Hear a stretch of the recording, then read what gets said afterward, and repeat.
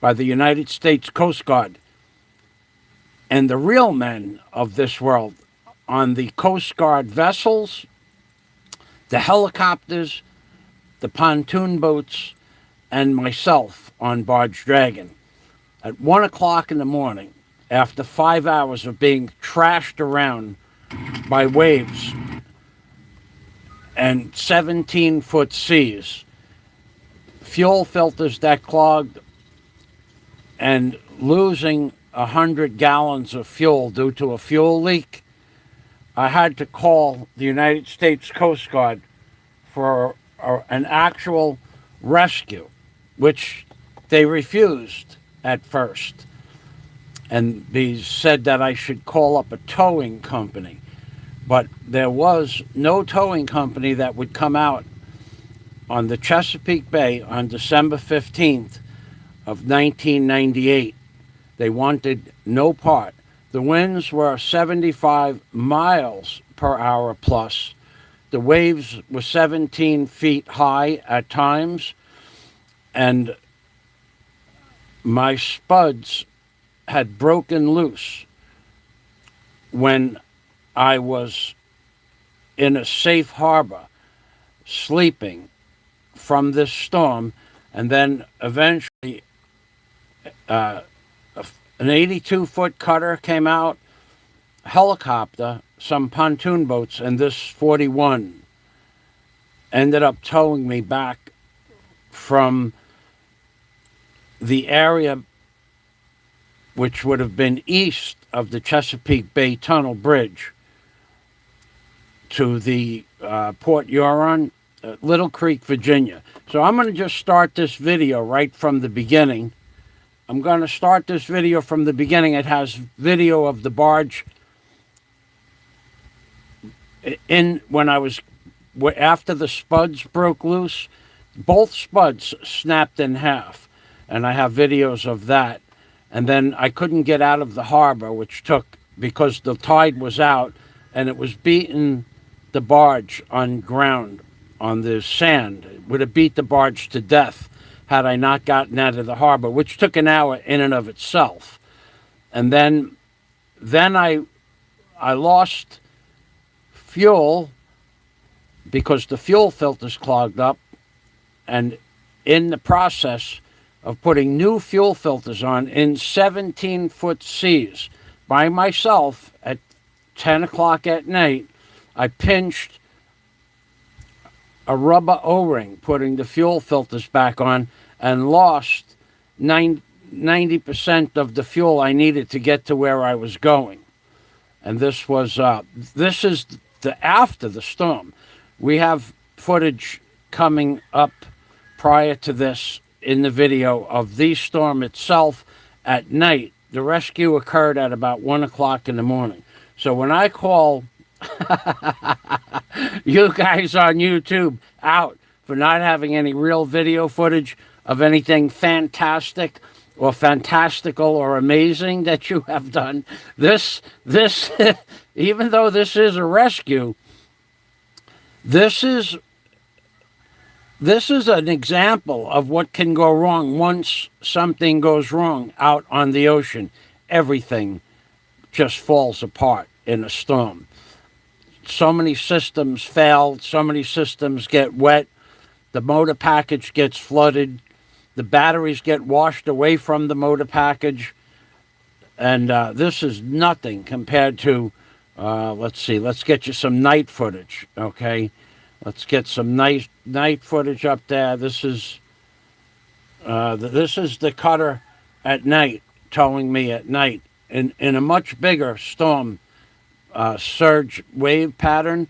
The waves at this point were about 8 to 10s. Most of the storm had gone at this time. However,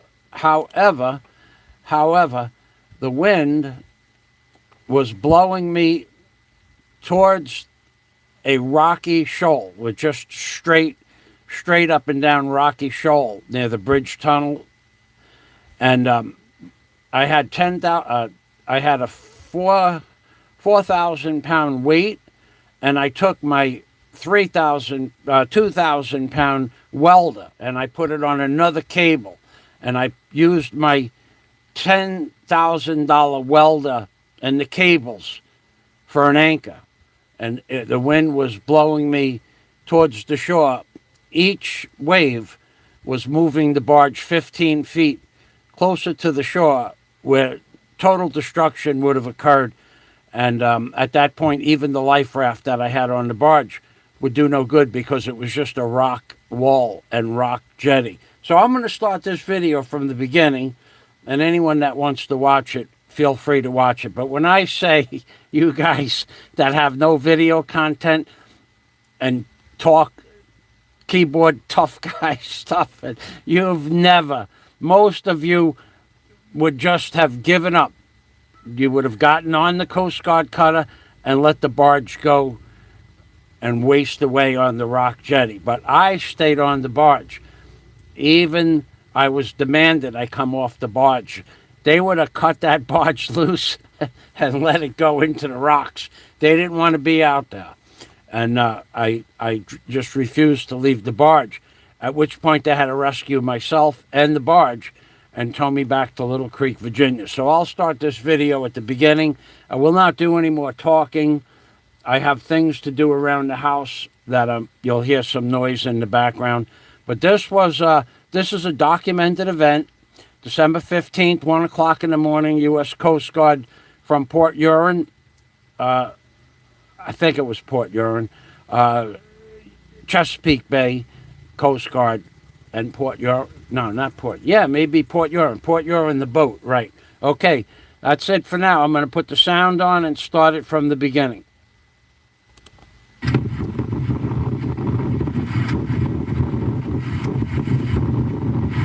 don't know if I could get to that bridge from that little inlet there, because that was sand this morning. Now there's the lighthouse.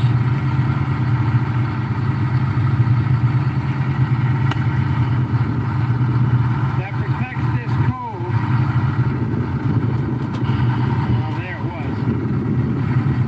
And where I came in from, I don't know if I came in from that end there, that little section. I think I came in from this area here. And as you can see, well, you really can't see it, but I can. It's not that wide. And the waves, today the wind shifted. They're 3-footers, 4-footers right there. I don't know if I'm going to be able to get out of here.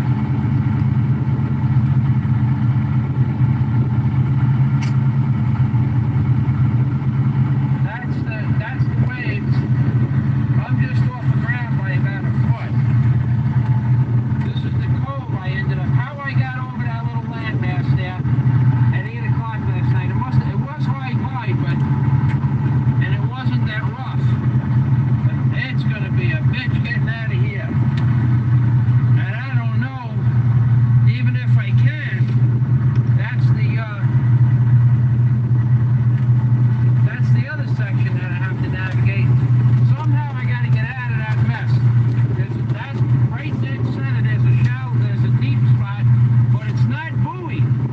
Nothing in this damn state is buoy. The only buoys you see are clear water buoys and green flashing lights for an obstruction, but they only cover 1/3 of the obstruction. You're supposed to know that the damn thing is a mile long when the buoys are only 1/4 of a mile apart. You have to have a chart. What do you need a chart for? There's 100 mile of beach. They want to just buoy it off. Anyway, I'm going to close this cabin door. I just finished fueling up again. This is so much damn fun. Imagine that. Me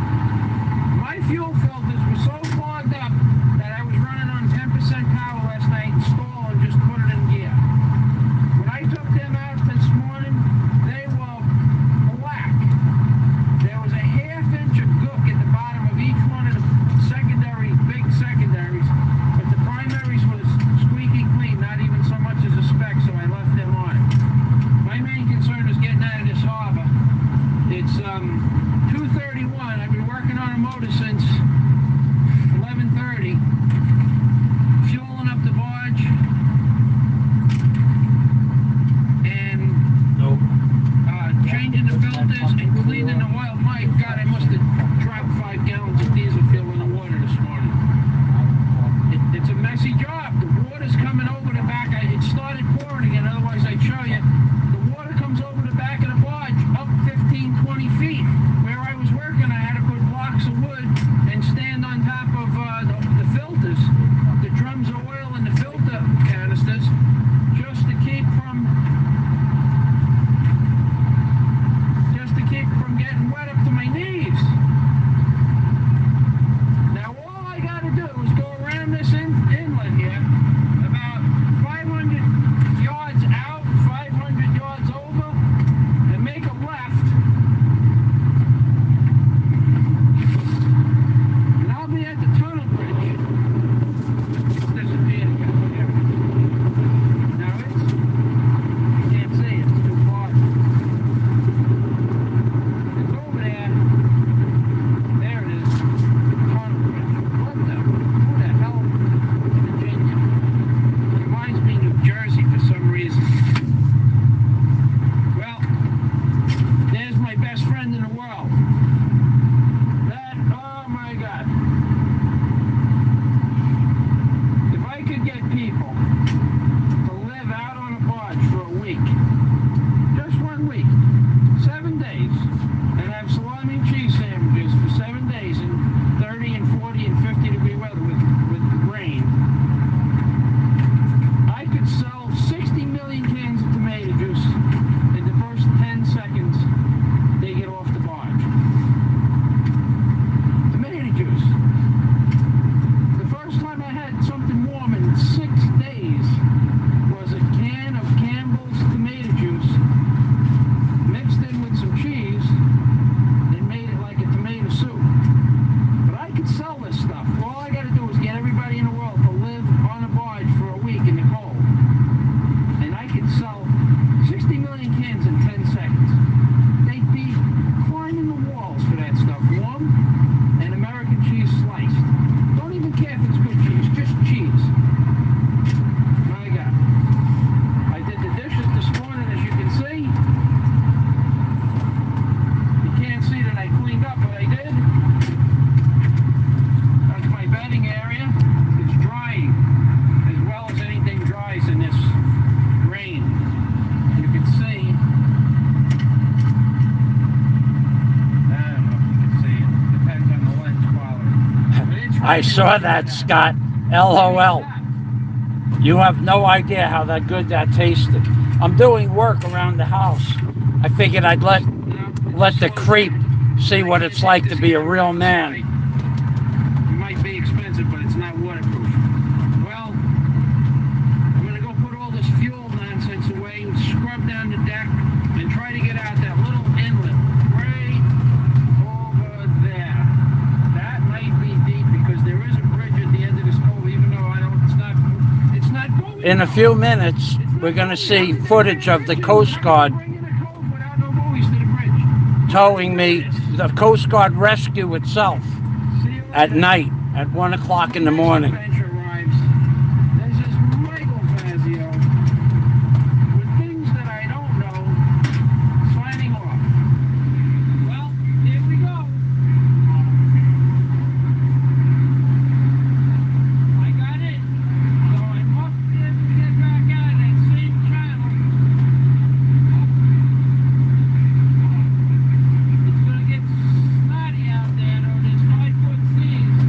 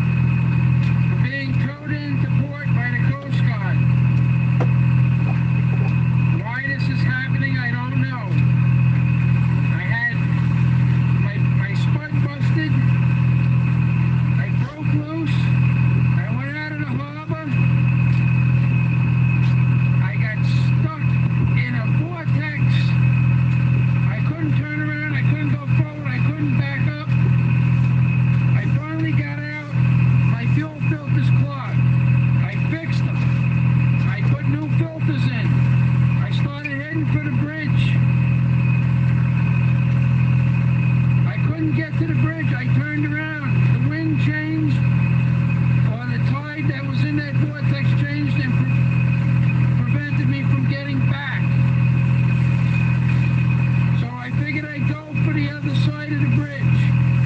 3 hours to get to the bridge. It was 2 miles away. And my fuel filters clogged again. I changed them. When I changed them, I didn't put a seal back in properly. I was going through the bridge. I looked at my fuel gauge. It was down to next to nothing. I ran downstairs. There was oil spraying all over the motors. I fixed it, but I lost over 50 gallons of fuel. I put it back in. I took fuel from the crane, and I headed in towards shore where there were 12-foot waves by this time. It was beating me to death. I had to call the Coast Guard. I called the towing service. No one could come, and the Coast Guard came. I dumped everything I had of fuel. I took the fuel out of the welder. I took the fuel out of the pump. I took the fuel out of the 1-gallon containers. I took everything I had out of the crane, except for 3 gallons or 4 gallons. I turned over every 55-gallon drum and every plastic container I had with fuel in it, and I got 25 gallons of fuel. I made it to where there was a little leak. The waves were about 5 to 7s, and I finally got a line on it at 4:35, at 3:35 in the morning. I'm so tired. I stink of diesel fuel. I have diesel fuel right down to my underwear, my socks, my shoes, from dumping the containers upside down. Waves were going from the front of the barge to the back of the barge, stem to stern, crossways, sideways. One went right over the deck of the crane. That's 6 feet higher than the water, and it came splashing back on my radiators and almost stopped the motors. It was so high. It had to be close to 17, 18 foot breaking over the front. I am tired. Then, just as we were getting close enough to get a line on, I fell down on a piece of steel. Almost broke my thigh. That hurts now. Then a wave hit the battery box and I lost communication with the Coast Guard. I didn't know what they wanted to do. They didn't know what I wanted to do. This is a bad thing. But it could have been much worse. I was 700 to 900 feet away from the shore with a 4,200-pound anchor out, weight out, and the barge was headed towards shore. When they told me they couldn't get a commercial towing vessel to help me, that's when I started dumping fuel containers, cutting hoses off of everything, siphoning stuff. I was picking up 55-gallon drums with 20 gallons of fuel and putting them on my knee and tipping them into 4 or 5 containers at a time, running upstairs with whatever I could get, throwing it in a tank, water and all. I had no idea what the hell was going on. I was in a world of shit, folks. Not that I think I'm in any less of a world of shit now, but I was in a real world of shit at fucking 1 o'clock in the morning. At least now I'm safe. They're towing me in. Oh, the series of events that led to this escapade is just phenomenal. I got bad fuel 3 days ago. Built this clog last night. I fixed them last night. I fixed them again this morning. I left. I had to fix them again 2 hours later. Replace them again 2 hours later. And then I almost got to the bridge and had to replace them again 4 times. And then they ran up into the bridge this time to get me a line to the Coast Guard. My batteries were stone dead. I couldn't even get a radio transmission to the Coast Guard at 1 o'clock when I saw myself starting to be grounded. About 700 to 900 feet from shore, they told me they weren't getting me a vessel. I tried them and they worked. Both of them. They started both motors twice so I could get the motors primed. But they were too dead to run a radio, but they started both motors twice. If you don't believe in God, I do. With that, I'm going to get back in touch with the Coast Guard because I brought another battery on board. I brought another battery into the pile house and I'm going to try to establish communications with them. That should answer your question, Scott. Oh boy. Oh boy.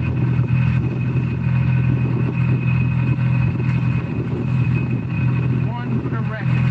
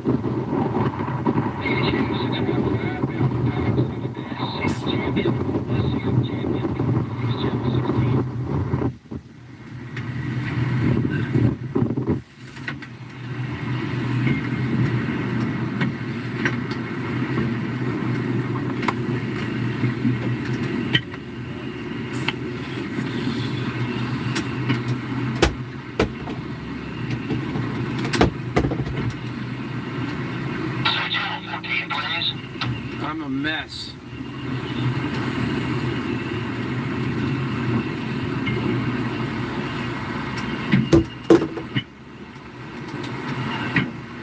I am a mess. I'm so cold, I can't feel myself. I need to get the light on me again. December 15th is not a good day for me. That is not wet in my hair, that's fuel oil. Fuel oil on top of fuel oil on top of fuel oil. I have fuel oil through 3 layers of clothes, socks and shoes. My feet aren't even wet, there's so much fuel oil on me. The waves were coming over the barge in the center of the crane, please stand by. where the crane is in front of the radiators. They would. This is not a good thing. This is a very bad thing that's going on right now. I've been being towed for about 5 hours, and I have no idea where port is or if we're gonna make it. The crane slid back about 2 or 3 feet. The waves are getting worse. They're probably 8 to 10 foot steady. The front of the barge is going down each time through the waves. As you can see, I'm getting 3 feet over the bit. this is a very bad thing.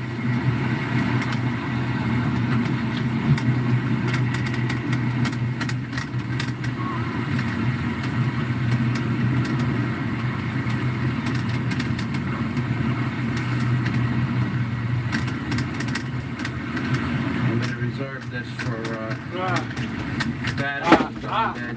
I don't know what I'm going to reserve it for. I don't even know if the battery's going to make it to shore.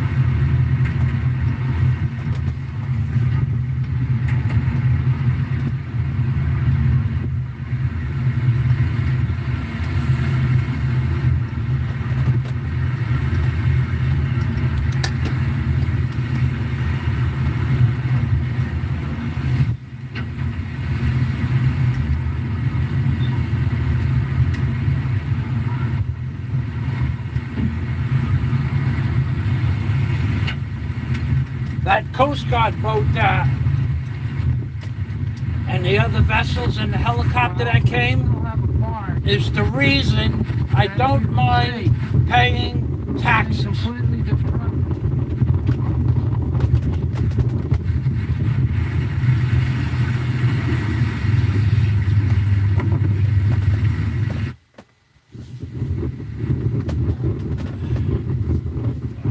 Everything's the same way.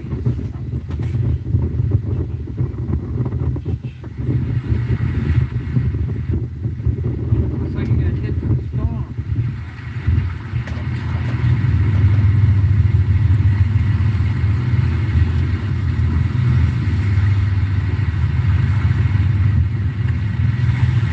That's the vessel that helped me out. Point you're on. And that's the Bonita, the assisting vessel.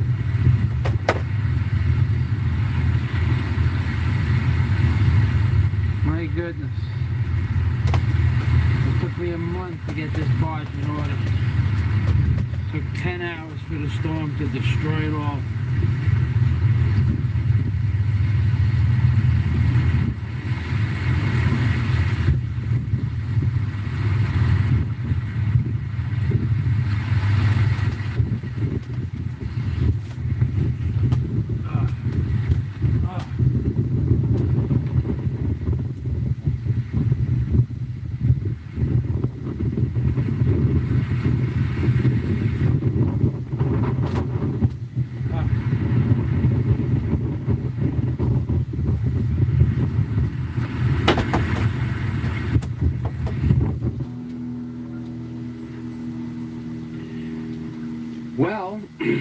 It's December 15th, and I'm alive and the barge is still floating.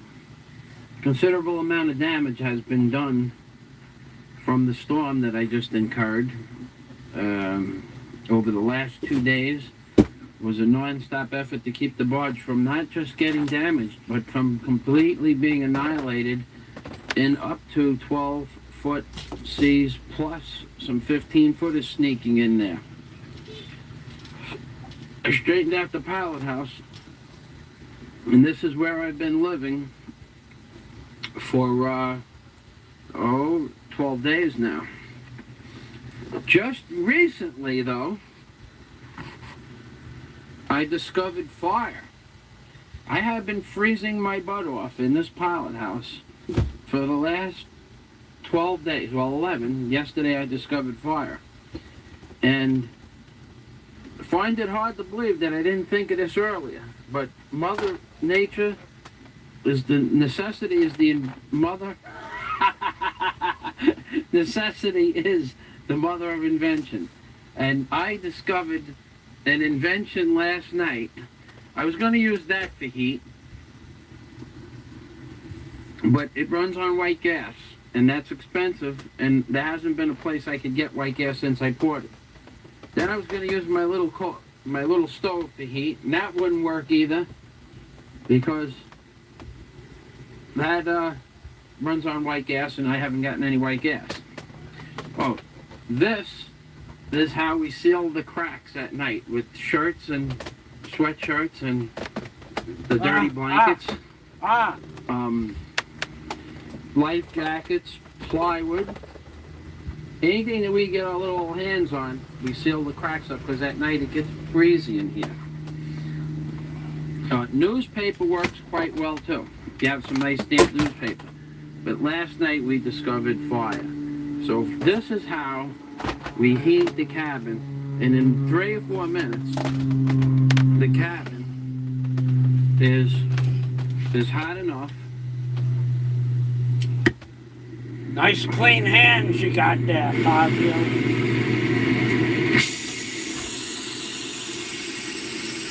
It's hot enough to take your clothes off and to get changed, and it gets the damp. Oh no! The creep! He's going to be rubbing one off. He heard me talk about taking my clothes off. But the creep is rubbing one off as we speak. And fire is a good thing sometimes. It's warm in here already. Now I'm going to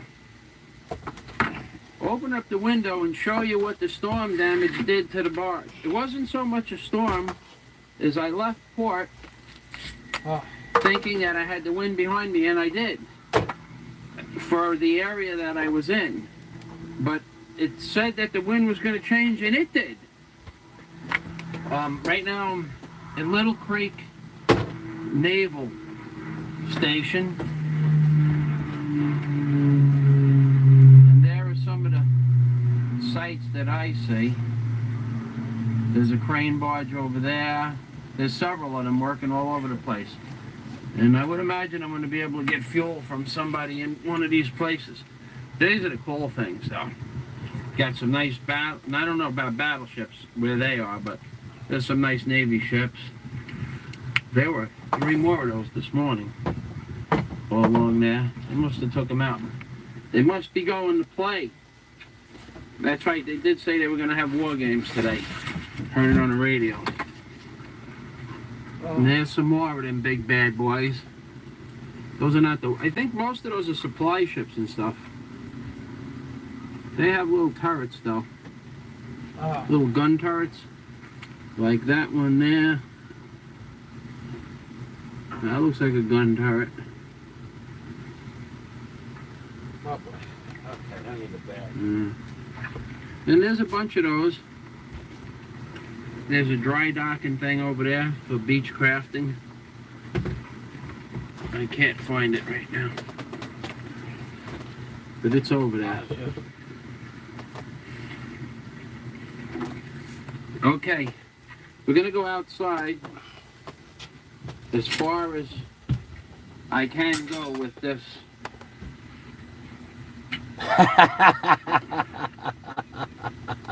That's right. Hawaii IQ 50. Breakfast, anyone? As far as I can go. With Scott, you are my friend, and you have been a friend. You are I put that welcome on so tight to say last night and do anything you like on my channel. that I'm having difficulty getting it off. Nice clean hands.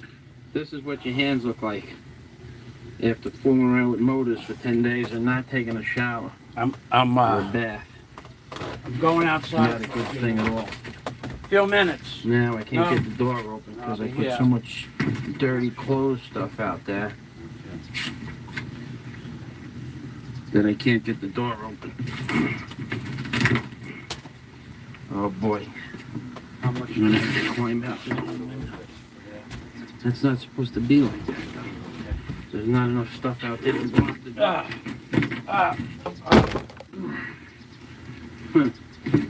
I'm gonna have to climb out the window. I remember that.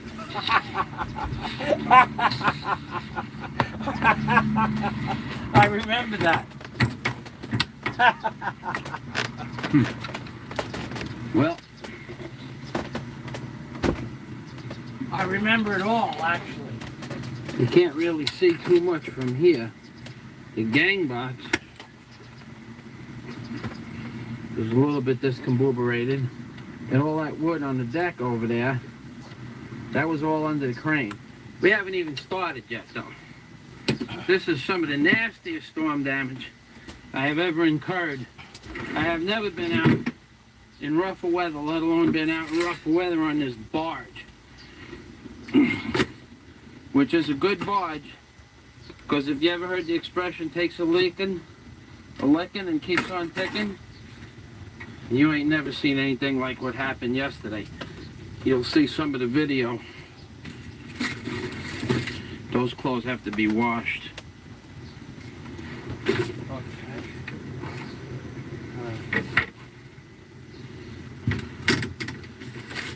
I gotta go outside for a few minutes.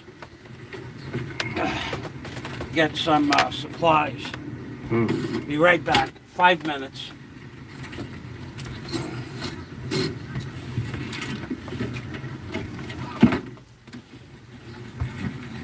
This is something that you might... This was all nice and neat the other day. This is what the entire barge has become like. Everything is discombobulated and upside down. Plus I'm only about 2 inches higher than the water on this side and the back, because 2 containers must have filled up. Oh boy. Near as I can figure. But these barrels were all tied in nice and neat the other day. They're all nice and neat. And underneath those barrels are tools, wrenches, ropes. I had to uncut the barrels, uncut the lashing, Knee pads. in order that I could pick the barrels up on my leg, put them on my knee, and dump them into 5-gallon buckets like that Zep bucket over there, so that I could get enough fuel in the machine if it was going to start. Now, we didn't know if it was going to start, and it should not have started, but divine intervention, I'm sure, played an important part.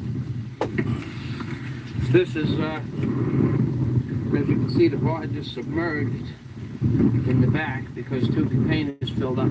I think they're the containers that have the hatches on them. I hope they are, because if they're not, that means that I got a hole in some of the cans. We had a couple of holes. We had a couple of holes from that bad boy. Shifted back. Oh, I guess 2 feet. It wasn't there before. Matter of fact, that steel that's sticking off the back of the barge, the waves hit this barge so hard that it pushed that steel, that 2,000-pound weight that's on top of the steel, the 1,000-pound bucket, the propellers, and all the rest of the things that are on top of the steel. It moved them back, and they were almost to the edge of the barge. It moved them back 3 feet, and that could be one reason why the barge is sitting a little low. Plus the crane is back. It moved them back 3 feet and over from the edge of the barge 1.5 feet. Oh boy. Because that piece of steel that's by the post there was up and in front and locked onto that post on that little pole there. So that'll give you an idea what the force was. The battery box has been turned from there to that position there and moved back, well, not too many, maybe an inch or so, but that's ripped off from the housing, the engine housing. It wasn't bolted in, but it had 300 pounds of batteries in it, and the weight of the box itself. You can see my barrels are all discombobulated. The life raft was off the edge of the barge, as you saw in some of the other pictures. The bottom was washed out of it from waves coming from over. Now I know this is hard to believe, but I have some pictures, and I don't know if I got pictures of those waves, but the waves were coming over the top of the spud well. The barge was dipping down, the waves were coming over the spud well, and at this point back here, 30 feet back, there was still 2 feet of water on the barge. The water was running right past to the end of the barge, down to the back here, constantly for 5 hours while I was being towed. And when I had my rock out, which is that 4,000 pound weight that's in the front, that's my rock as the Coast Guard called it, I had a 4,200 pound weight and I was moving 10 feet a minute or better, sometimes 15 feet, 20 feet a minute with that rock out on a 120 foot line in 20 feet of water. And the waves were pushing the barge up and down on a 45-degree angle, which in turn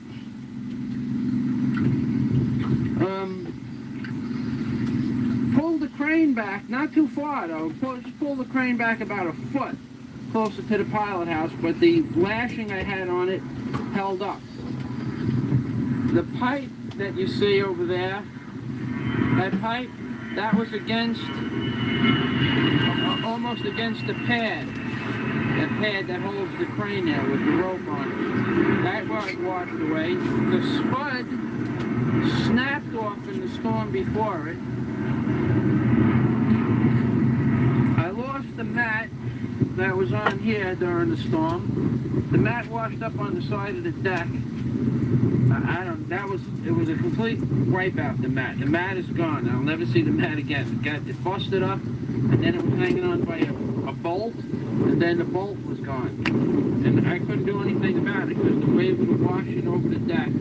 It's very hard to describe what it looks like when waves are washing over the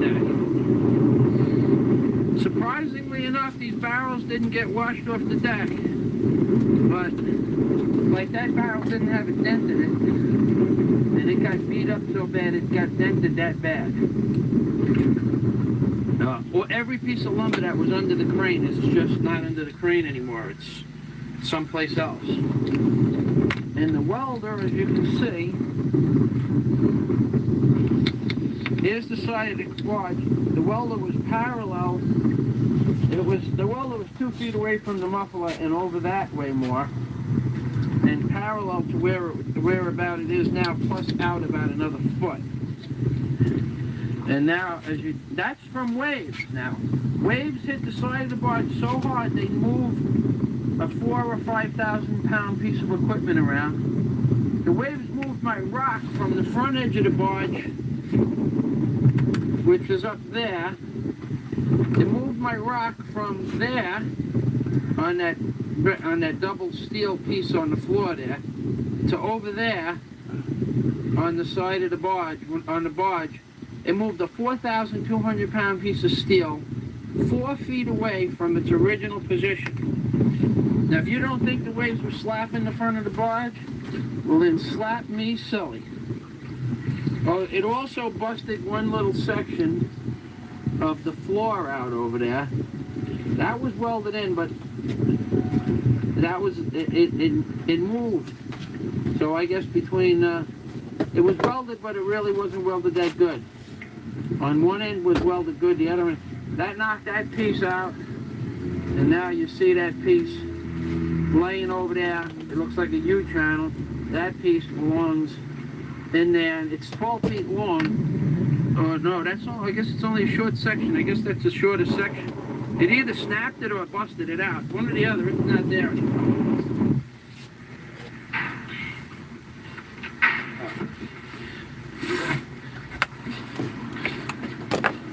I'm gonna just learn how to work the fade in and the fade out thing. I like that thing. I'm gonna fade out here and then see if I can get this door open.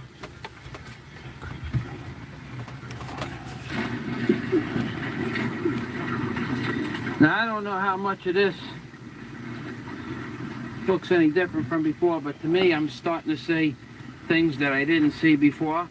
Like for instance, underneath that, where that piece of plywood was, that's where all my oil drums were. They're all gone. There are two left on the outside. They washed to the back of the deck and got hung up on the pump. The gang box, as you can see, has been uprooted and discombobulated. The staircase has got a foot of lumber underneath it. The only thing that runs real good right now is the crane. This piece of wood here, I think this piece of wood saved. I think this piece of wood saved the day. I really do. I don't know why I had that feeling, but when the waves were crashing over the deck, And that creepy little, from the front of the bar, that creepy little man thinks he scares me when he claps his hands really fast. The way this was breaking the waves the creep. from busting this piece of plywood here.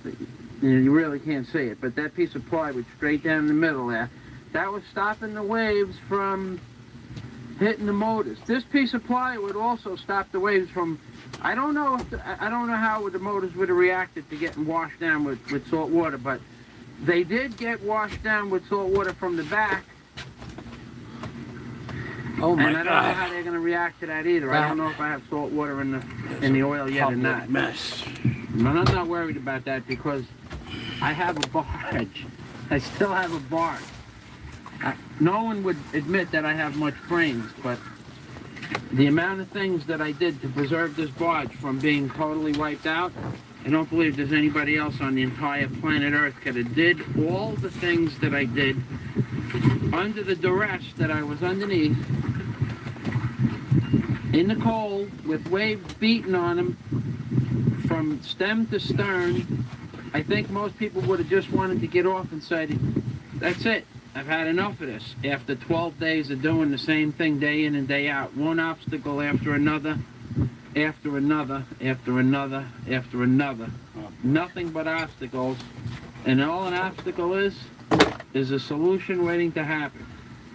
That Chris told me that. philosophy. Chris is my friend and my boss in Florida.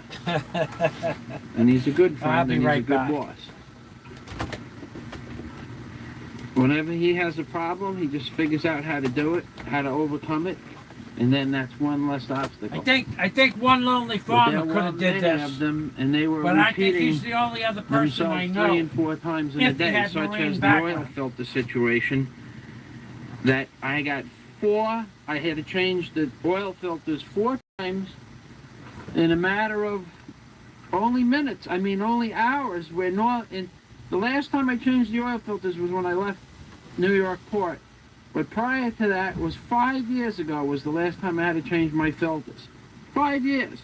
I changed my filters 4 times in 18 hours. Let's see what those ships look like.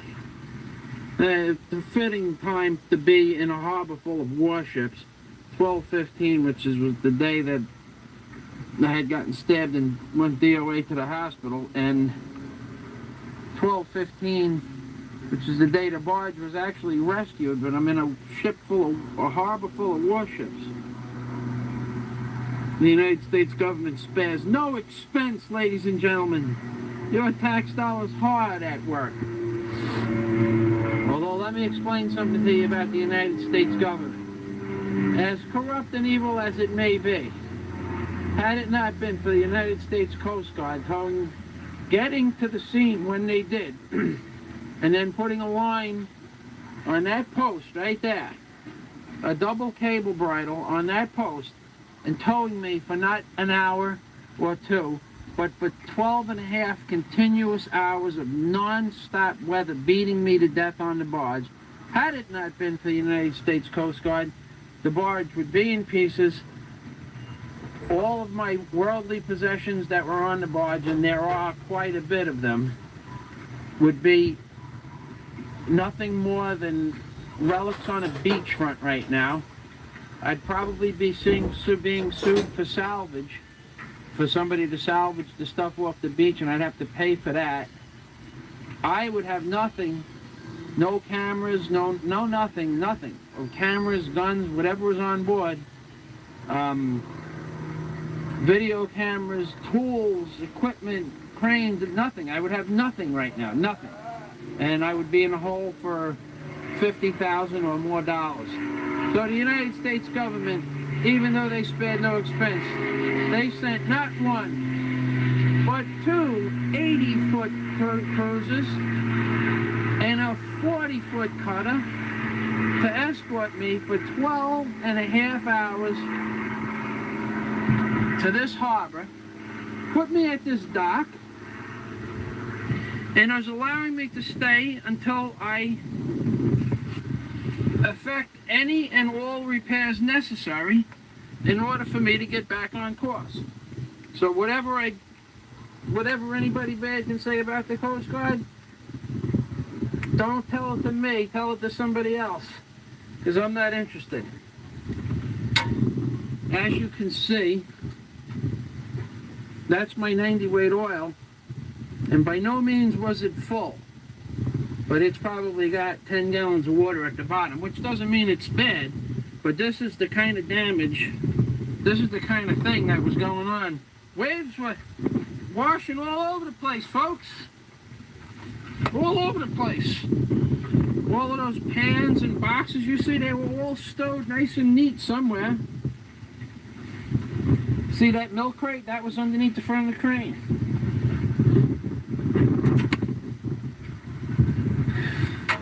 Yeah, this was all neat under here, as most people would attest to it, anybody who saw the rig before it left. There were 2 drums of oil in there and there. They're gone, but they're on the outside now. Somehow they managed to slip outside. That's the orange and the black drum you see there. That pump is probably full of water. It's the water pump anyway, so what difference does it make, right? Yeah, okay. And I need to start effecting repairs immediately because it's going to start to get dark and I haven't any lights, and I need I need to do laundry, and I need to do quite a bit of stuff. Quite a bit of things to do. Haven't taken a shower in 5 days. I need a shower.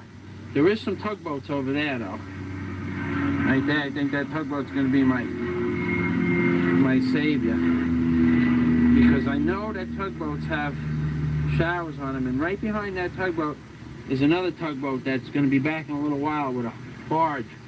I know it's coming back because all the crew's cars are there. And I'm sure they'll let me take a shower and give me water off the boat. It's a construction barge, it's not a Navy barge.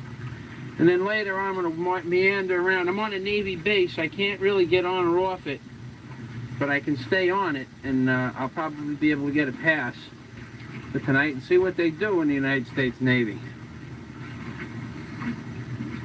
Man, there's a lot of money over there. Warships. That's it. Make your money in warships. Imagine if you could invest in warships. I think you do. I think it's called United States Savings Bonds. Well, I'm going to go. And this is the tape that has some of the scenes on it. Yeah, I think this pretty much has all the scenes from yesterday to today on it. And I'll talk to you all later.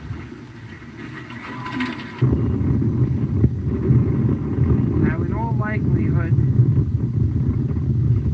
you can see that this gang box is off its pedestal, back up against the tire, and it's full of water for sure because I can't move it more than a 1/4 inch with a 12-foot stick.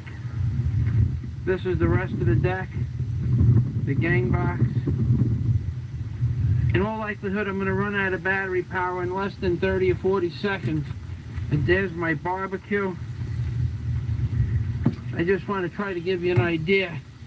These two tanks were underneath and behind where they're sitting now. And all of this stuff here that you see accumulated up in front of it was all someplace else on the barge. All this stuff. The tank. The motors are squeaky clean. And these tools, and I'm going to zoom in underneath there, that box of tools was behind this gang box and by that piece of wood up there by the tire. How they got there, they must have walked themselves from that tire to this tire to underneath the pad to cross there underneath that plank.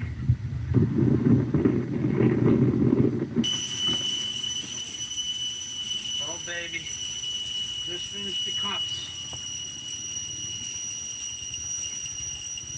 Come on, you got enough. You got it. Just warm me up. Well, we have 3 minutes left, and this is how I dry my clothes with this torch. Every morning I wake up.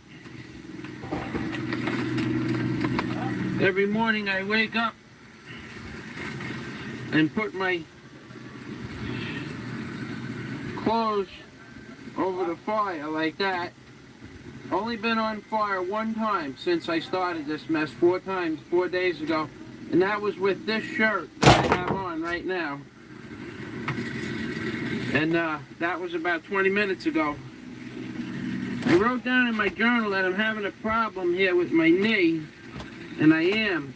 I punched a hole in it right here about 3 days ago during the storm, and the whole thing is infected. You can see the infection is starting to spread around to the side. Uh-oh! The creep is rubbing one off! The top here, He rubs them off when Fazio gets injured. The creepy blogger. Rubbing one off. Let me know when you're done. One of them usually knocks me out for 12 hours. I had to take one every 4 hours last night, though. My hands are starting to get clean. About as clean as they've been in the last 5 days. Here's my clothing rack. You really can't see. Oh yeah, I dry my clothes with, like I said, with the torch. I keep the torch on for about an hour before I go to bed, and a half hour in the morning before I wake up, and I warm myself up with it. You gotta watch out for stuff like that, though. It goes right up on fire. Yeah, and put you right on fire. That went on fire twice already, that little piece. I don't know why I just don't cut it off, but I don't. There's my auxiliary battery. That's just about dead. My auxiliary battery. And I had my other batteries charged up by the Mary Hope last night. That's about... Last night I went to sleep. It was so raining so hard I couldn't see across the bay to the battleships over there. And then it got dark at 4 o'clock. My auxiliary battery was just about out of time, out of charge. I couldn't put the light on to read because I needed the radio this morning to wake up with and to find out. And we'll leave you with man's best friend because I'm just about out of time. Right now I'm going to get up and siphon the bad fuel out of the tank. I tipped it over with the crane yesterday. Hopefully all the bad stuff went to one side and settled where I can get the siphon hose in it. And then that will be my last thing I do before I try the batteries that the... Alrighty. Alrighty. Okay, so there was an injury. Creep rubbed one off for the injury, I'm sure. He loves when I get injured. And there was talk about me getting dressed in the cabin of my barge out in the middle of the Chesapeake Bay. You know he rubbed one off. As soon as I talk about getting dressed or undressed, you know the creep rubbed one off. That's just the way he is. And the fact that he enjoys seeing me get hurt, that injury, which was a puncture wound from something that left a residue in my leg. I never had an infection like that before with those big white pimples. You know for a fact he's going to cut that out and just put that on a loop. And between that and possibly something X-rated, he'll split the screen and he'll spend the rest of the day taking care of his personal business. So on a lighter note, that's what I went through to get my barge from New York to Florida. And I have 5 more videos like that, which I put in the list on my community page. Now, when I call you people sissies, I mean that from the bottom of my heart. I don't mean anything less. And I'm going to go back to my original, well, not my original, but one of my updates. No longer am I going to answer comments from anybody that I don't know personally. Now, that includes Hawaii IQ 5.0. You will, however, be allowed to make comments, but no longer will your comments be addressed. Considering the value of the equipment that I use and how much money I've spent on equipment, and no one is pushing the PayPal button or helping me financially, I feel no obligation to anyone whatsoever to answer questions. However, if and when Super Chat does appear and you have a question, questions will be addressed to the people that Super Chat, because that's what Super Chat is for. Super Chat is to make you aware, or myself aware, that someone that's going to financially help is interested in my content. But other than that, if I don't actually know who you are or have spoken with you on the phone, or you are a friend of mine personally, I'm just going to ignore your comments. So don't hesitate to leave a comment. You're welcome to leave all the comments you want. It will not be addressed. I'm not going to take the time from what I'm doing in life, my real life work. Today, I already repaired 2 or 3 things in the shop. I have a small repair to do outside on something else. I'm not going on the roof, not because I'm afraid to go on the roof, but I have stuff on the ground to do to prepare the house to be moved over 19 inches. Now, I'm going to say this again. Personally, I don't care whether you push the thumbs up button or not. It makes no difference to me. But what I see after I've posted this video series of videos on my Alpha Male Construction Videos channel and my Hoodwinked by an Angel channel, what I see is that people are not even giving me the benefit of a thumbs up. And in these video series, I have done things that no other man on earth could do. And I don't get the acknowledgement of financial assistance, except from a few, or a thumbs up, or you have a page that I can go to and see my videos on your page as a liked video or a playlist. Because you people are jealous. You're jealous that I have the videos to prove that I have done things that no other man on this flat earth could do. You people are jealous that I have the videos to embarrass you. And you should be embarrassed, because all of you people that are out there that pretending to be tough guys, and we know who they are. All of you people out there that are pretending to be real men. I was this and I was that, but you have no pictures, no video content, nothing, no record of your supposed worthwhile things that you've done in life. You are the same people that don't even acknowledge that this is something substantial and a major accomplishment in life. There is no other person that could have done what I did. And if there is, I don't know who they are. I think, I've said this before, I think if Wes from One Lonely Farmer was brought up in the marine industry with his tenacity and his skill sets, I think he could have done that. But that's the only other person that I know of. Even my friends that were in construction our whole lives, they've admitted far and wide that they couldn't do it. They would have gave up.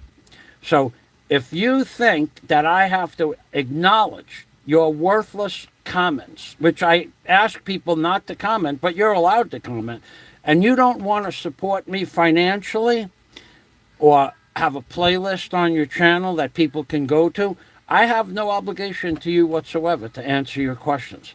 There will be no acknowledgement of comments on my channel, except for my personal friends. And that's it.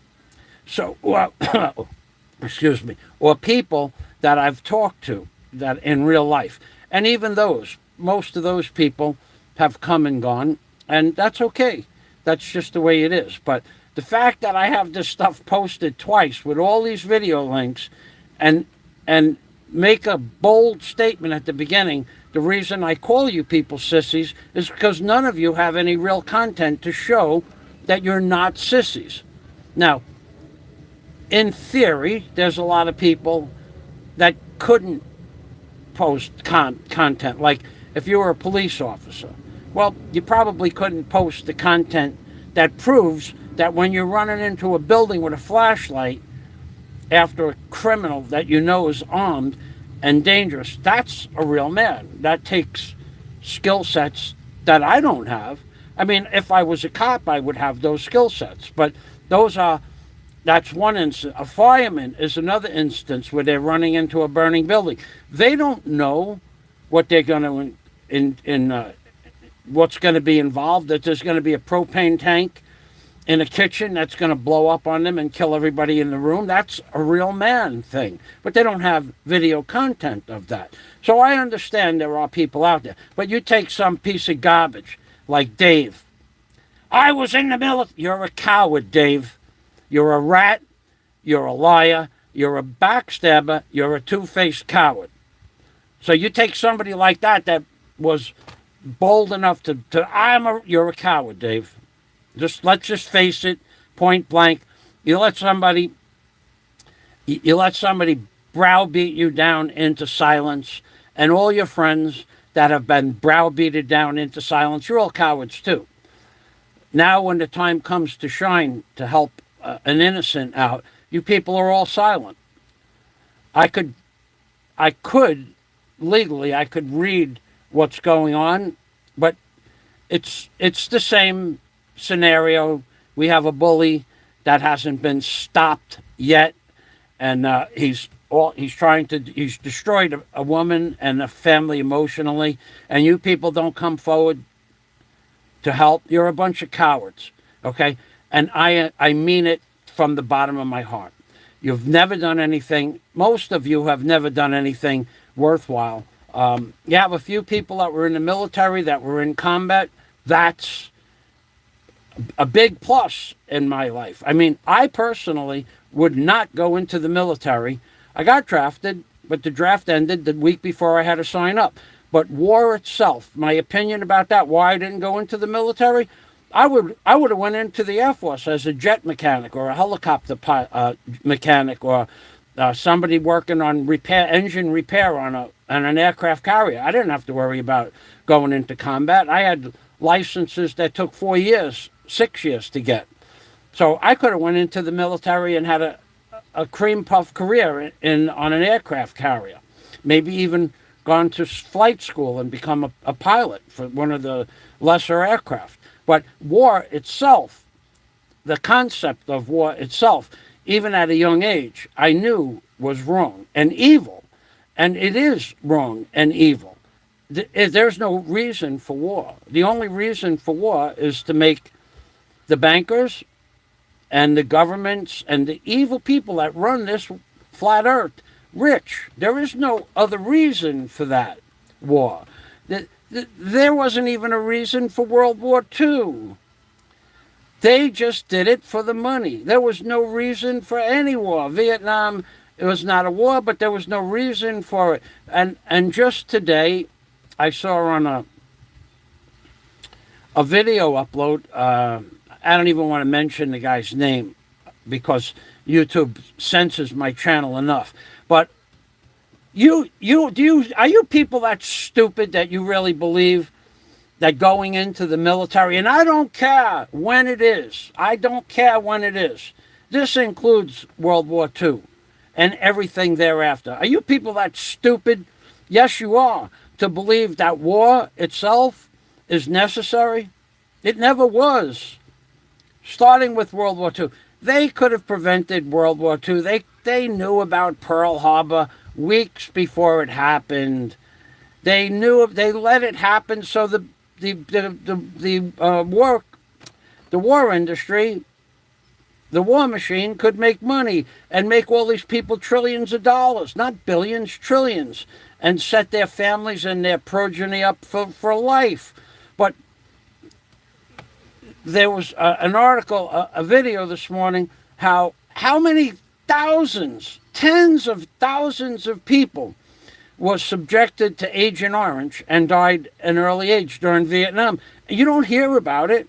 The Veterans Administration, the people that you went out and fought for, against a people that had nothing to do with America, couldn't possibly have affected America in any way, shape, or form. Looking back, of course, is 100% knowledge that this is true, what I say. There's nothing in Vietnam that we needed.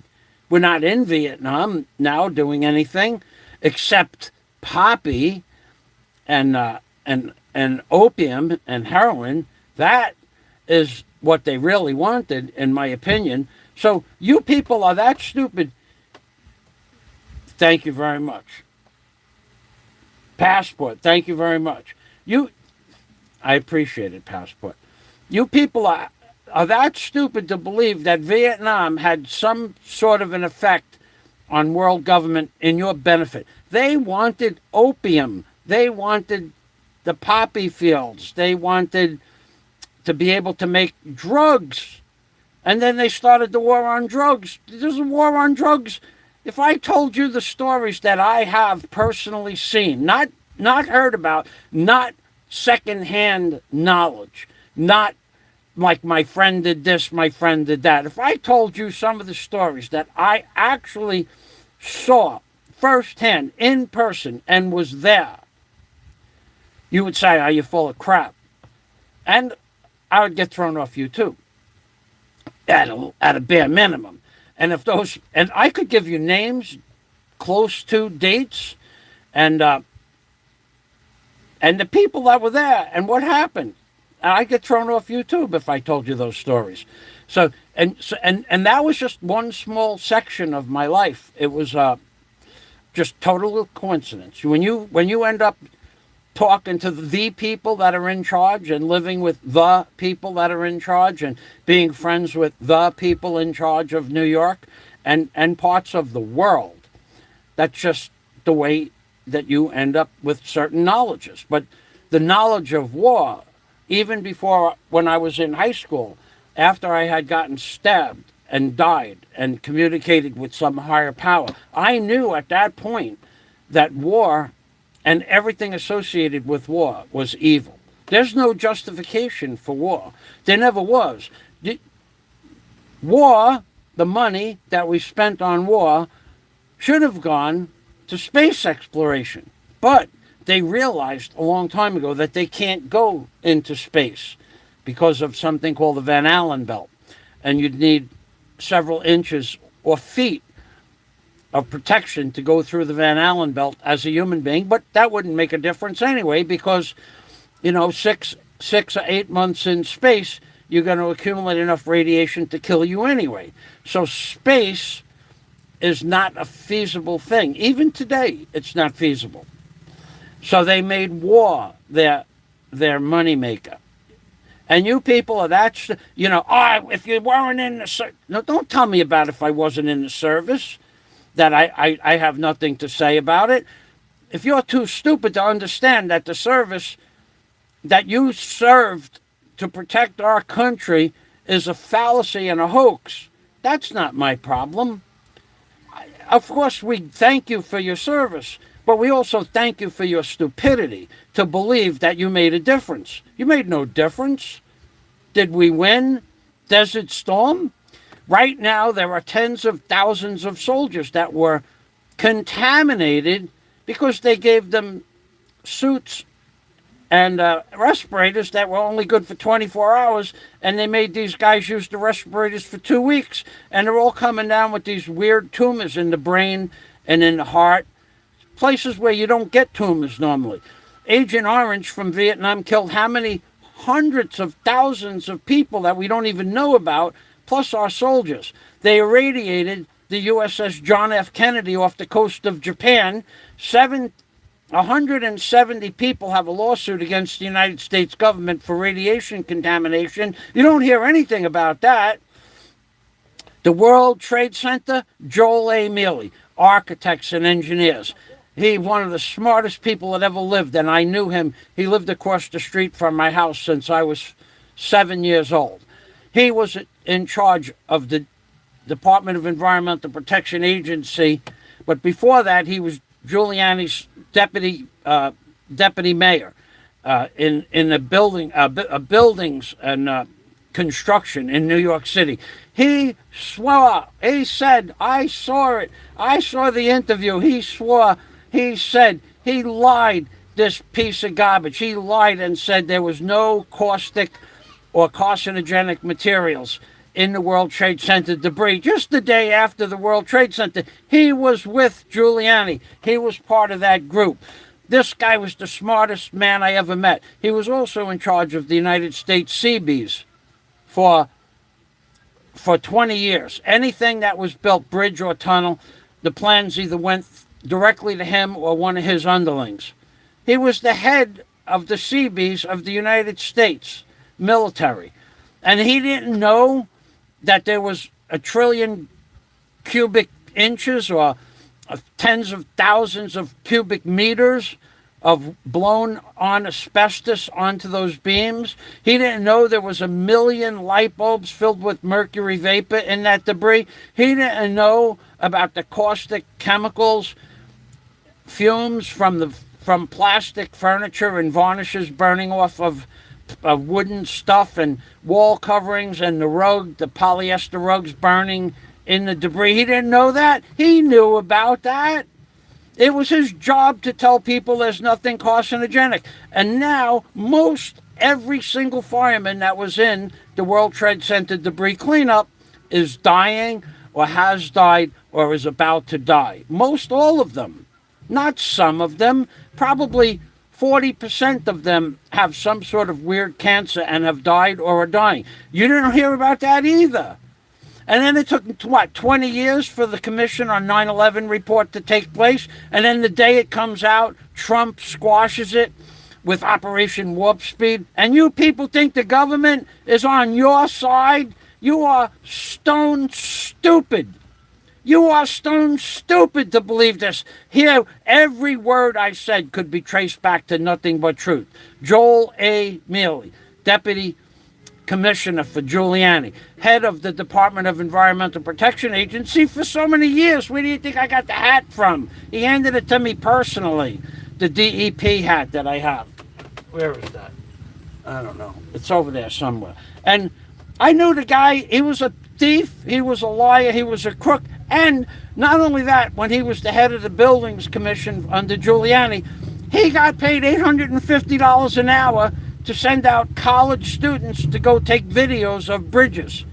He charged the city $850 an hour to send out a college student with a video camera and make notes about the rust and stuff on. He was making $100,000 a month sending out people to inspect bridges that they weren't going to do anything about anyway. This is the whole organization of the government in and of itself is not run properly. It's not run in any kind of it's not running with any kind of machinery behind it. It's just a bunch of stupid people just doing stupid stuff. I could tell you about members of my family that had. Now you got to listen to this. This is the truth. Okay, 5-gallon buckets of paint, right? They're worth $100 for good paint, $100 a bucket.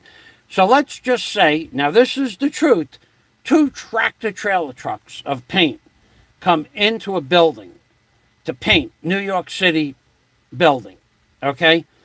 The first thing that the guy in charge, the man in charge, the boss, the first thing the man in charge did on the first shift when 2 tractor trailer trucks, that's hundreds of pallets of 5-gallon buckets of 25, 18 buckets per pallet and hundreds of pallets, because this place is acres of painting, acres, hundreds of thousands of square feet. The first thing the boss did was he called everybody in the building together. 36 men were on duty. And he brought them to the warehouse where the buckets of paint were. And he told everybody on the floor to go grab 2 buckets of paint and go put it in your car. And the rollers and the rolling sticks and the screens for the roller, everybody gets to take 2 rollers, 2 rolling sticks, and 2 screeds for the paint. And he said, now that's all you can take from this pile. Because otherwise they would have picked the pile dry. He said, if you get caught taking another bucket, a 3rd bucket or a 3rd roller, you get fired. We will fire you, but you can all have 2. So 36 men took 72 buckets and 72 rollers and screeds. And that's the way supplies came into that building at all times, whatever it was. Everybody got to take right from day one, and then you weren't allowed to take afterwards. You people, and we pay for this. We pay for this. The only thing that I agree to pay taxes for is not war. I don't agree with defending any other country in any way, shape, or form. I say, let them all pound sand. Okay, we'll use a military expression. But don't accuse me of not going into the military. I didn't go into the military, and I would have had a cushy job and a great benefits package from that. But I just know that war is just pure evil, and there is evil in this world. We know that for a fact. Just look at what's going on today. They've taken away everything manly from society. You have Hungary, I think, and Poland is being attacked by the EU because Hungary and Poland doesn't want an LGBTIQ curriculum from kindergarten in their schools.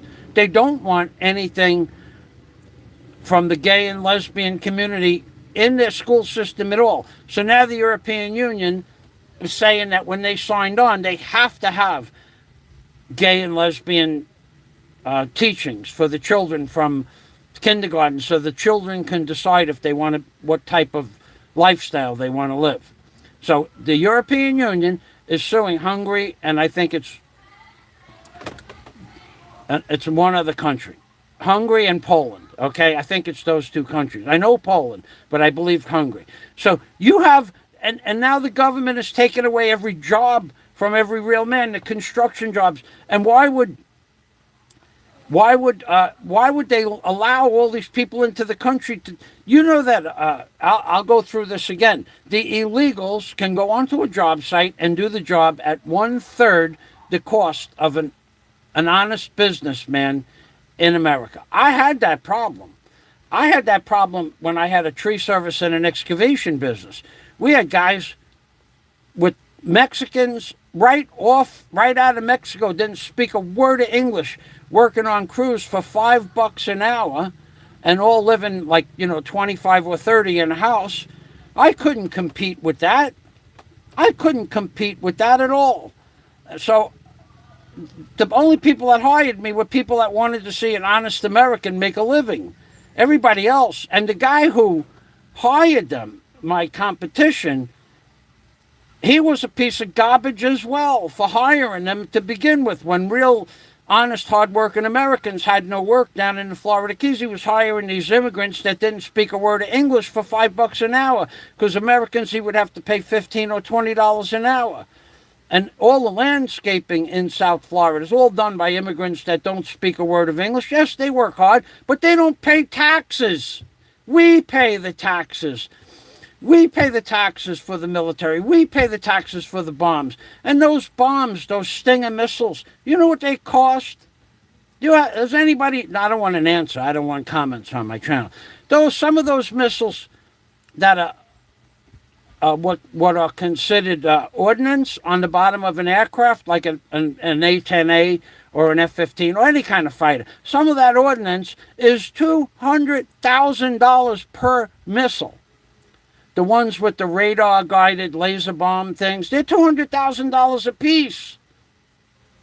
The smallest, cheapest ordnance that you'll ever see on the bottom of an aircraft is a bomb from Korea, the Korean War, that they got rid of mostly in Desert Storm. That's why they had Desert Storm, to get rid of that old ordnance. Nobody knows this because you people are too stupid to do the research on it. They had something like 150,000 plus bombs left over from Korea that would have cost them billions and billions and billions of dollars to get rid of. So they said, let's have Desert Storm.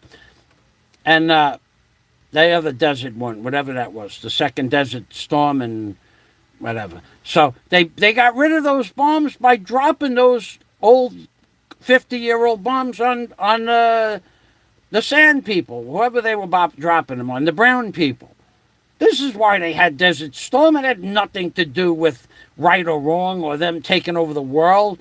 And where's the Taliban now? Where is it? The Taliban never existed. There was people called, well, who trained the Taliban? In fact, that guy who got taken out from Haiti, the president, there are theories that the United States government, Bill Clinton, a.k.a. Bill Clinton, his regime, presidency, trained those very people that took out the Haitian president. And you people think you're fighting for something that's right? You are wrong. When you go into the military service, yeah, it's for a good cause, education, monetary gains, good benefits package. That I can understand. But if you think you're going to go kill people for the United States government, and that's a worthy cause, and that's what you want to do, well, you're free to do that. But you're not doing the world any kind of a benefit. The world and the United States government's not even going to be the United States government in a few years anyway. All that you fought for is being destroyed day in and day out. And this crap about this piece of garbage named Donald Trump, that he's the best, he might still be the president. I don't know anything about these. He was the liar in chief that said before he got elected in 2016, he was going to cure false voting data. He was going to do it before he got into the election because he saw it occurring when he was going against Clinton. Okay, he knew, and he had 4 years to cure it. He did nothing. And then after he loses, then he's starting the battle. That's all to get your brain off of what they're really doing to us, a.k.a. 17 months of lockdown, where all the men's jobs in this world are being taken away. Their manly virtues are being stymied.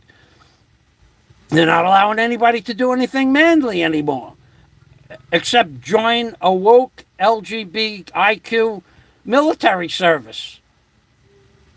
You people are nuts, man, to think that I don't know what I'm talking about. You people are insane. You are insanely stupid is what you are.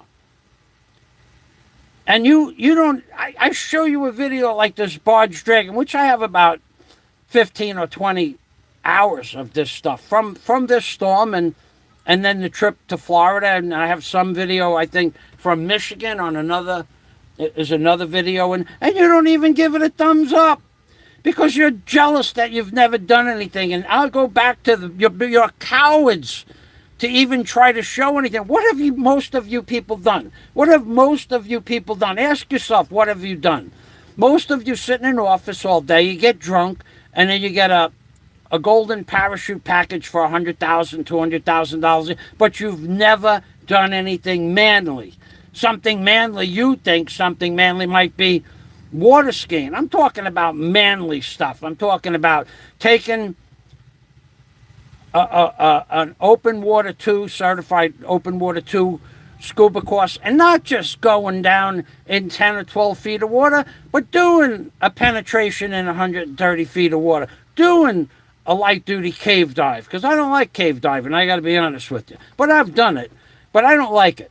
But I did it. It's very, very, very dangerous, and it is very, very life-threatening. But I did it because I wanted to see what it was like. But you people have never done anything. You got people that have never been in the water. They live on an island in the Philippines. You don't see them go in the water. You don't even see them doing snorkeling. They talk about they stand in 6 inches of water, a foot of water, and say, yeah, you gotta come to the Philippines and see these beautiful beaches. But they don't go in the water. They're not real men. They're not bloggers. They're bullshit artists, plain and simple. I get disgusted so much. So now, from this day forward, you can leave all the comments you want. You'll be ignored. Leave a negative connotation. If it's not so bad, no names mentioned in the connotation, I'll probably let that go. But you won't get be acknowledged. And if there's no monetary restitution for my services to keep you entertained, you cheap people. You people, do you realize this is the truth now? Do you see I got the Rabbi Drew Barker headband on? Because today's a Rabbi Drew Barker type of day. You people that are on YouTube, sit here. Now, I'm outside doing stuff that you couldn't even possibly comprehend. And I didn't videotape it because I don't care whether you see what I do or not. I don't have to prove anything to you people. I'll let you see some of the more interesting stuff. But the blasé stuff, like I just oiled the vise, okay, took a half an hour.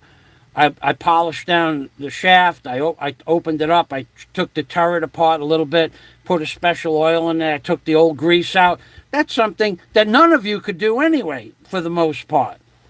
I have 30 hours of maintenance a month that you don't see. But moving past that, you don't assist me in any way, shape, or form. There's no obligation for me to acknowledge that you even exist.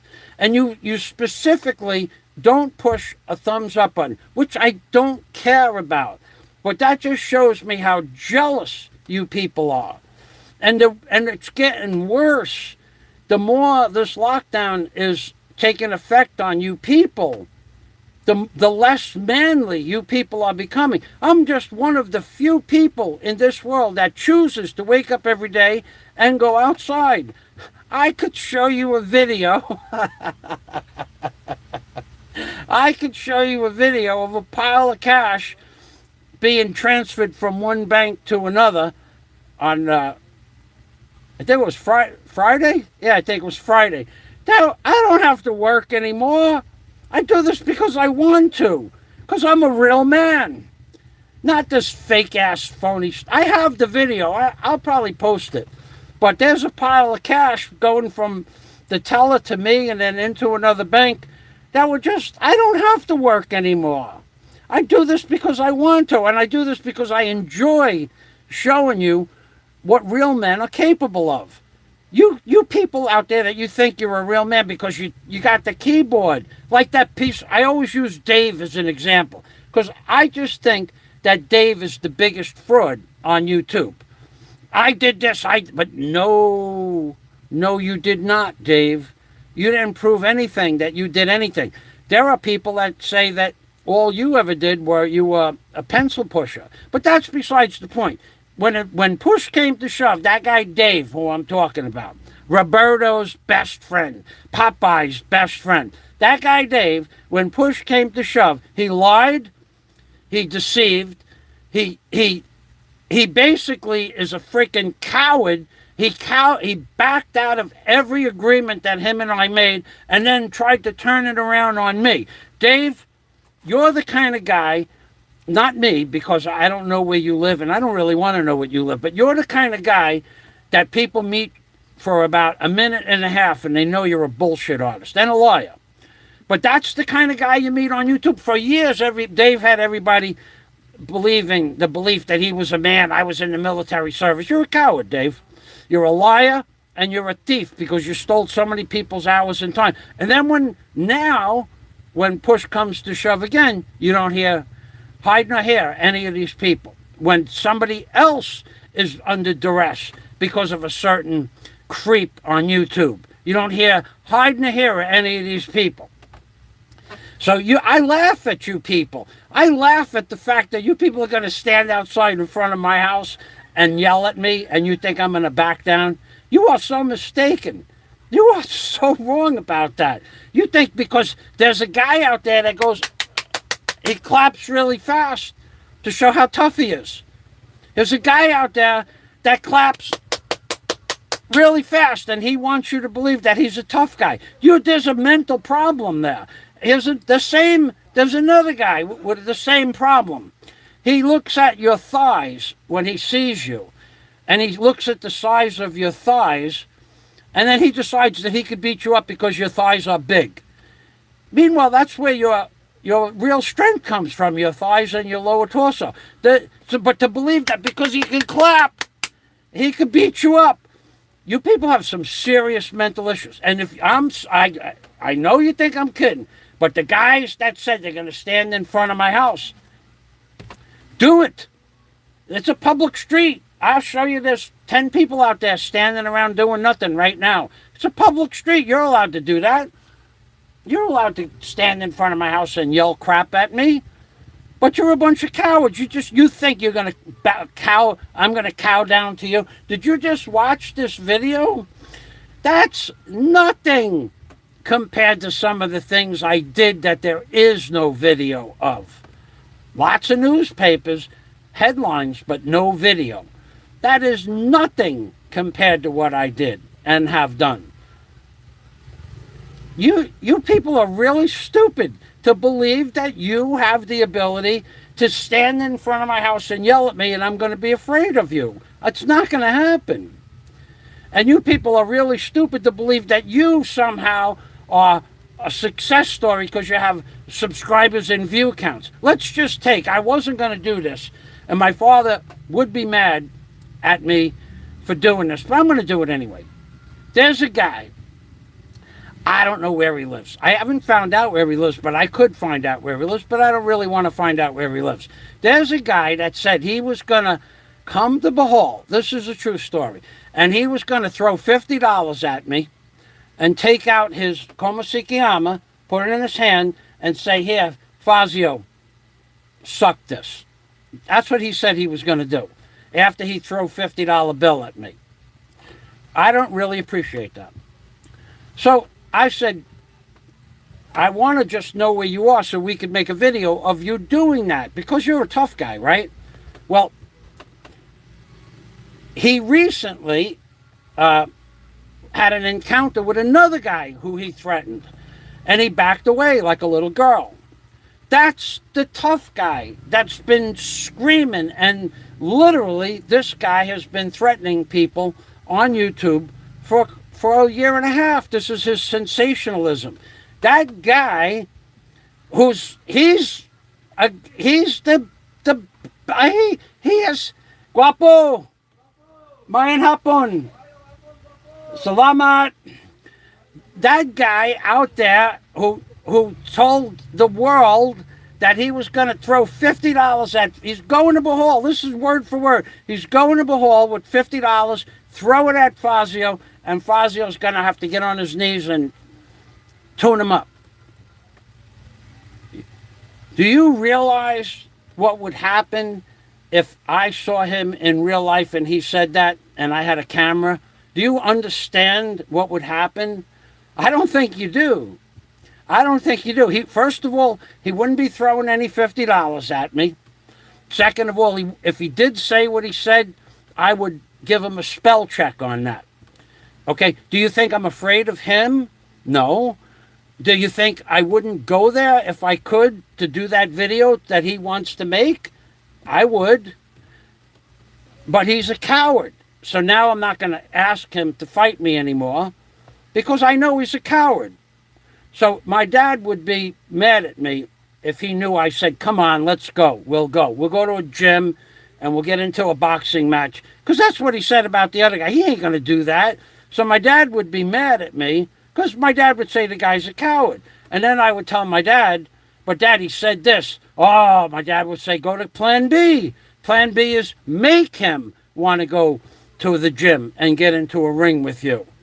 That would be my dad's reaction. So my dad would be mad at me for talking about this. But then when I told my dad what he said, my dad would say, you got to go to plan B. Plan B works every time. So if they stand out in front of my house and take $50 and throw it at me and say, Fazio, you got to do this, that, and the other thing, we're going outside and we're going to address the issue.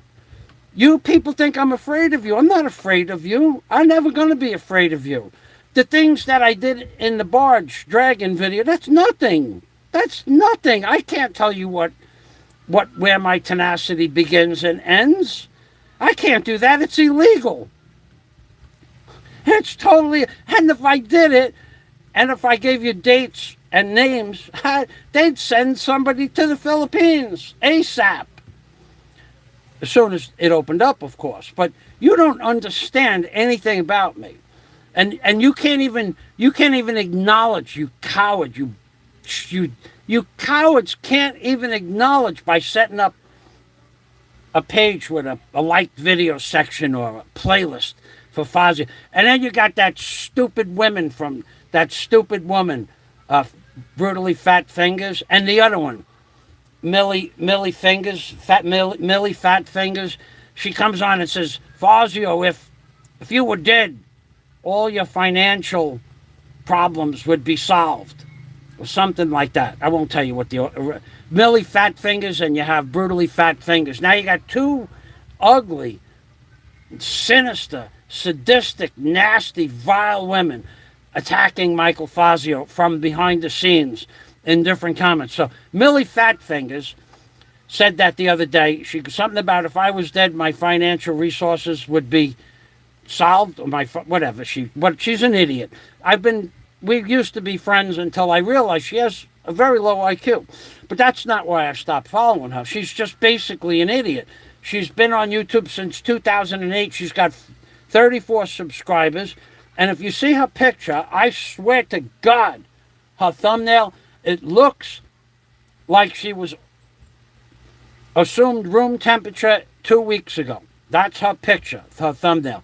And she's all over the slobs page making comments about me. She makes comments on my page. This is the kind of mentality of this woman truly, and I don't mean this to hurt her feelings, she truly has a very low IQ. I would say, after watching some of her videos, borderline handicapped. I can't say the other word. She's borderline handicapped. There's no doubt about it. And she's on there, on the slobs page, talking about Fazio. Fazio this, Fazio that. Millie Fat Fingers. You'll see in there. And when you look at her thumbnail, you'll know what I'm talking about. I swear, and this is the kind of crap I deal with every day. That you people do this stuff, and you think somehow it's going to affect me building a hotel? It's not. You think, again, the stories that you people have, you're this and you're that, and a few people, here's what I give you credit for if you were in the service. If you were in the service and you were in combat and you have confirmed hand kills, hand to hand, man to man, face to face, and you have confirmed hand kills, not shooting somebody from a half a mile away, that man really was or deserves a lot of credit. But you guys that are out there, like, as fueling up the tanks in Desert Storm, not so much credit. I mean, you were in Desert Storm. You were subjected to how many? Do you know how many poisonous chemicals there were released on you people in Desert Storm and Desert Shield? Hundreds of different biotoxins were used all over Desert Storm and Desert Shield. All the government knew about it. They didn't do anything to protect you men. That would piss me off. It does piss me off. It pisses me off as much as Agent Orange used on Vietnam. They sprayed that stuff on our soldiers, the defoliation agent. They sprayed that stuff on the men that went to fight in the name of America. And now the USS Kennedy got irradiated and hundreds of people have died from cancer or are dying from cancer. And the government denies it. The government is not your friend. Now, the U.S. Coast Guard that saved my life and my barge, that's the reason I don't mind paying taxes. Because of the police, the firemen, and the United States Coast Guard. And that's it, though. After that, they can all pound sand. I don't like the idea that $700 a year for 35 years, $700 plus a year. Well, no, not 35 years. When I lived in Florida, when I started another legitimate excavation company, about $700 a year of my money went to school system. I didn't have any children in the school system. I didn't have even one child in the school system my entire life, but I paid taxes for it. I don't like the idea that I had to pay taxes for the school system and pay for private schools. I don't like that at all. But that's what the United States... Where did that money go anyway? I don't know where it went. Where did the money for the lotto go? They're robbing, they're raping, they're pillaging, and they're almost done, and they're about ready to shut down the system. That's the truth. You can believe what you want. I got to go get a glass of water. I think that was a pretty good rant. I think I should get I hope that goes viral. But it won't, because YouTube... I've had 50 plus subscribers every month for 5 months on my Alpha Male channel, which I think this is. 40, 50, 52, 44, 46 subscribers every month for 5 months. You know how many subscribers I gained since I opened up this channel? 44. So of the 250 plus subscribers, YouTube gave me 44, and that was the first week. That's it. On my Hoodwinked by an Angel page, 50 plus subscribers every month subscribe to my channel for 4, 5, 6, 7, 8 years. And I've gained 500 subscribers in the last 6 years. 500 subscribers. YouTube has me in a special place because I say stuff like this. I'm against everything that the United States government stands for at this point. And of course, that goes along with Google censorship. It's out of control. It's out of control. It's just out of control. Everybody agrees on it, but none of you people even make videos anymore. You're all on live stream every day. Every day, blah, blah, blah, blah, blah, blah, blah, blah, blah, blah, blah, because you don't even have the ability to make a video, upload it, and tag it. You people are so damn lazy. Especially, I still post videos on my Hoodwinked by an Angel page. I don't get any money from that. I don't get any money from Hoodwinked by an Angel at all, but I do have a Patreon account. But you're not members of my Patreon account either. Now, I understand times are hard financially. I understand. I don't make a big deal about it. But the thing I really want to make note of before I get my water is that you same cheapos, and you guys, a lot of you are cheapos beyond normal recognition. You same cheap people that are watching my videos, that have watched this since the beginning, for an hour and a half, whatever it is, 2 hours, okay? You have smoked, some of you have smoked a half a pack of cigarettes and drank 3 or 4 beers. or a couple of shots of whiskey, and a half a pack of cigarettes is $8, and a couple of beers is another $6. That's $14.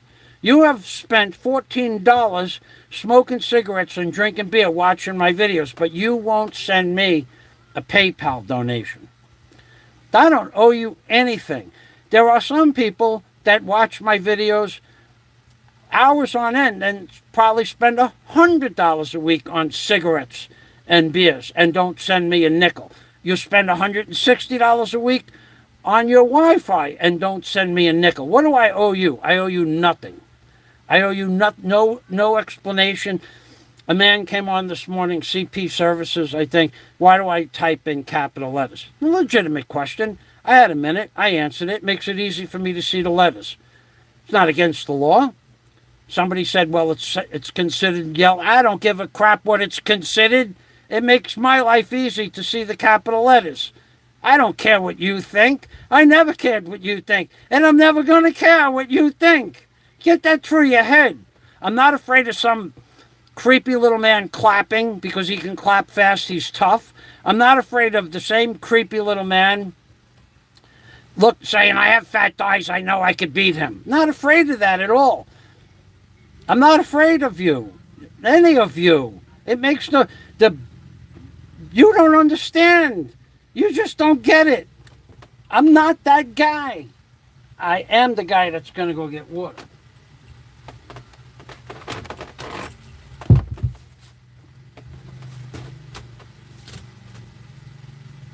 I'm on my way to the refrigerator. I don't want to say it, I even have pants on today. Oops, somebody just touched there, Komasikiyama. He's getting ready. I will tell you, I was naked this morning in between changing from my sleep clothes to my work attire. I was naked for a couple of minutes this morning off camera. Oh, that guy's rubbing one off. He is rubbing one off right now. He's got that bad boy. He's got that bad boy. He's working that bad boy. I got to tell you, when I took my sleeping clothes off and put my work clothes on for that brief time, I was naked in my house. The guy is working that bad boy. He's working that. I'm glad I could help you, creepy little worthless, sinister, evil, snide, coward blogger, YouTube blogger. Glad I could help. Wait, just wait. It's going to get worse. I'm going to get naked again tonight, and I'm not going to talk about it. And you're going to have to wonder, did he get naked to change into his sleep clothes? You'll have to wonder. That is going to destroy you. You'll be bouncing off the walls, which in your case isn't very far to go from wall to wall.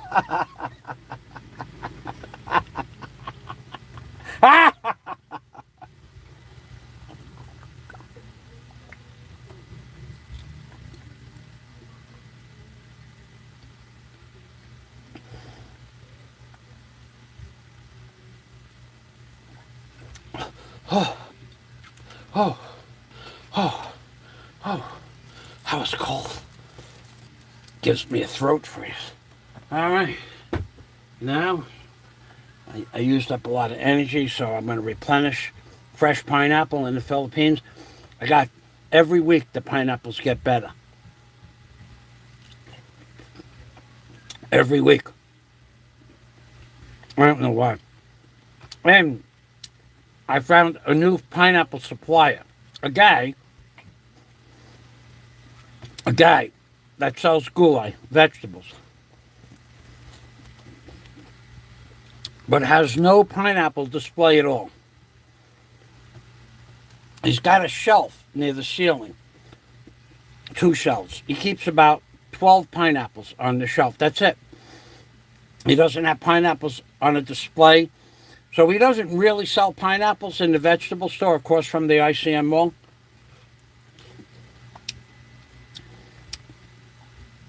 But nobody in the entire market that I know of has the quality of pineapples that he has. Never got a bad one. And everyone is a perfect tasting pineapple. Now, you might not find that too interesting, but there are stores in the Gulai Market across from the ICM Mall. You buy their pineapple, you give it to the goat. I don't, it's, well, one supplier, this is a little note about the Philippines.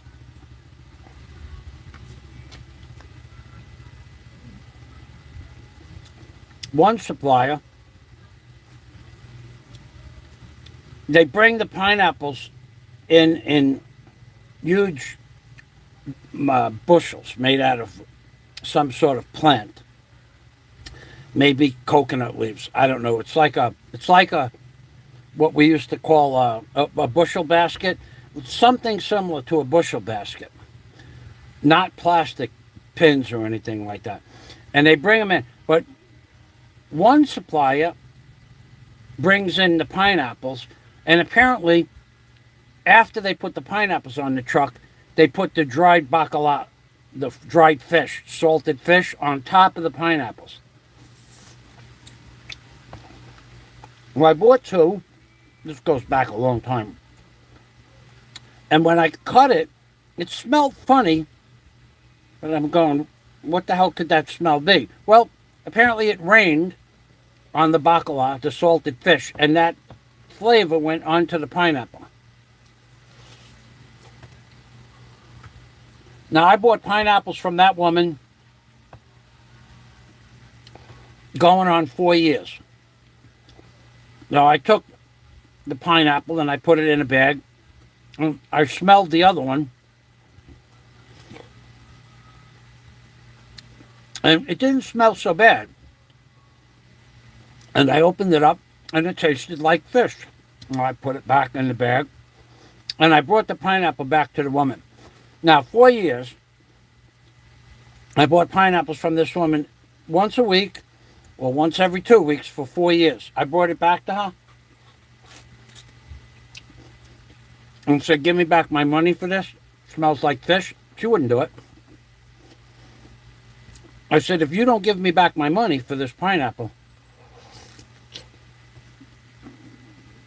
and I would buy other things from her too. Calamansi, potatoes. If I wanted a potato, she had potatoes. Many people have these things. There's 40 vegetable stands in that store across from the ICM Market. She would not give me back 90 pesos or 100 pesos, whatever it. Maybe those were some of them. One of them was big. Maybe it was 100 and maybe it was $3, 150 pesos for those two pineapples. I brought them back whole, but they were in the bag and they were cut.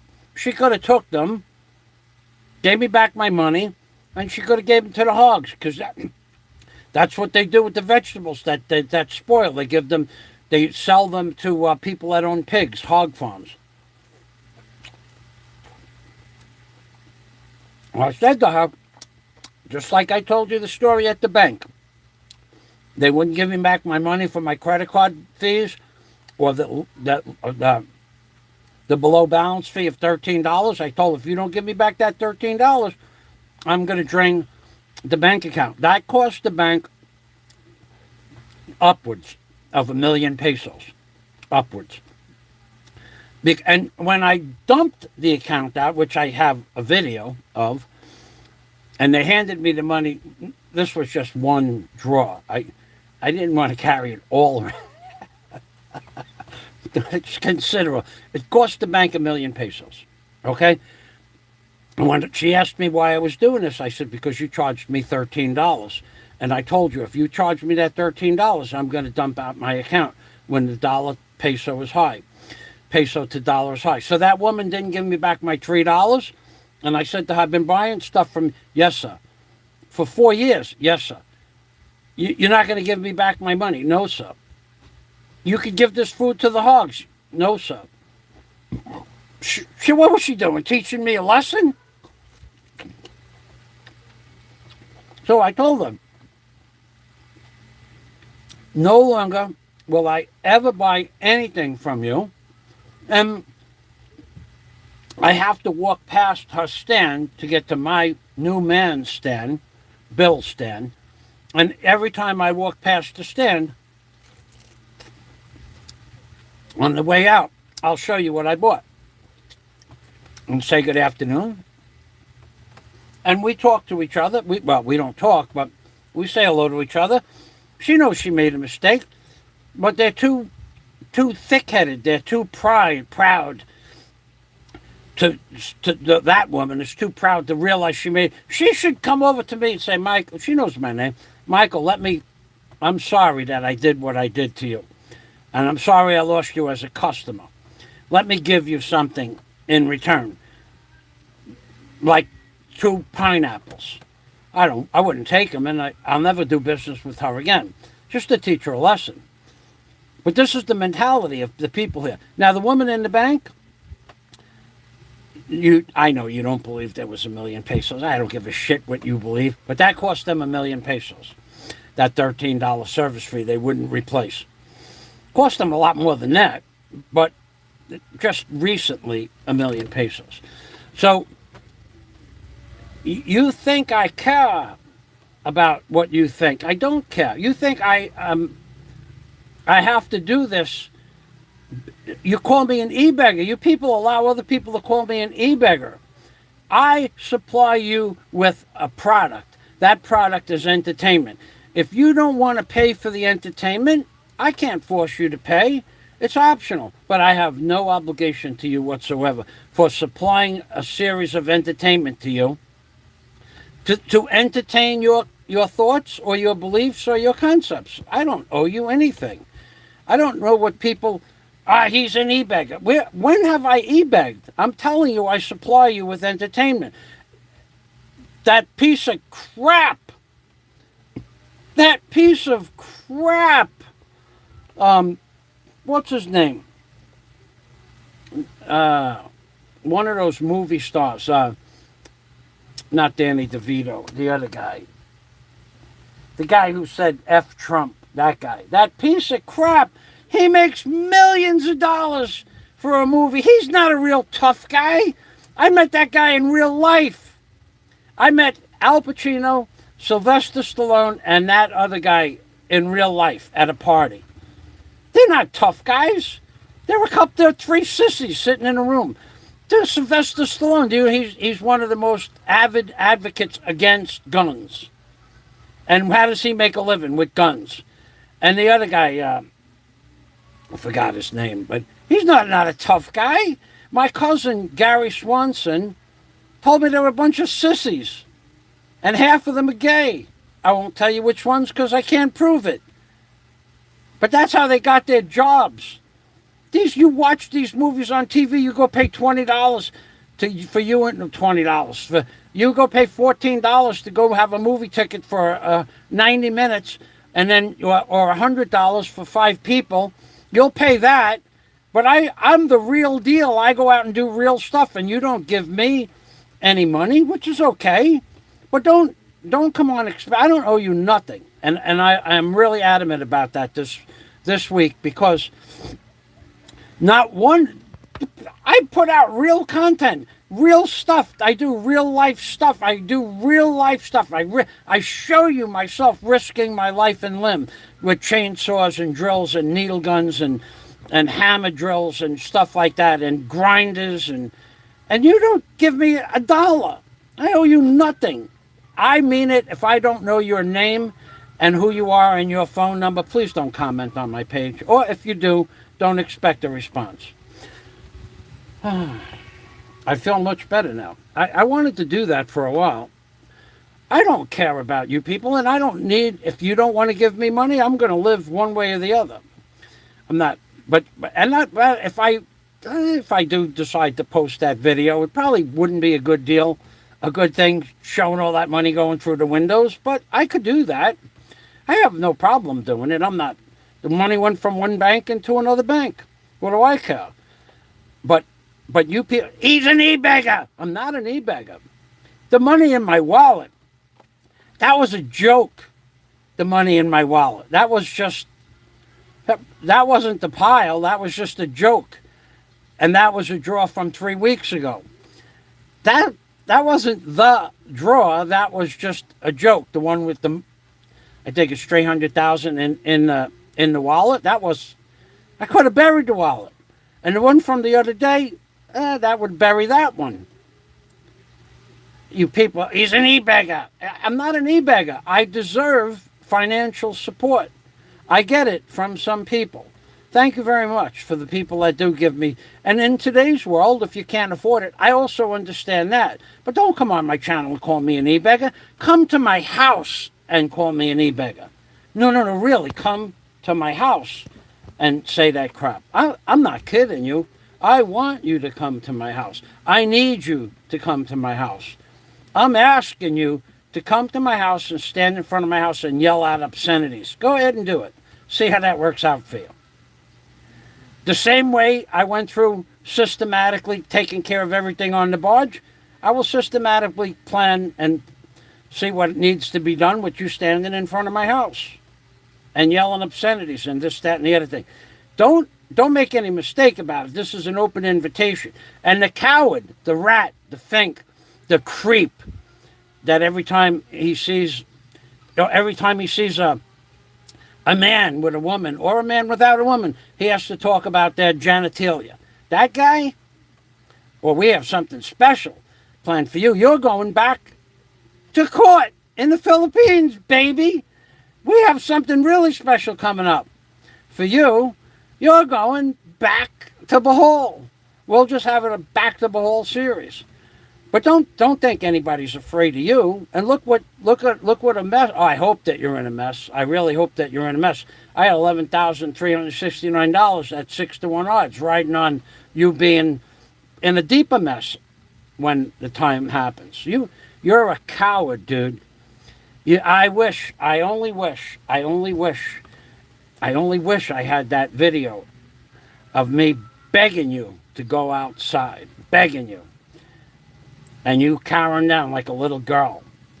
You are the same guy, the same coward, same classification as the guy in Subic Bay that met Tim K last week. Same thing. Two guys running your mouth day in and day out on YouTube. How tough you are, and both of you back down to 2 other YouTubers. And when push came to shove, but you did it in front of 35 law agents and officials. They realized and they most of them, the immediate group of people, they realized that you're a coward as well. Now you got away with it, of course, because of a technicality. But next time there won't be any technicalities. So you people on YouTube that are going to do this, that, and the other thing, do it. Do it. Don't be afraid. Live your life. Live your life on the edge. I did, I do, and I will continue to do so. And as I progress with the responsibilities and finally figuring out how to get a rebar bender and rebar cutting machine, I'll start the hotel as soon as I move the house. And that's what I'm doing today. I'm taking some of the more weighty things out of the house and some of the things I don't need in the house to move the house. Like, I don't need anything in the house to move the house. The lighter the house is, the better. But it won't make a difference. I have 2-ton jacks. I have 10-ton jacks. And I have a 5-ton jack. And I'm going to be purchasing a 35-ton jack to jack the container up. Because none of my jacks will jack up the container. My containers weigh enough that I will buy a 35-ton jack. Like this is the same brand. They're really cheap here. They're not good jacks, but this is a 5-ton jack. It's like a little toy, yeah? But it's a little bottle jack. But they have this same brand. It's the only one in the Philippines. This same brand, whatever that is. They make a 35-ton jack. You can buy it in 3 places in Bohol. You could buy it at the Fix Right hardware store in ICM Mall if you need a hydraulic jack. And there were two other places. I gave you the most expensive place to buy it. If you need it, you're going to spend $30 more at Fix Right than the other two stores that I could tell you to buy it from. But you don't donate to my channel. You don't make me any money. So why should I save you money? And I'm serious. There's another place. I think the jack in one place. What was the jack? I think there was a $30 difference between the two stores, which is only 1,500 pesos, but I gave you the highest price because I don't care about you. I never cared. Unless you're helping me, why should I help you? Now, I think what I'm going to do is close up this pineapple. That's working. Got a big energy boost there. I'm going to close up the pineapple. And then I'm going to take about 75 to 100 pounds of stuff out of the house that I don't need in the house. Food stocks, and the box of shirts. So I wish to thank everybody for stopping by. I want to thank you all for not commenting. And again, I apologize, but nobody will be responded to unless you are a current member or subscriber of my Patreon page or I know you personally.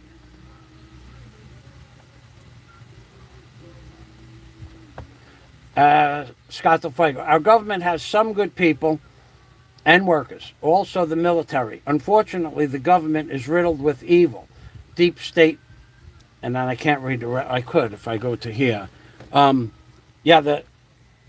course. Well, the government has people that pretend to be good people, but they're not getting anything done anymore, Scott. I mean, to be honest, let's be honest with each other. The government is getting nothing done in the people's favor. Did the lockdown end? No. Did Congress indict anybody? Did Congress indict Fauci? Or is Fauci going to be held responsible for anything if he did anything wrong? I don't know. But did Trump actually fire Fauci? Trump is supposed to be the good guy. He didn't do it. I mean, I don't know that Fauci should be fired, but I have an opinion about it. But the government is riddled with people. You got a guy like Rand Paul that sits there and talks to the Congress for hours on end about the corruption and the money and the thing that happened in China with the bug. Hours on end. One statement after the other, after the other, after the other, with proof of everything he says. And yet nothing happened to anybody that he talks about. I think he was talking about the World Health Organization and the doctors in there that may have made some mistakes. Nothing happened to any of them. So, yeah, Rand Paul appears to be a good guy, but nothing happens. Another piece of garbage is Ted Cruz. Everybody believed Ted Cruz was the good guy, but he talks about the corruption in politics as well, and does nothing ever happen. Trump never prosecuted Clinton. He shut down the world, Trump. He is behind. He would be looked at as the person that shut down the world economy over this thing. He knew whether it was real or not.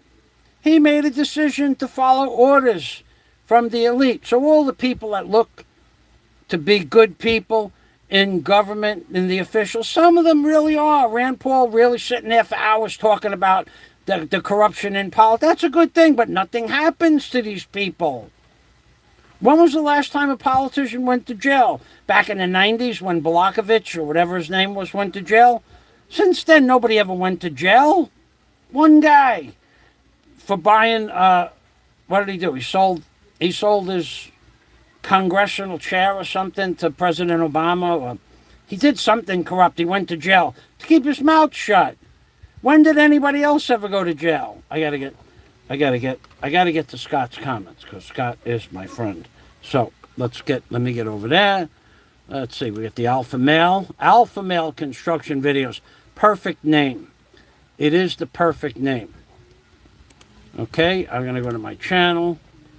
And soon, you'll have the option to send money if you have a question. But in the meantime, I'm going to ignore every single comment from every single person. Whether you were in the past, which I saw someone, a donator, or whether you are never have sent anything to me, ever. Okay, it's all the same to me. If you're not helping my finances, I just recently spent 74,000 pesos for a camera, and 125,000 when you add my 2 GoPros, and then another 30,000. So I just recently spent in the last year and a half 200, 170, 75, 100, 125, and 30, 175 and 9,000 for drives, 185,000 pesos in the last 18 months. So that's 10,000 pesos a month I spent on camera gear, and you think I owe you, and you think I owe you a retort for your comics? I owe you nothing if you're not helping. And the money that I collect from the few places that I collect money from, then I have to pay. I have the tax records right here. Right here. Here's my tax records. Here. Taxes July 20th. This is my tax paperwork that has to go to the tax office on the 20th, which is 2 days from now. Okay? I have to pay 3%, and I have to destroy an entire day of my life once every 3 months to pay my taxes. And you people, you think I owe you something? I owe you nothing. Nothing. Nothing. You owe me for the entertainment. Nothing. Nothing. You owe Nothing. me. You owe me. For the entertainment. Nothing. Nothing. You owe me. You owe me. You owe me. For the entertainment. Nothing. You owe me. Nothing. Nothing. Nothing. Nothing. I owe you nothing. So, and for the entertainment I bring you, and the facts, I bring you in. I showed you last week how to start a bank account in the Philippines. I spent an hour doing that. You think anybody sent me a PayPal? I also told you that the highest that the money would ever be, probably ever again, is going to be on Friday, which it was 50.51 pesos to the dollar. And maybe on Monday or Tuesday it might go up higher. It could go up higher for the whole week. But after that, it's going to go down and it's never going to come back. So I've made a lot of people a lot of money. You think you send me something for that?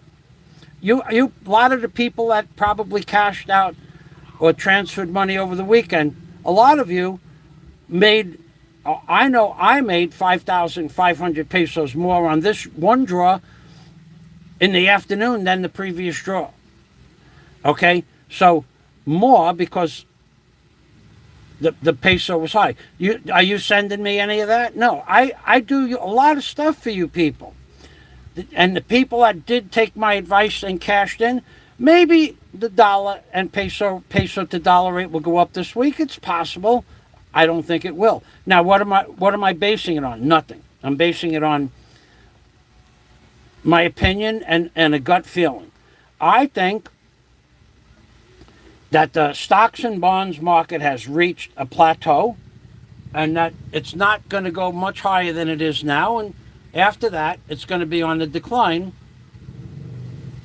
Like we had the housing bust, the housing bubble.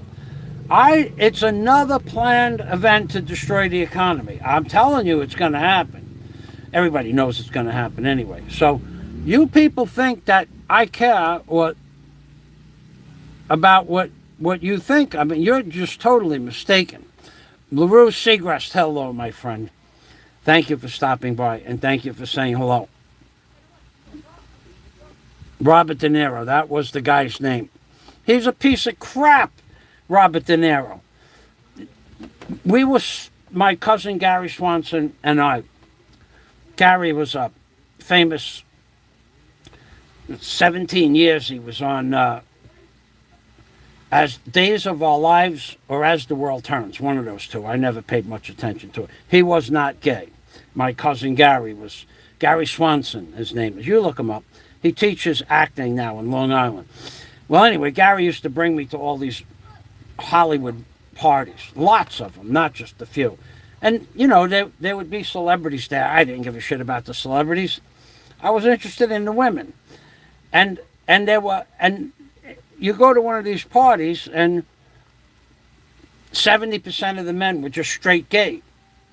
So as soon as the women realized that you were not, and Gary introducing me to them, the first thing they ask you is, what are you doing? Like, what do you do for a living? I mean, like, what is your acting career? I'm a carpenter. They walk away from you. They don't care about what you do for a living. They're only at those parties for contacts. But the women, at the end of the night, some of them would be interested in going out for a drink.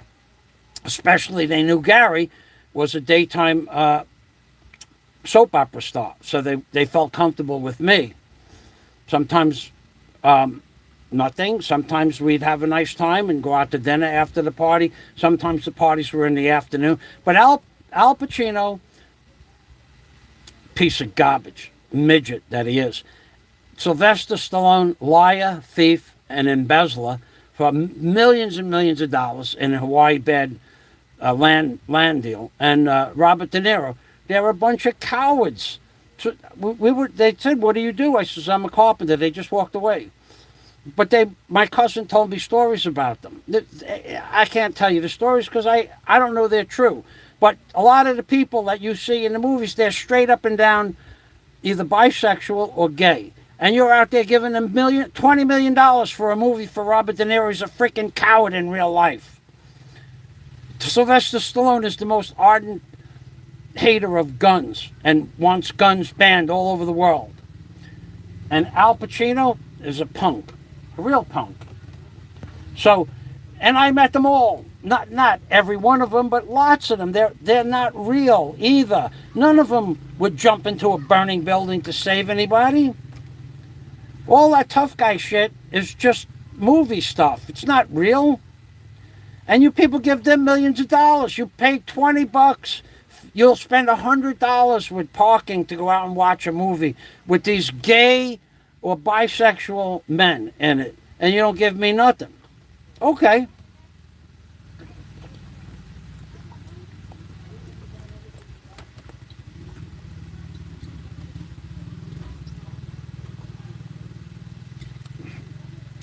I'm going to give you something in a minute. I'm going to give you that it's going to rain here in 10 minutes. And I am not exactly prepared outside. So I'll read the comments. And, you know, and as far as giving people money, LaRue Seagrass, she's a sweetheart of YouTube. You don't give her any money either. She spends hours entertaining you people. I saw somebody give her a few dollars the other day.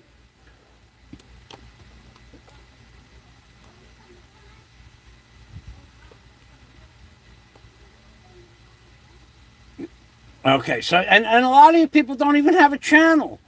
And this is another thing that pisses me off. You people don't even have the brains or the tenacity or the guts to start your own channel. I'm not depicting anybody special here because I see somebody says I don't have a channel yet. But yet you want to talk to people. You want them to respond to you. You just want to see your name up on somebody's comment page. I don't understand the mentality for that. I wanted to see my name on YouTube. I started a channel. It's not complicated. Show us something that you do. Show people something that you do. Share with people. That's what YouTube was for. Anyway, maybe I'll just let you watch another video from Barge Dragon. Another Barge Dragon video. We could do that. We could do that. I could turn this bad boy around. And I could turn this bad boy around. Let's see if I could find... Yeah, I could do that. Channel, content. Yeah, Barge Dragon Store. I'll give you another cooking lunch off Cape Hatteras. Let's just There's 30 videos with the Barge Dragon in there. I'm going to just close this. You can't see that. Okay, so we have Port Huron Coast Guard rescues Michael Fazio. That's what you watched today. Christmas on Barge Dragon. It's a little boring. Hey, I got one for you. Barge Dragon, Port Austin, Michigan. Port Austin, Michigan. I got the one fueling up the barge. And then in that video, I fuel up the barge. I get on the barge by myself and I take off and head towards New York. Only 1,300 miles to go at 5 miles an hour. Let's see if we can find that one. Hey, I got a good one. This is a good one. This is what real men do, not that creepy little box dweller. The creepy, well, you are one creepy, what you did in the last few days to an innocent, oh boy, I can't wait. I'm counting the hours until we see if there's any satisfaction. Anyway, here's a 3-hour video.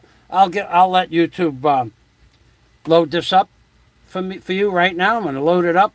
This is a public video. I posted it on February 13th. Let's get this set up here. This is me and one of my cousins who worked with me, taking a 900-pound bronze propeller off of my barge with huge hammers. I'll show you what it looks like with like 18-pound sledgehammers and wrenches with 4-foot handles, and with the 4-foot handle beating the 4-foot handle wrench and taking off 2 nuts that were about 7.5 inches in diameter, 8 inches in diameter. I don't remember the exact diameter. And then turning the propeller upside down and beating it off, heating it with a torch and beating a 900-pound prop off and dropping it down into a sling. Real men work in the cold. It was freezing cold that day. It was December of 1998, but that day was pretty cold. So I'm going to turn this camera around. Here's myself and my cousin. Yeah, the leaves just turned upside down. That's myself and my cousin. The propeller is what we're sitting on. That propeller is 66 inches in diameter. It weighs 900 pounds. It cost more than most people's cars to buy that propeller. Okay, so I'm going to start the video at the beginning. Everybody, thank you. Thank you so much for watching. And God day to everybody. From Michael Fazio in the Philippines, I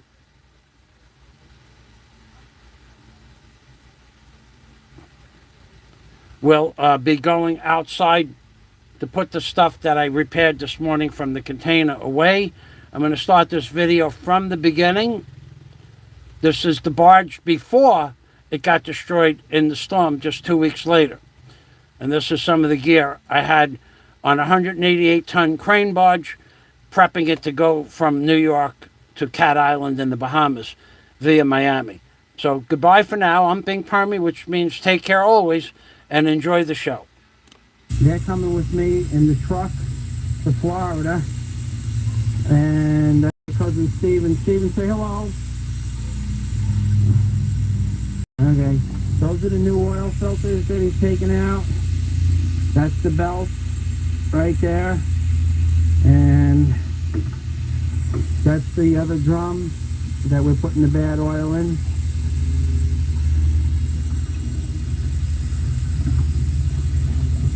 And I'm just going to show you that's a new piece of pipe for the exhaust. That's one new filter over there.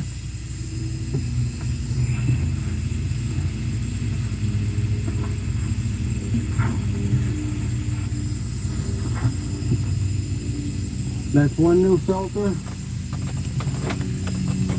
I don't know what the light is on there, and as you can see, I'm going to put the camera on auto.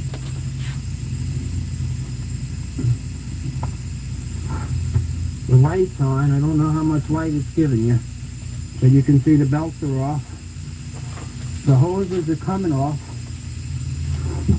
But I'm going to lose light here, and I wanted to get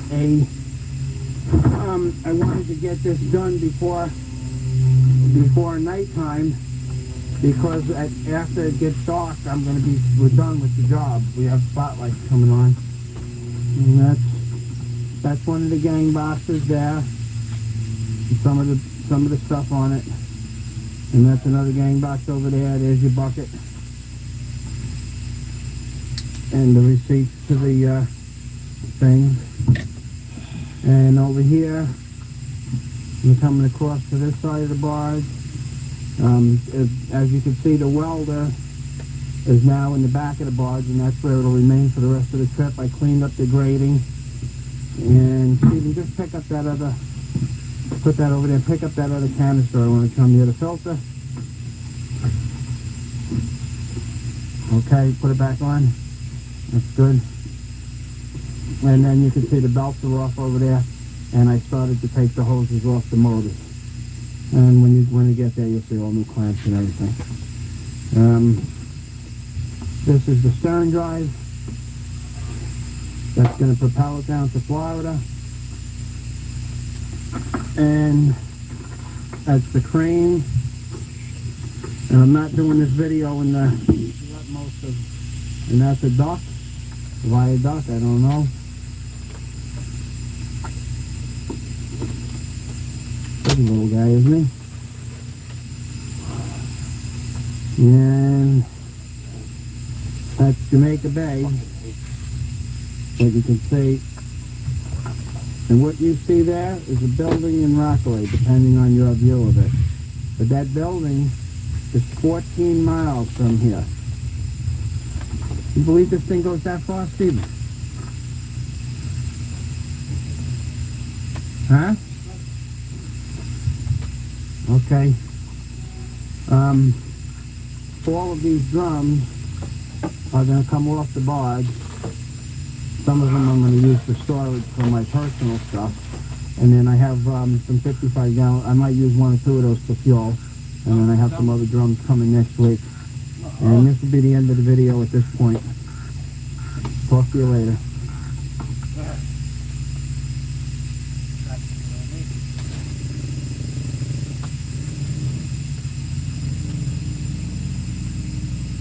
Now it's recording.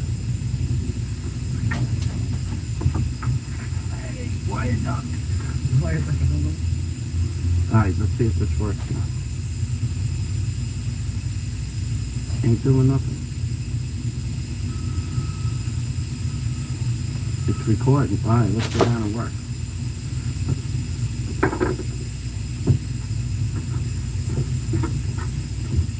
Don't yell it.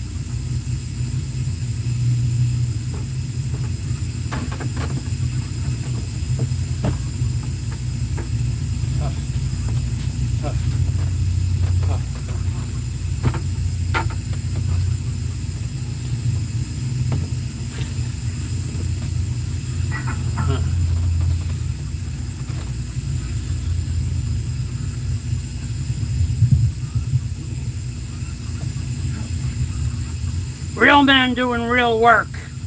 Not like that creep that shows you he can trim a tree. I could trim this shrub with these scissors. I'm a real man. I don't think so. I don't think so. I think it's a little different. I think it's delusional on your behalf. Creepy man trims small bush, claims to be a real man. Delusion video number 7,962.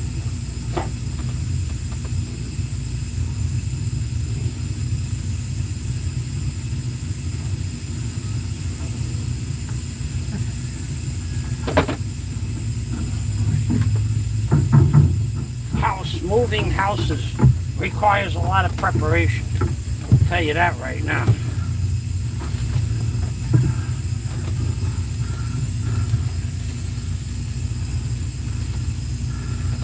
Okay, we got that. We don't need this here. Okay. We don't need that there. We don't need that over there.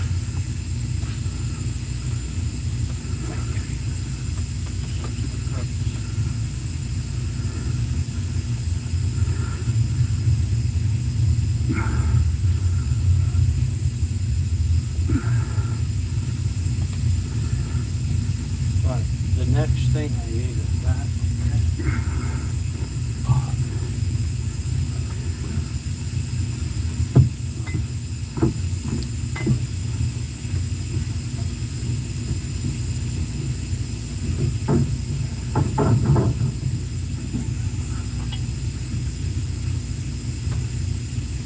Real men, real work.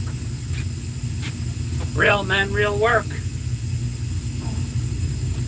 You won't see that on many channels.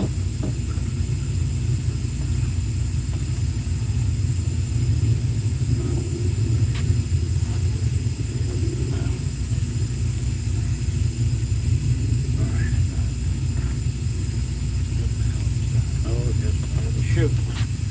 Only way to find that eventually.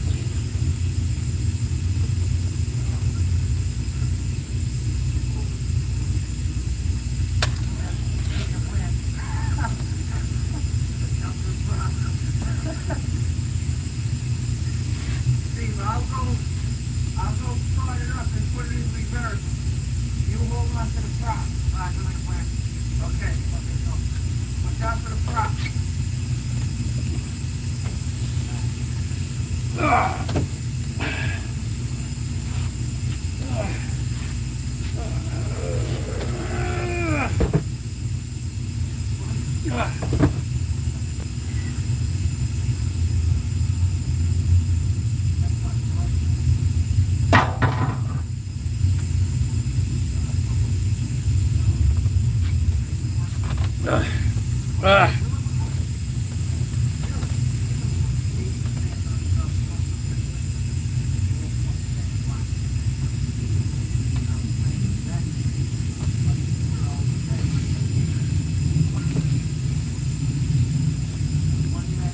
Oh boy, what a mess.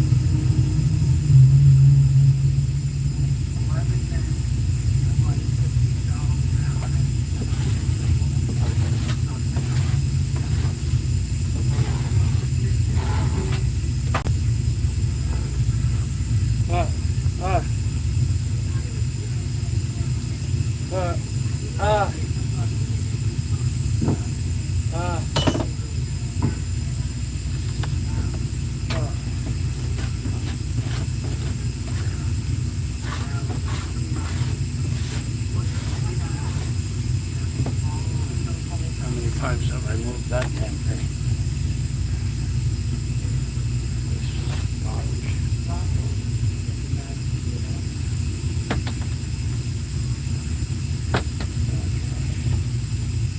garbage.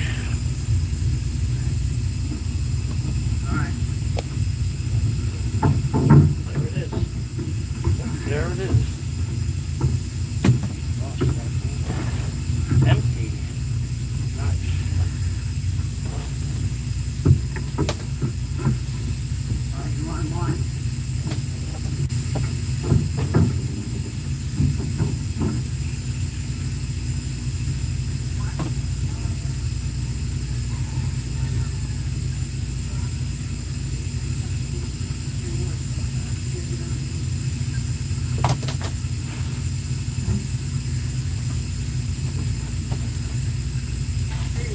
I'm gonna need these to get back to Florida this morning.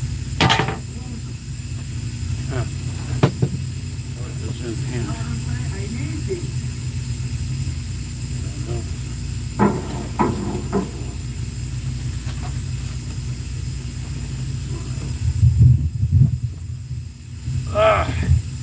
Oh my God. The Pope's pipe. Down the Pope's pipe.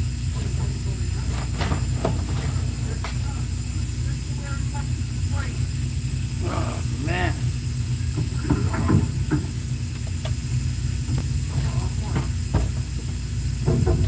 Alright, well, I don't know what to do Well, you with gotta get this. the other side on, that's enough.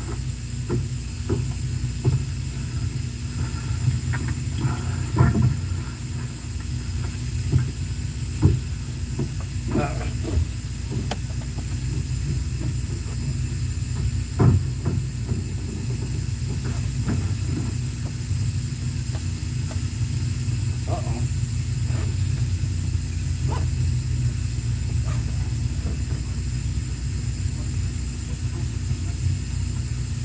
Uh-huh. Totally worthless stuff. Storing garbage. Storing empty plastic containers. Don't need those. Okay. Don't need them to raise a house, that's for sure.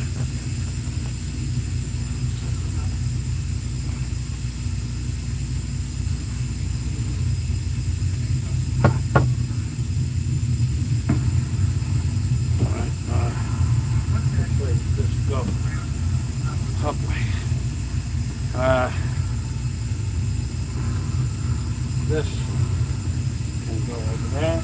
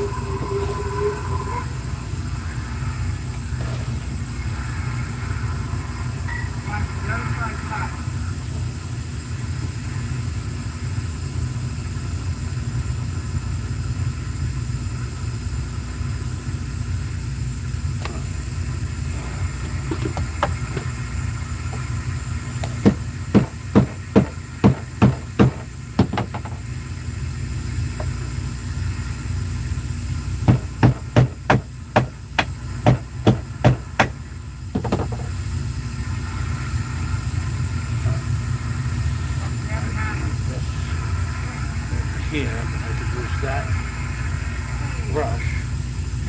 Brush I just threw over there. There. There. Take this. Put this underneath this cushion. Oh, man, that brush is good. Put this.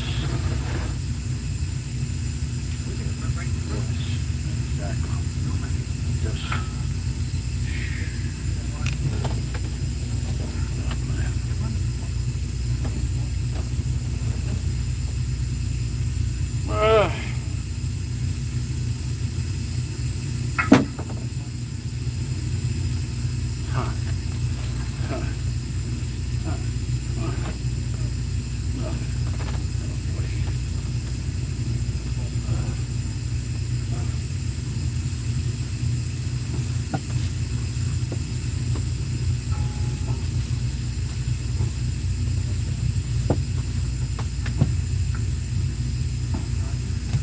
You know what I really should have in here? The big fan, because I'm starting to kick up a lot of dust. At least it'll get sucked out of the house. I'll be back in a minute.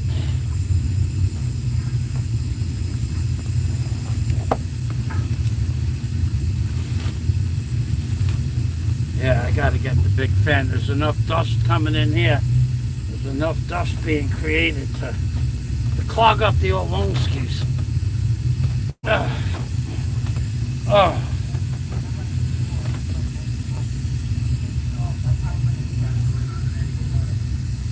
Thank you, LaRue.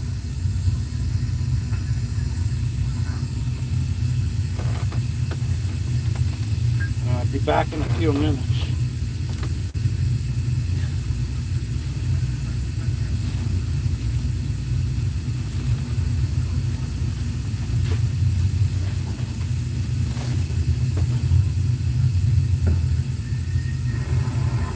Oh boy.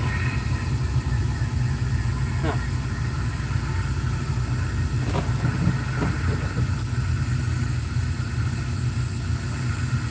Oh boy. That's not right. Okay, it is what it is.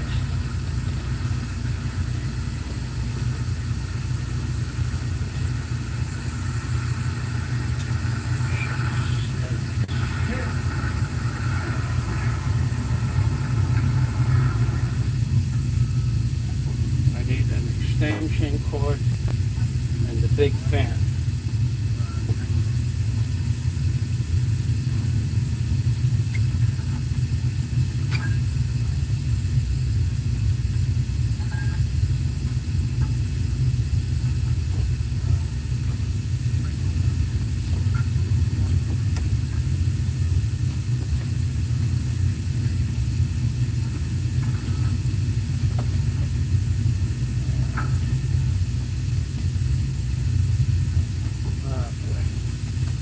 Didn't ring, so I'll be back in about 10 minutes. I got something else to do outside.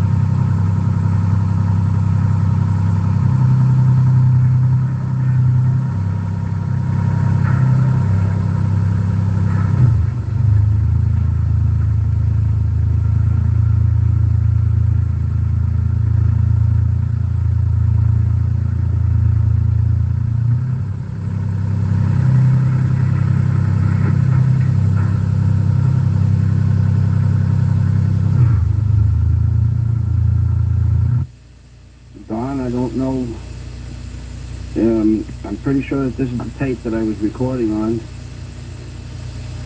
But this is the part that I'm having the problem with. It's the Synchron seal unit, and as you can see, I have it apart.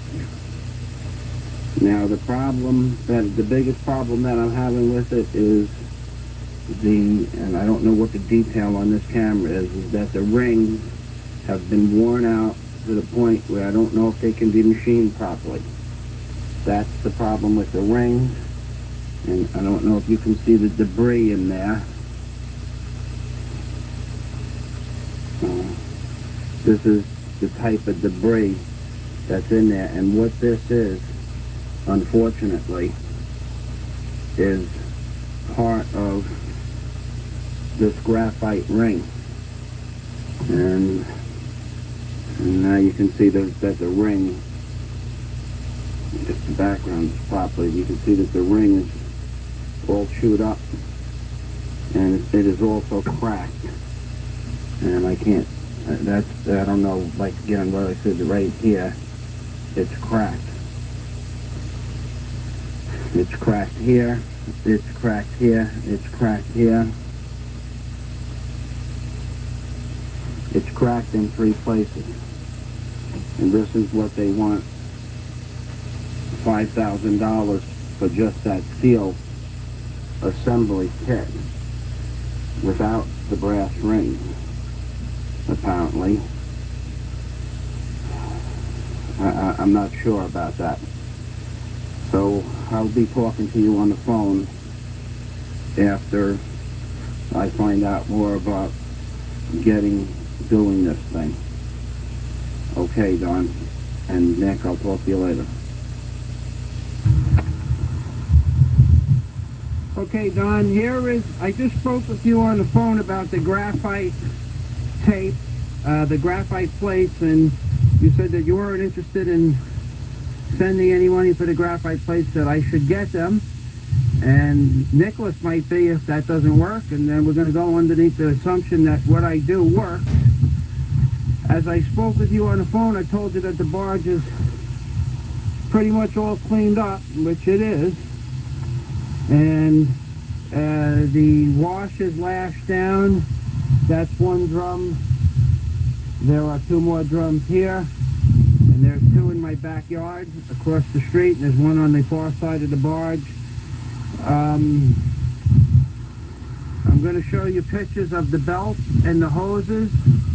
The glass is in the pilot house, as you can see. All the glass is in there. I made a door for the pilot house.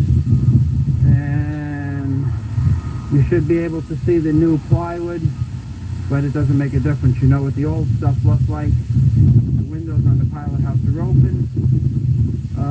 The gang boxes are all set up and ready to go.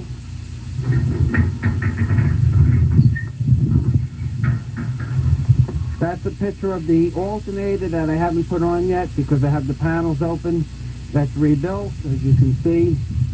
It's all highly polished and sandblasted. Those are all the oils.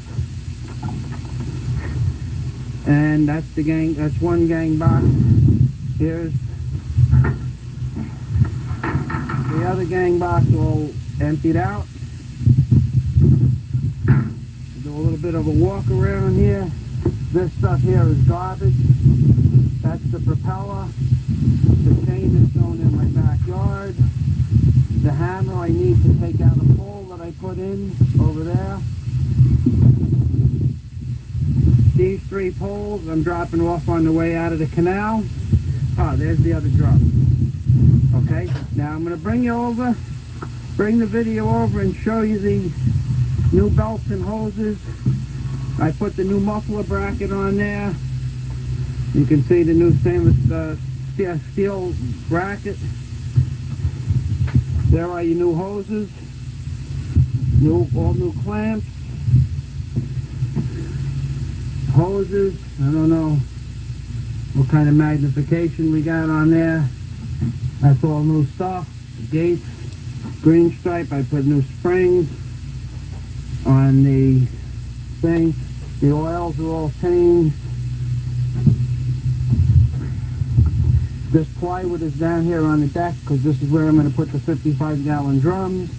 And here I have all my lubricants. There's a drum of 40-weight oil. There's two drums of 40-weight oil, 16-gallon drums, and 2 5-gallon cans of Black Bear automatic transmission fluid.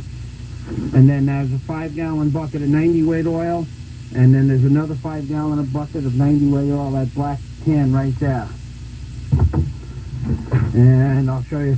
I made a baffler out of the old drums that works just as good as a muffler. And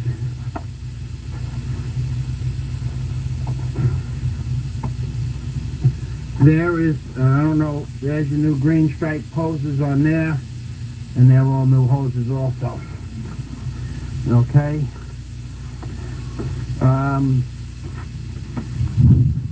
This tape will be sent out, I guess, today or Monday. Here's all our new filters for the trip down. There's 4 extra big fuel filters, 5 extra small primary fuel filters, oils, an extra sock for the 2 extra socks for the crane, miscellaneous oils, belts, hoses, clamps, antifreezes, so on and so forth.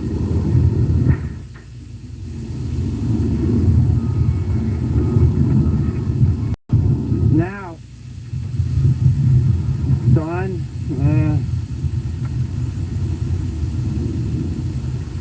this is the last time that I'm going to be making a tape for you, Don. After I put the propeller on and after I get that graphite on Monday, if it works, then I will bring the barge to you in Florida. If it doesn't work, either you or you and Nicholas are going to have to, make up the price for the cost of that other seal, because it originally had allowed $200 for the installation and the labor to replace that seal. And you said over the phone I should know how to fix everything because it's my equipment. Well, Don, that's unrealistic. It's not true.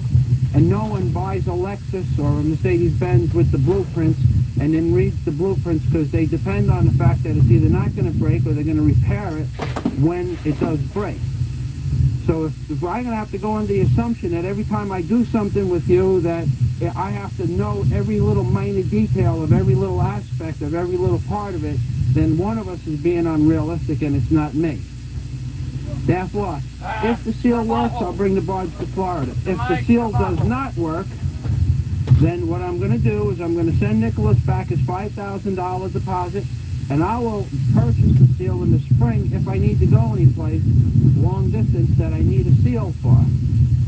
I know that wasn't the arrangement, but the arrangement on my end was I would allow $200 for a part, which I now have $280 in machining, about $25 just in gasoline running around the city looking for the machine shop that would do the work, and at least 15 hours at this point into the time traveling to and from the machine shop or machine shops before I found someone that would work on these rings and also guarantee me that they wouldn't screw them up in any way, shape, or form. I am not the type of person to change my agreement in midstream, but I also can't take a $5,000 loss for a part, especially being that by the time I'm done with this particular little incidental project that I'm supposed to know everything about, I'm going to have 5 10-hour days involved in this, and it's either going to work or it's not going to work at the end of this week, and then we'll know from there. When I send you this tape, you can send a copy to Nicholas. Nicholas, I apologize if I seem a little bit upset, but your third party had informed me today that I should know everything that there is to know about every part on the barge, including the blueprints, model number, and serial numbers to the parts, which is totally unrealistic to get the blueprints for a 50-year-old piece of equipment. And I don't even care. I know what the part is. I explained that the part is for an 07 Murray and Tregurtha unit, and it's $4,486 plus tax plus delivery. for the graphite sealing system. I'm not asking you for $5,000 for my time. I'm deducting my time from something else. But that's the way I feel comfortable with doing this. I'm working on your equipment, on my equipment, for you, and I'm doing the best that I can.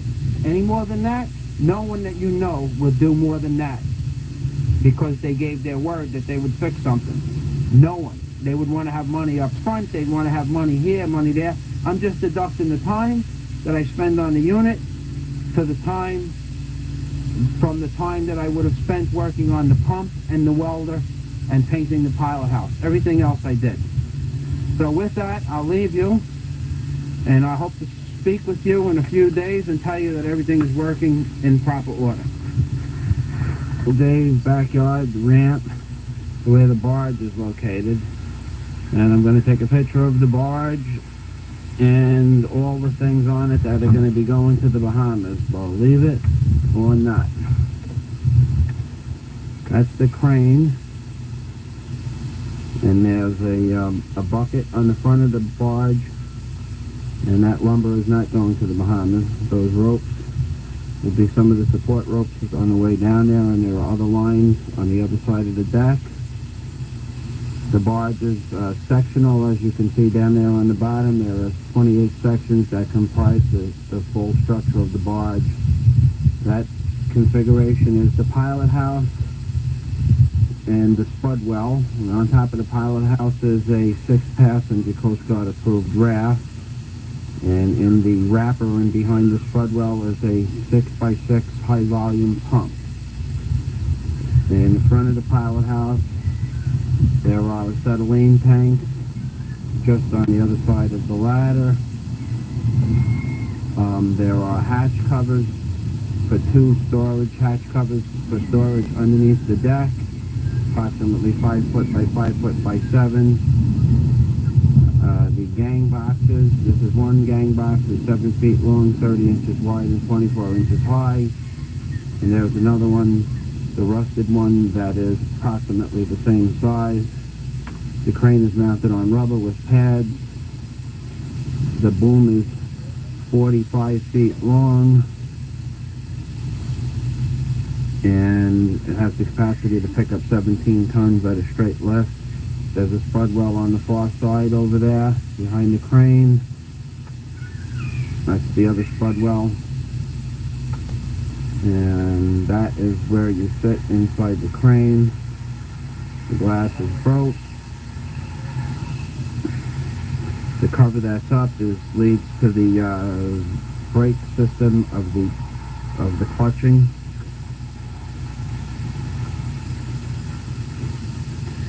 In the rear of the crane, in the rear of the barge, is the stern drive system itself, which you can't see very much of at this point. It's in the water. And that structure there with that looks like a ladder is a structure that helps me take the prop on and off. On the barge is located, on the barge are several different places for storage that I have. There's the support package will go with the barge. That particular piece of equipment is a 4,000-pound hammer that goes with the barge. There's another 3,000-pound hammer and a pumpkin that's also going to Miami. The propellers from a salvage job I did a few years back.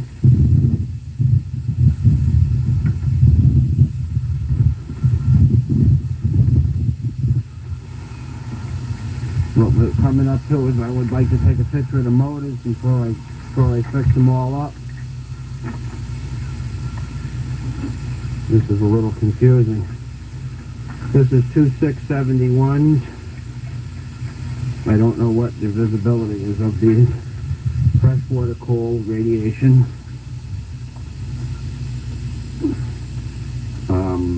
They're in very good condition. They need mufflers, but they work. The transmission is a 2-into-1 tank drive transmission built during World War II. That's the 6-inch drive shaft plus the hydraulics. This is before I put the new hoses and belts on for the cooling system and the freshwater cooling and the alternator system. This is the gearing mechanism that operates the stern drive unit. This is the stern drive unit, and there's the big propeller. You can see part of it underneath the water. That's one blade of a 66-inch propeller.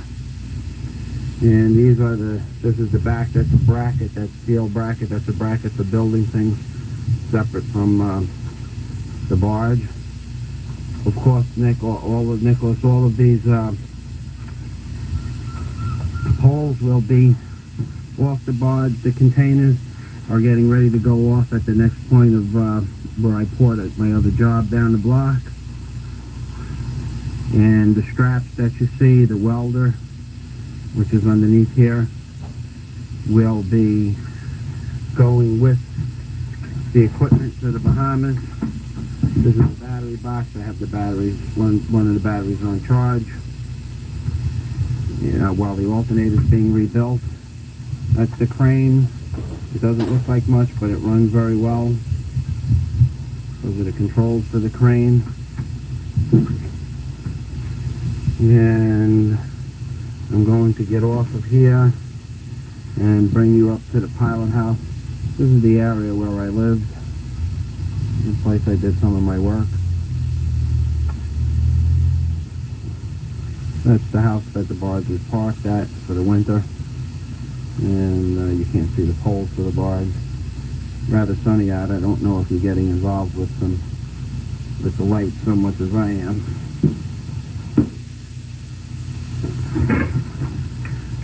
There's a small pump right over there. That pump will go with the barge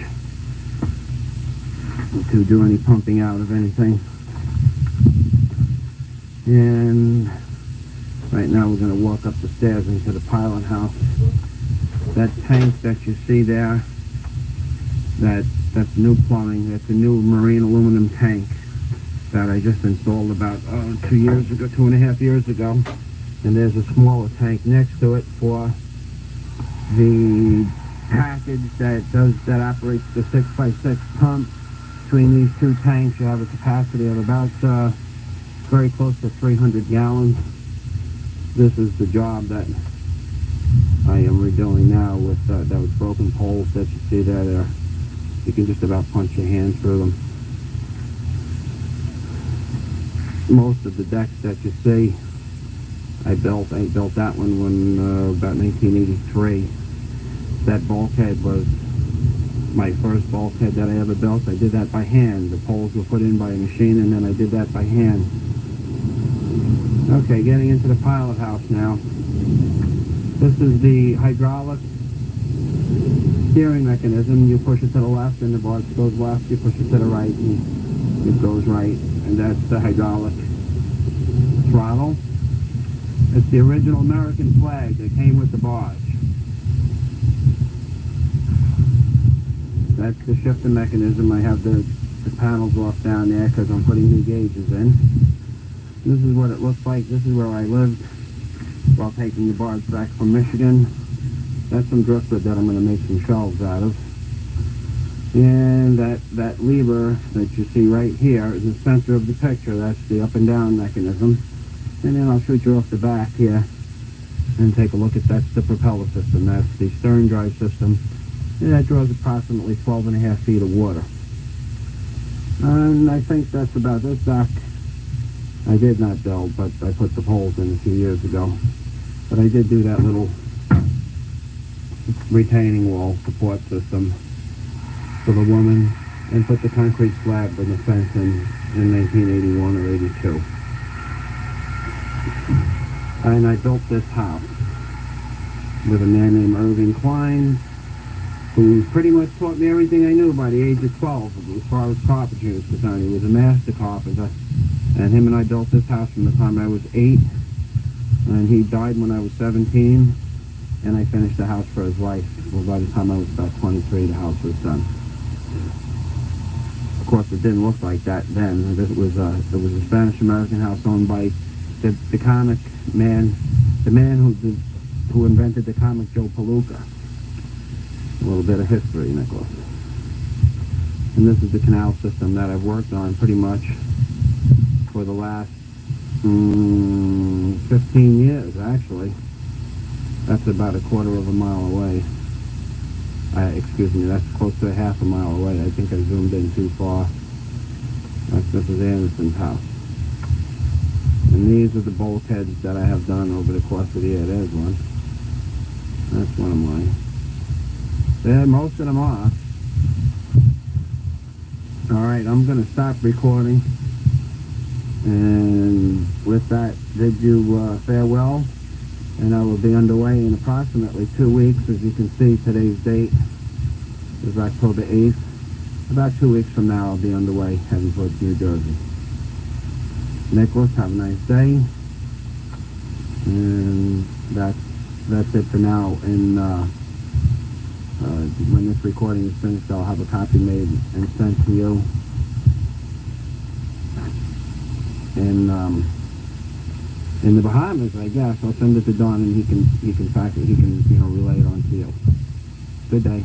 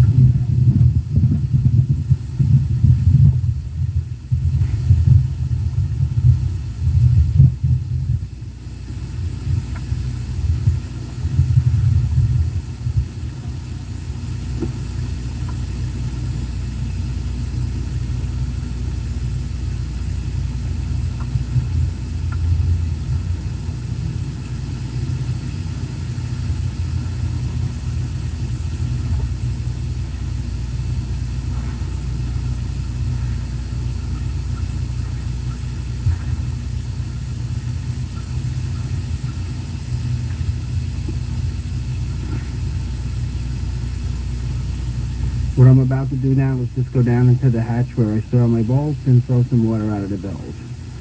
And this is the type of thing that you do when you're on a barge.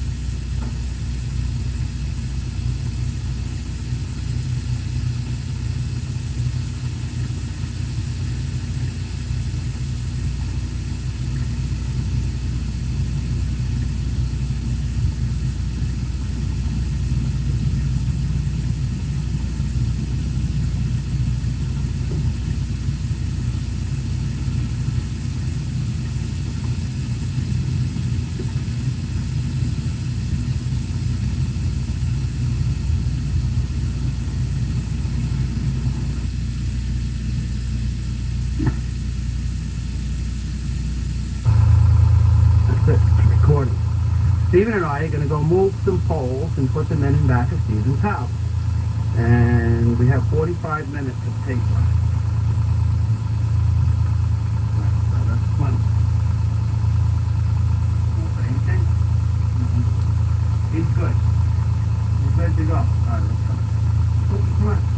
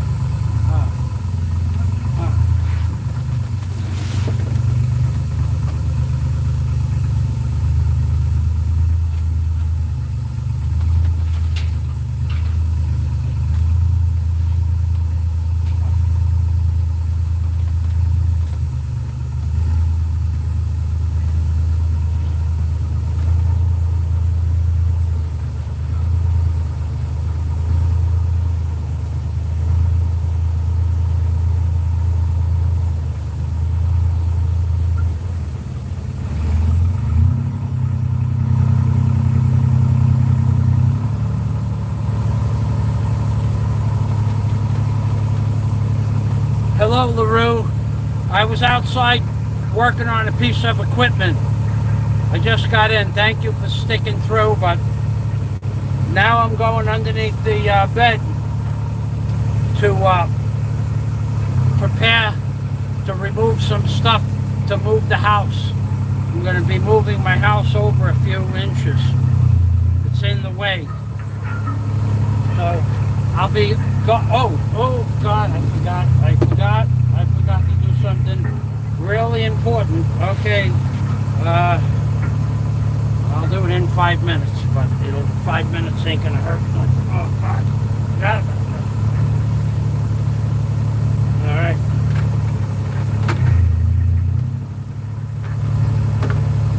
Oh boy. That hammer weighs close to 3,000 pounds, maybe more. Ah.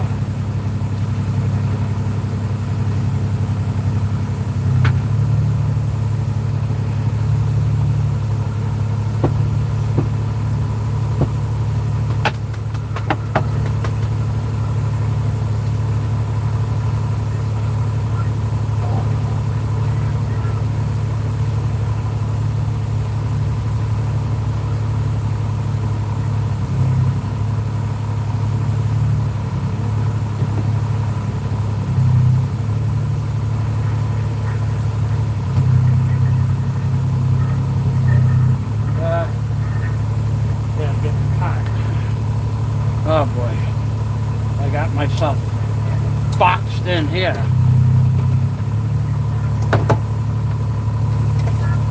Literally boxed in here.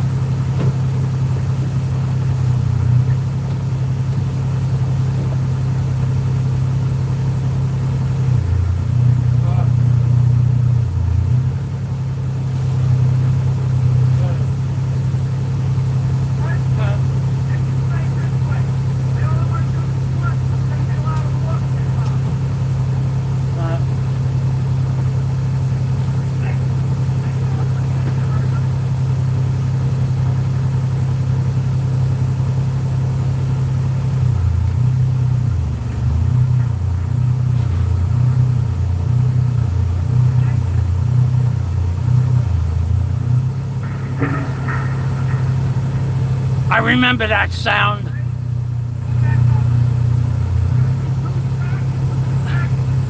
You want to talk about dangerous? That job is what I did for 17 years. That's dangerous. Not that sissy keyboard warrior stuff. Oh man. My cousin was one of the best men that ever worked for me, that boy. Young man.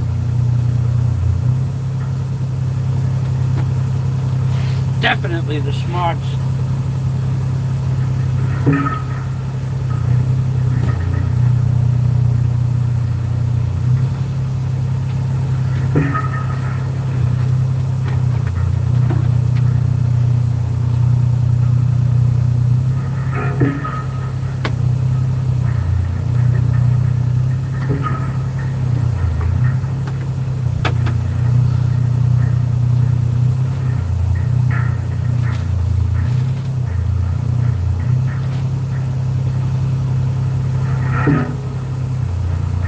That's 20 tons dropping down on that, on the top of that pylon.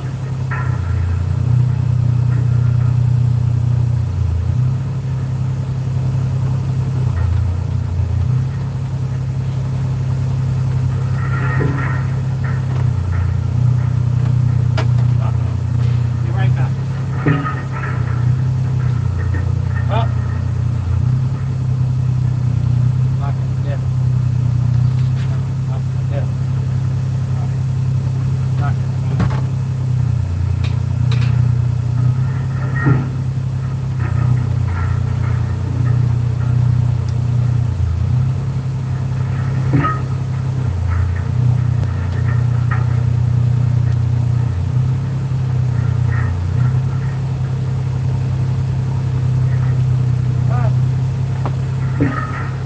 Up.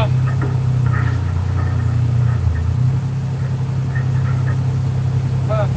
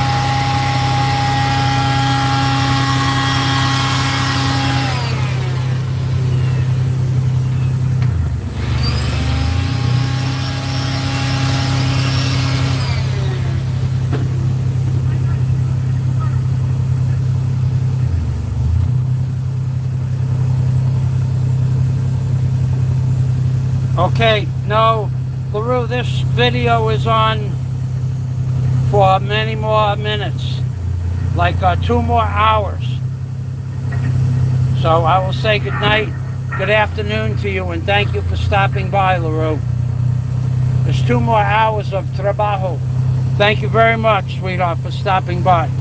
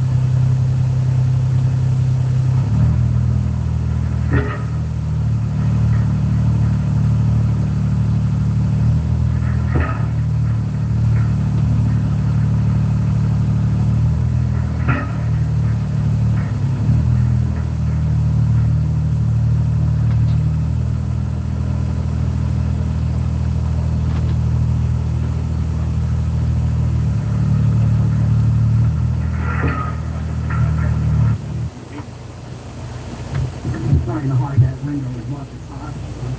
Please don't have Hey, dear old dad. Dad was a big help on my jobs.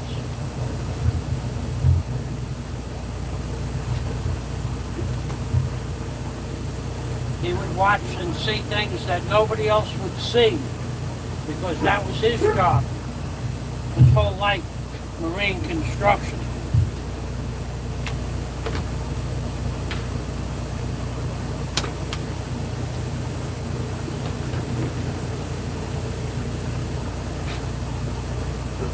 That I gotta go back. Okay, one more thing. There. Blow that out. And then I'm gonna get rid of those 2 boxes. I blow that out.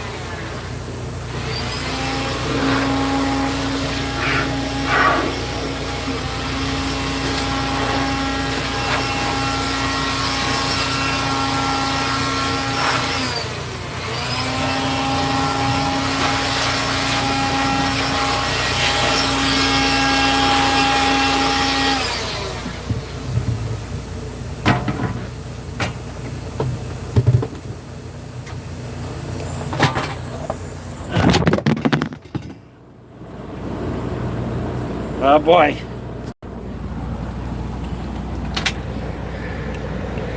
Oh boy. Drop the camera. Alright, I'm putting the camera back up now. It's okay. Oh boy. I don't even know how that happened.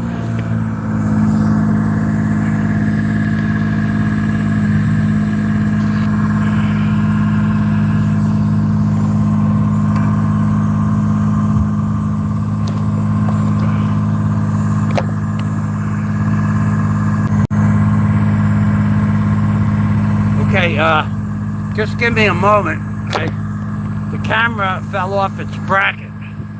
Well, it didn't fall nowhere. I knocked it off its bracket.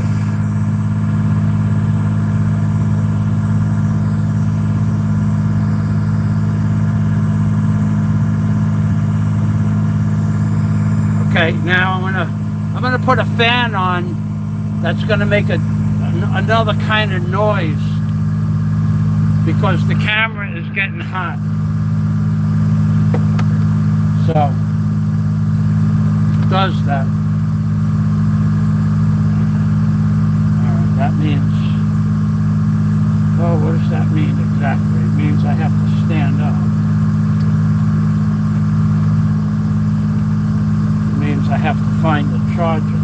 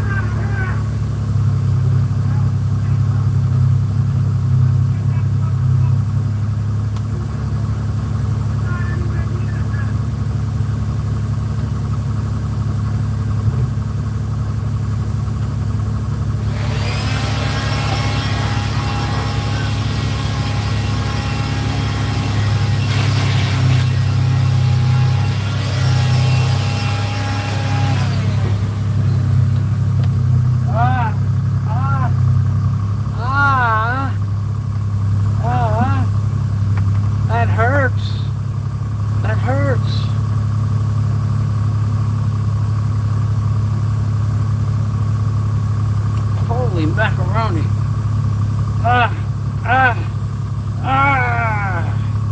Oh.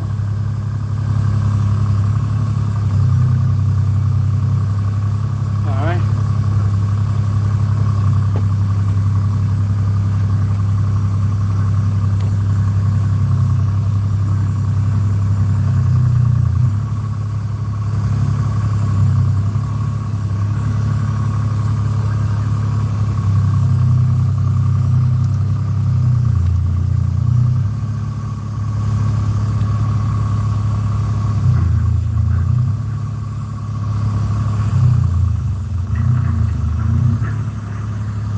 Bye-bye, LaRue. Thank you, sweetheart, for stopping by.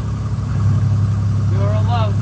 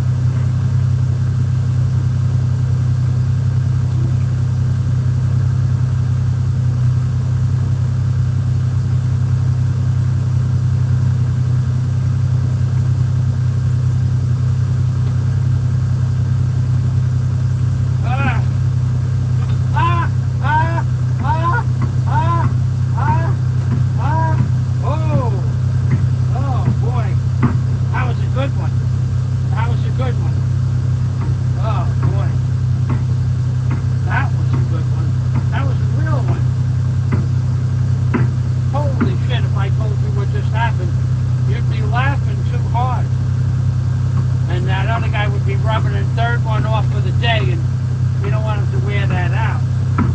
But if I just told you how much, oh boy, what a mess I just made. Oh my God. Oh boy. If, ah.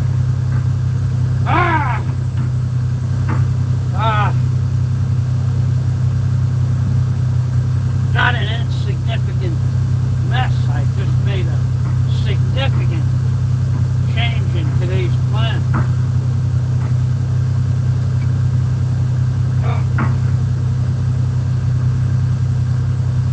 I'm going to go outside and address this. It needs. I gotta go shut the water off. My water overflowing. My water overflowing. It needs to be shut down. I won't be back for at least 35 minutes. I'm gonna take a bath when I take care of that at the same time.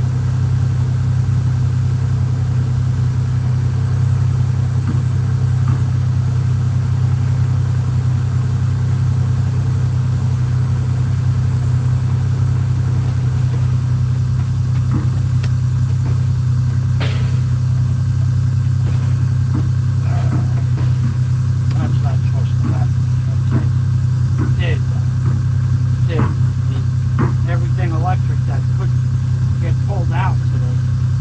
Every plug that could have worked and didn't work, and every plug that did work that should have worked, happened today. Because of the cheap quality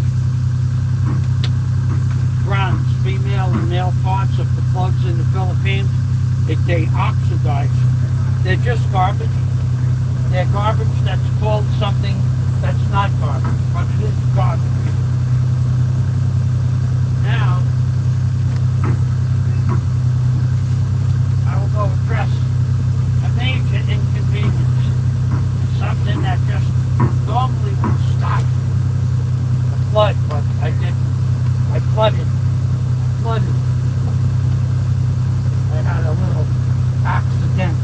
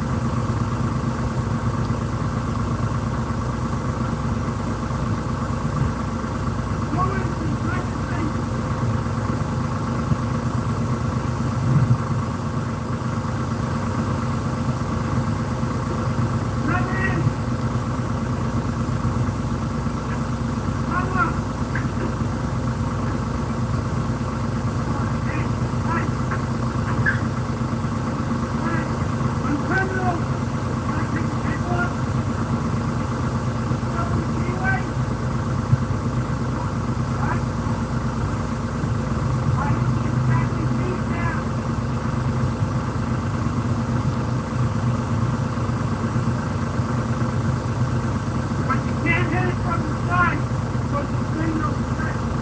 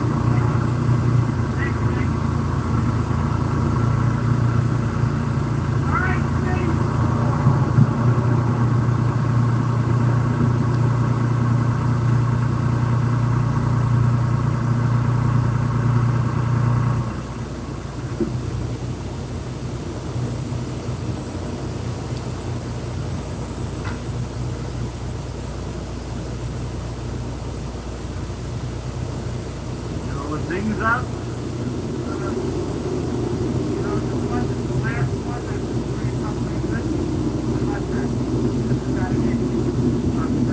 And it's reflecting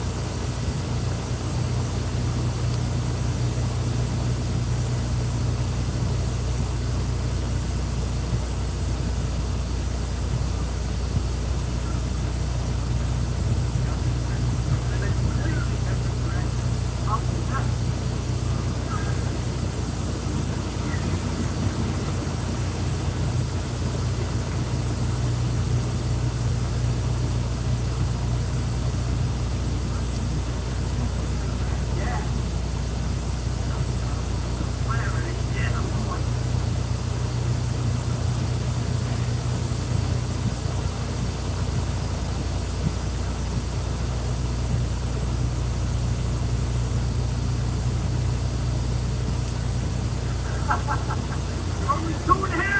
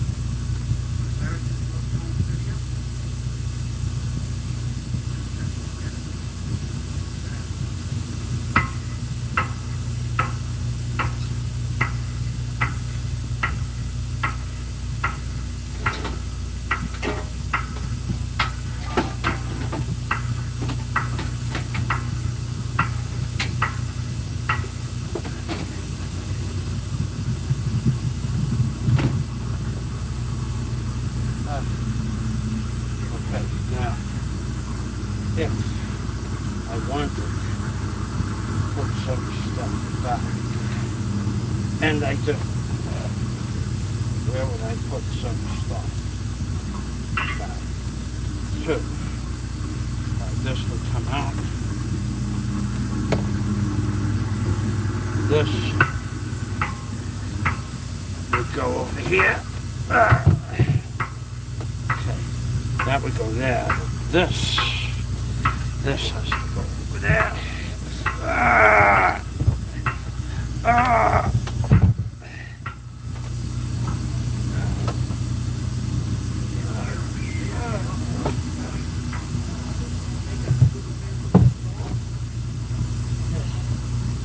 There. That goes there. So now, for tonight. Okay, this. This right way.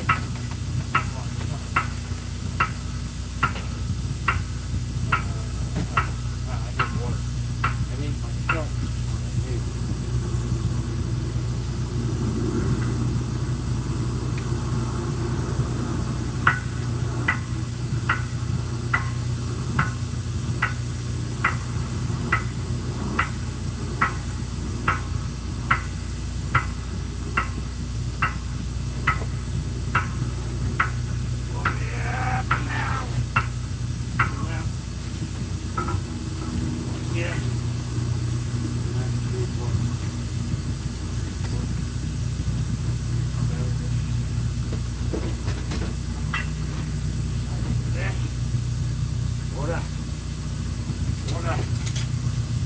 Water.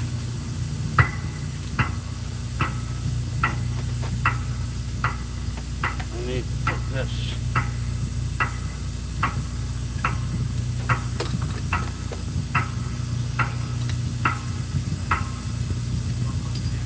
There.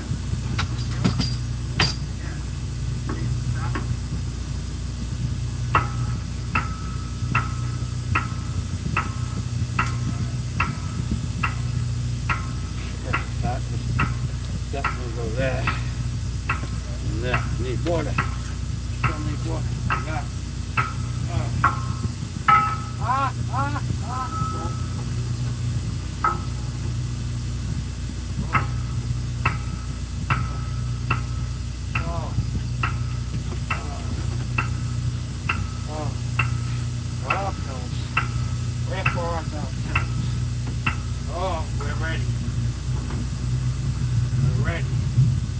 We're ready for an ibuprofen or 2. First ones of the day.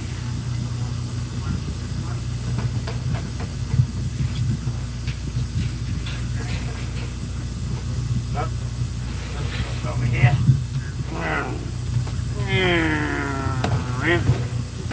Oh, there's the Pope's pipe.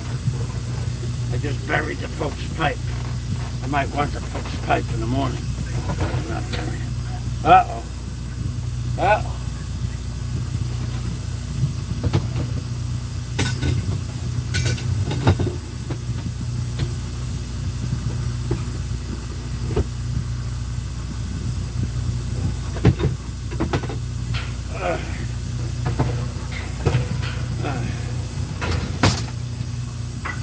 Okay, that's 2 out of 4.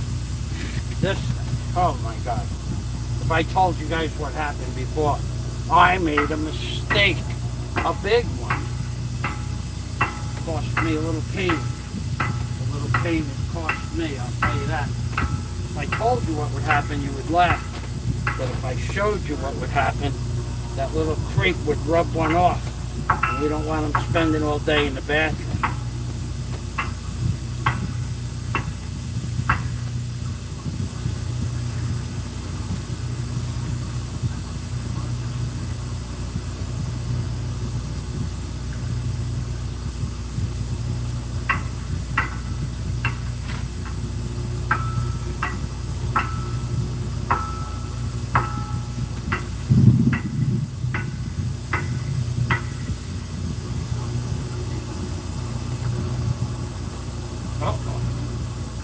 Got to do the thing I got to do.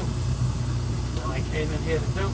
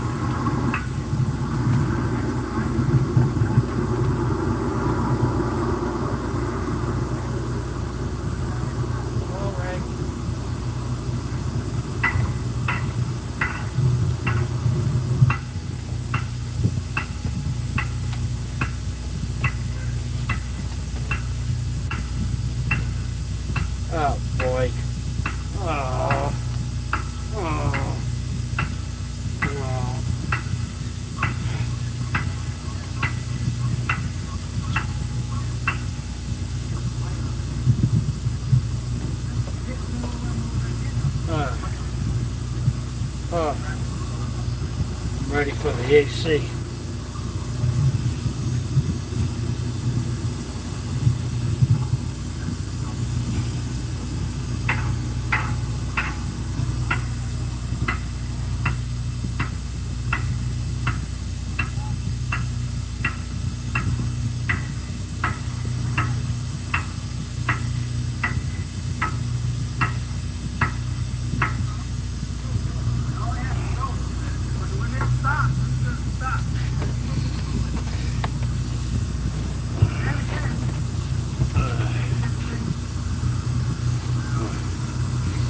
Okay.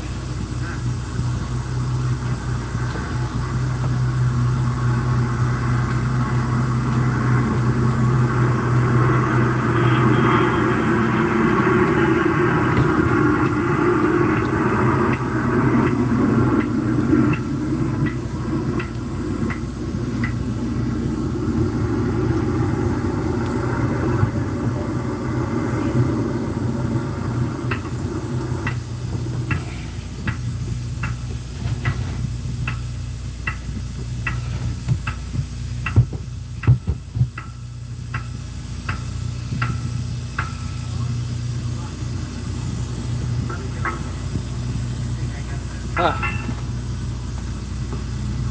Oh. This one. Yeah. This one gets shaked out.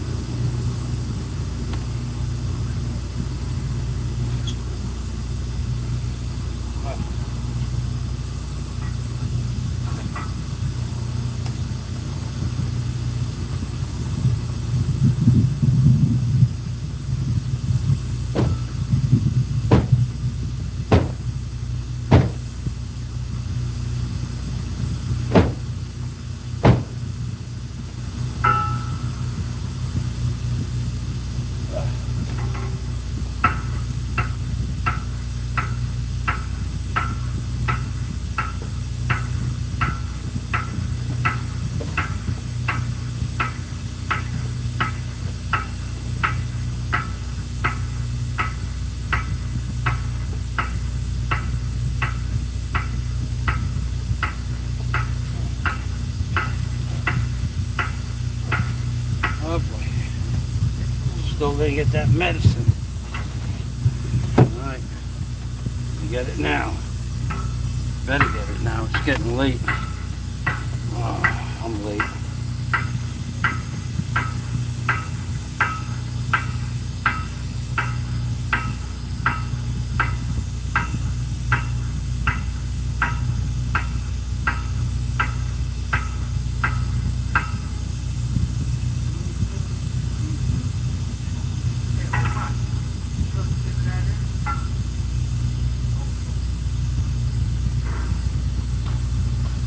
Medicine. Oh, I'm ready.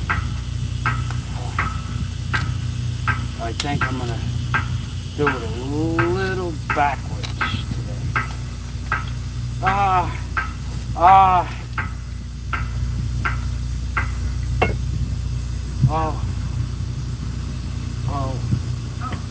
I'm ready.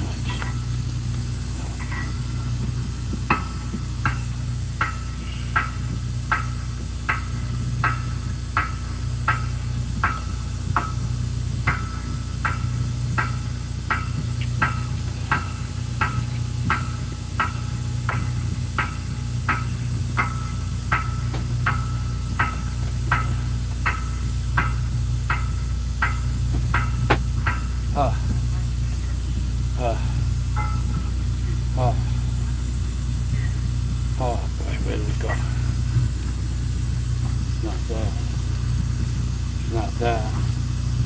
She's not there. No. Oh boy, oh boy, oh boy, oh boy. Oh boy, oh boy, oh boy, oh boy, oh boy. Where did my boat go? Where did it go? More than the book, I want the pen that goes in that book.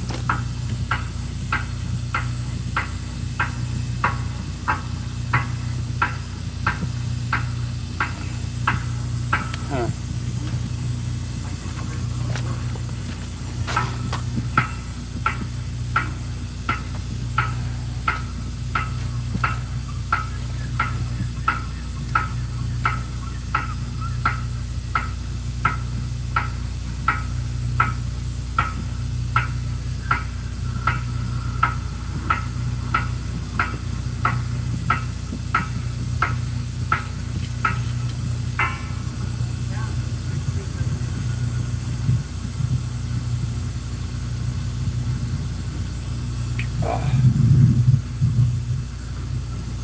Okay, where the fuck is the pen gone? Oh, there it is right there.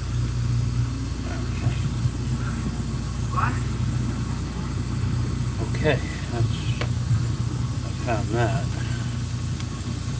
Okay, that's good.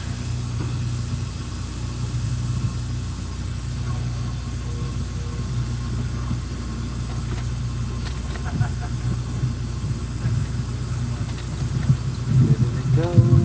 Where did it go? Where did it go? Where did it go? Okay, that's good, that one, yeah. Now I took my big pill.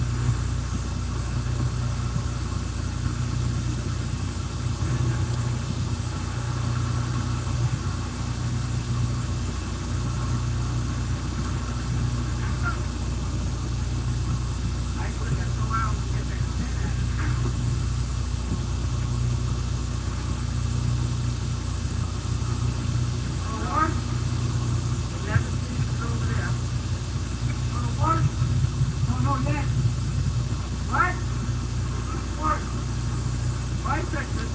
Usually does. Look, Kurt, I got brass nuts. I got brass balls. Thanks, Kurt. Yeah, it's gonna work. I had a little Bosch machine. Service. And the parts I couldn't have service, I did myself today. Sunday night. Thanks. Thanks, sir. I'll see you in a couple of months. I hope to be back here for the holidays. Probably won't be like that, though. I don't know. It depends if I work day and night and I get good wind and water. I could be down there by Christmas. That ain't gonna happen. Oh no! It's not really that far. It's about 1,000 miles to Miami from here. It's as long as I call.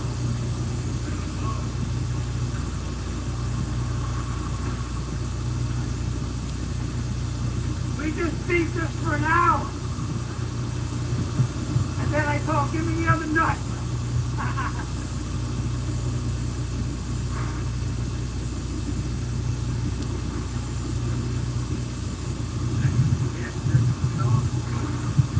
Want to come down? Look. Thanks, Kurt.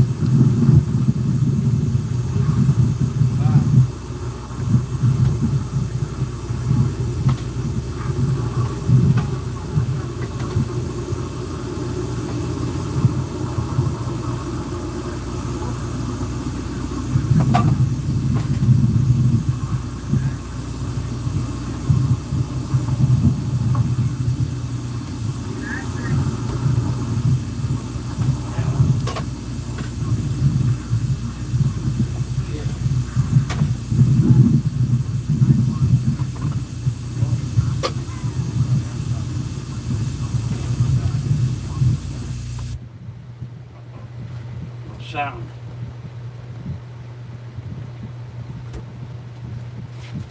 What the hell happened The there? Champlain Towers South condominium in Surfside, Florida, was one of the jewels of Miami Beach. It had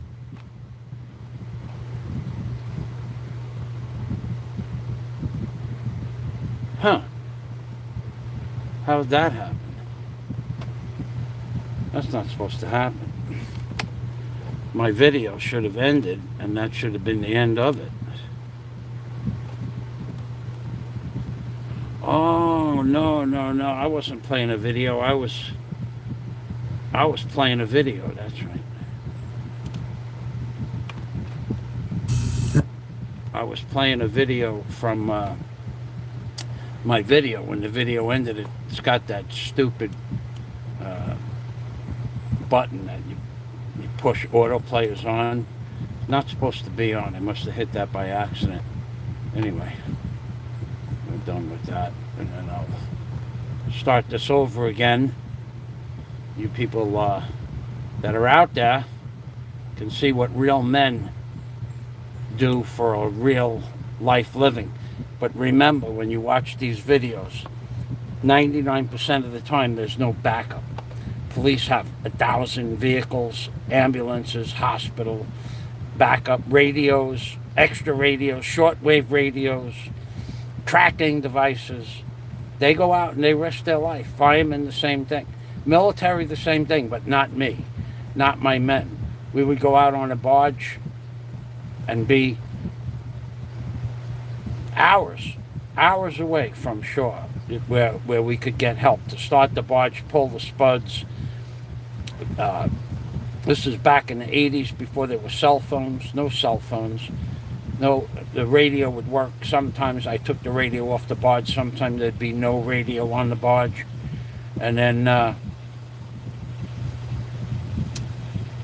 there'd be no way to contact. I could be out on a pier somewhere in the middle of the winter, like January or February, and buildings that I'm working behind are closed. You people have no idea what it's like to really risk all. To go out there and risk having something that weighed 5,000 pounds land on you, or cut your arm off, or cut your leg off. You people, when I call you sissies, I mean sissies, the keyboard warriors that say, I'm an e-bagger. No, I provide you with a wealth of entertainment and a wealth of knowledge about the Philippines. If you don't want to contribute monetarily, I can't make you do that. But I also have new rules that I'm going to abide by 100%. The rules will not be broken for a very long time. If you're not a contributor to my channel, and I don't care how you contribute, PayPal, Super Chat, Patreon, if you're not a contributor to my channel, your comments are welcome on my channel, as long as they're not nasty. But you will not be, your comments will not, no more questions answered when somebody wants to know what the rules are for guns, and I spent an hour explaining the rules about guns in the Philippines. When somebody wants to know how to get a container from New York or from America, no more explanations. You will pay for my explanations if you're interested. And if not, you can ask questions, and I hope somebody else can give you the answers. But there will be no more audience participation. That's over. For all that I give you, for all the entertainment, for all the knowledge, for all the things I teach you about tools and how real men can accomplish real achievements, and you don't compensate me, there will be no more, zero, none. If I don't know you personally, have your telephone number in my Skype, you're not a member of my Patreon community, you're not a PayPal contributor, and soon, Super Chat, if you're none of those things, then your comments will go unaddressed. And I'll tell you why, briefly, because it takes time to do that. And I am probably one of the few people certainly in the Philippines, that actually is working, constructing, doing, accomplishing stuff all the time, every day, from morning till night. And probably not so many people are doing what I'm doing on their own in America. People have gotten lazy. Their opportunity to work has been taken away. I have things to do. If you want to usurp my time for questions, you will pay for my time. You can ask questions to the other bloggers, the other commenters. Ask a question in the chat window. Get in touch with each other through your channels. Another thing, you don't have channels. None of you have channels with my playlists or a playlist with my videos. That's how channels become more subscribers. That's how YouTube algorithm works. None of you do that. You all ask questions, and then you don't even have the decency to say, "May I ask you a question?" Like raising your hand when you were in school. You just go, "What's the story with guns in the Philippines?" And I spent an hour and 15 minutes explaining about guns. Nobody even said thank you. That was the last comment I will ever address. I don't care if you say, "Please stand on your head in a clown suit with green lipstick." You will either pay me a minimum, and I haven't determined what that minimum is, depends on the question. You will either pay me for my time to answer your questions, or your questions will go unaddressed. That's what Super Chat, that's what PayPal, that's what Patreon is for, to show appreciation to the blogger or the channel for what they give you in return. You give me nothing, you get nothing. Tit for tat, they call that back in America. Except tit for tat has a whole different meaning to me, but I can't tell you what that is. The video the video will get flagged. My channel will probably get taken down. Tit for tat. I haven't thought about that in a long time. Anyway, this is the beginning of some work I was doing. I think you're going to see a storm I was in. Let's see. So you're going to see me set some pilings. Little sticks, 35, 40-foot sticks that weigh about 1,700 pounds. They're wet. And we're doing the last job before I left to bring that barge from where it is there, New York City, to Florida, Miami. 2 months on the barge, buying equipment, batteries, and tens of thousands of dollars worth of equipment. And then it was going to Cat Island in the Bahamas and storing that equipment in a way that it would be safe. Let's call it safe. And I bought like 12 8D batteries and 12 car batteries and 15-gallon drums of 90-weight oil and 15-gallon drums of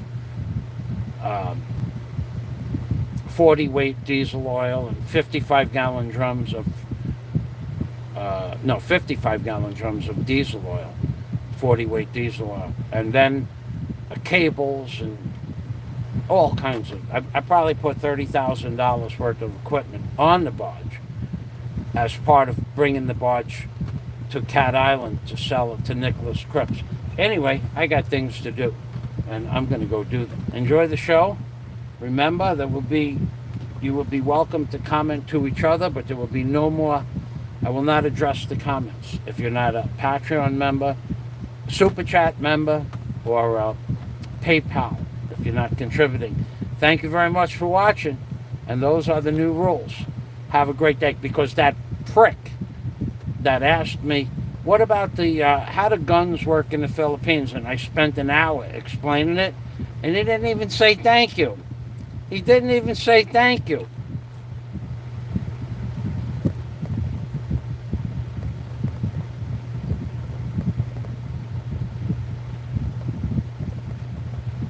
Here we go. That's an oxygen tank that you also saw there. That's filled up. The 3 acetylene tanks that you're looking at right there, they're coming with me in the truck to Florida. And that's my cousin Steven. Steven, say hello. Okay. Those are the new oil filters that he's taken out. That's the belts. right there. And that's the other drum that we're putting the bad oil in.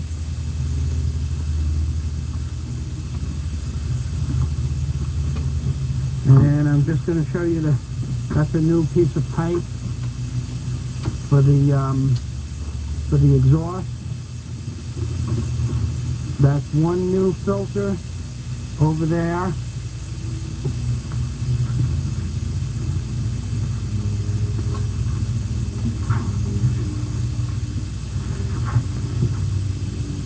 That's one new filter.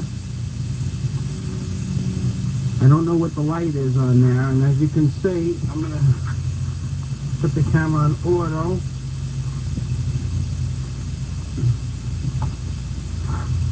The light's on. I don't know how much light it's giving you, but you can see the belts are off. The hoses are coming off, but I'm going to lose light here, and I wanted to get this done before nighttime, because after it gets dark, we're done with the job. We have spotlights coming on, and that's one of the gang boxes there. Some of the stuff on it, and that's another gang box over there. There's your bucket and the receipts to the thing. And over here, we're coming across to this side of the barge. As you can see, the welder is now in the back of the barge, and that's where it'll remain for the rest. Oh, okay, just to give you a heads up on what I'm doing, this barge is going. It's sold. It's already sold. I already have a $30,000 deposit, and it's going to Florida, and it's going to go to Cat Island after I put new resupply what's necessary on Cat Island for a marina, and then I get the final payment, and then I fly from Cat Island back to Florida, and I buy a house. I actually met Sean Connery on Cat Island in the airport. I don't know if it was on Cat Island itself. I think it was, but I didn't talk to him. I just looked at him. There was 100 people around him asking him for autographs. I didn't have the heart to bother him, but that's what I'm doing. I'm sending this video to the new owner of the barge to let him know that I'm coming. That's it. I'm going back to work now. For the trip, I cleaned up the grating, and Stephen, just pick up that other, put that over there, pick up that other canister. I want to come near the filter. Okay, put it back on. That's good. And then you can see the belts are off over there, and I started to take the hoses off the motors. And when you get there, you'll see all new clamps and everything. This is the stern drive. That's going to propel it down to Florida. And that's the crane. And I'm not doing this video in the utmost of, and that's a duck. Why a duck, I don't know. Pretty little guy, isn't he? And that's Jamaica Bay, but you can see, and what you see there is a building in Rockaway, depending on your view of it. But that building is 14 miles from here. You believe this thing goes that far, Stephen? Huh? Okay. All of these drums are going to come off the barge. Some of them I'm going to use for storage for my personal stuff. And then I have some 55 gallon, I might use one or two of those for fuel. And then I have some other drums coming next week. And this will be the end of the video at this point. Talk to you later. That was a little work. Little man work. When I call you guys sissies, I mean it in every sense of the word.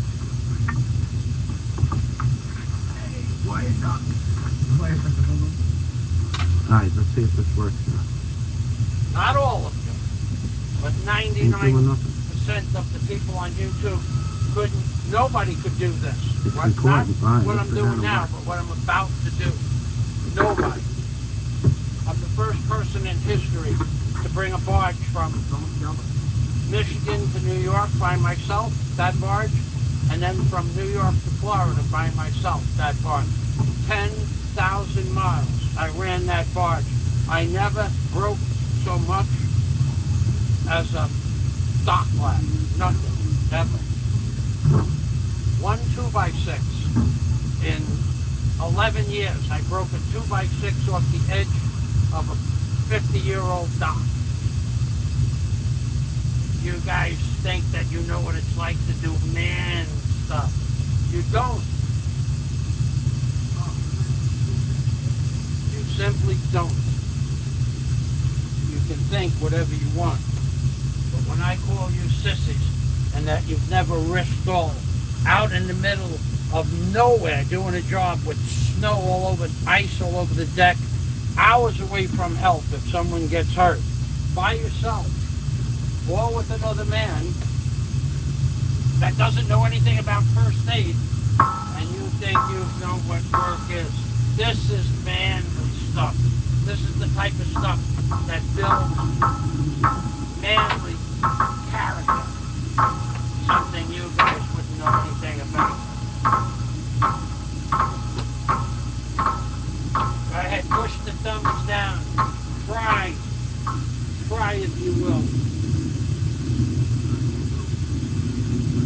See anybody complimenting me on my prowess or my abilities. See a bunch of jealous little freaky little people watching my video as voyeurs to see what a real man can do. Voyeurs.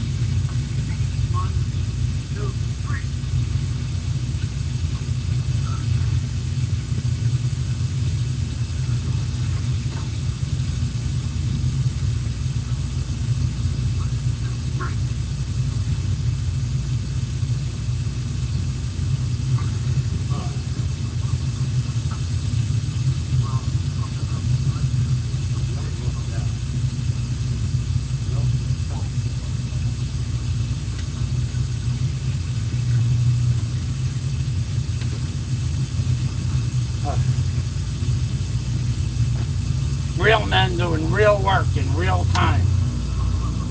Something none of you people have ever done. Most of you people have never done. Most of you people couldn't even try to do. You two keyboard warriors, one and all. Do I see any compliments? Do I see any accolades? No. I see a bunch of boyas, cowards, that say, good job, Mike Fazio, you're a real man. Why? Because I throw it in your face. Well, I should. I am the type of person that made America great, not you. Just remember that.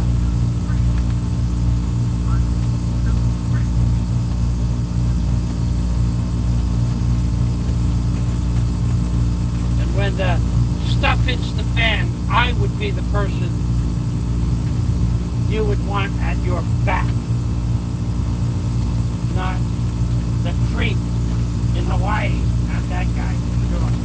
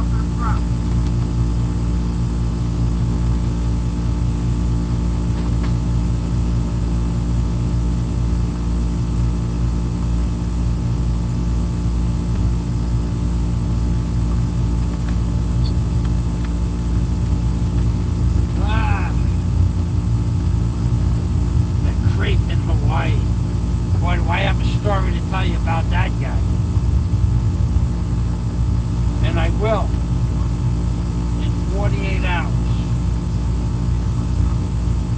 Creepy little bastard.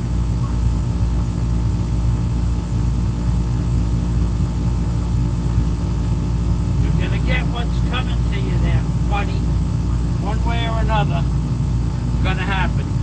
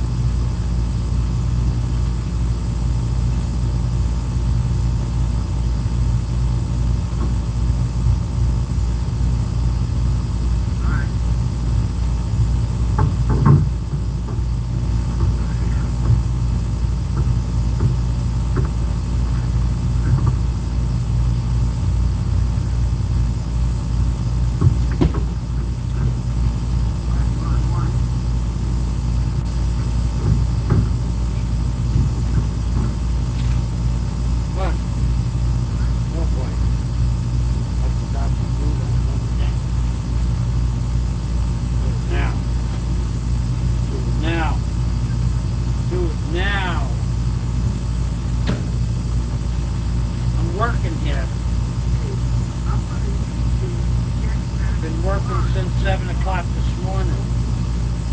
Going on 11 hours now of work. Real man stuff. Well, some of it is, some of it I could consider. A woman's job is never done. A woman's job is never done. I did clothes, I cleaned towels, I cleaned shirts, I cleaned pants, I cleaned floor towels.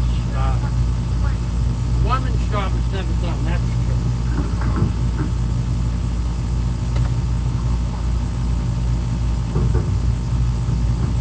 A woman's job is never done. I am alone here doing a woman's job most of the day today, cleaning, sweeping, vacuuming, grooming up the floor, grooming up the debris with a dustpan. A woman's job is never done. That's true. That I seriously mean. A woman who takes care of the house properly never stops. Her job is from the time she wakes up to the time she goes to sleep. And if there's children involved, more credit, more accolades. They never stop. The children, the medicines, the refrigerator, the foods, preparation of food, buying the food, storing the food. A woman's job is never done. I mean that sincerely. A good woman is a hard thing to find. You're not going to find too many good women in the Philippines, though. That I can assure you.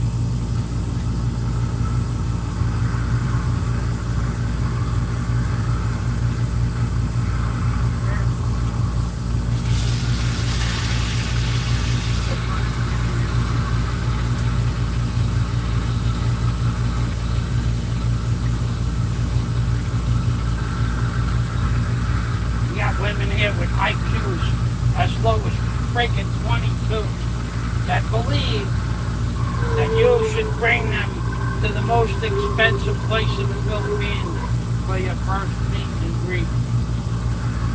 Spend 100,000 pesos to meet and greet somebody you know nothing about. Spend 100,000 pesos to meet someone for the first time that you know nothing about. If you knew about their past, you wouldn't even last a day. But they hide that.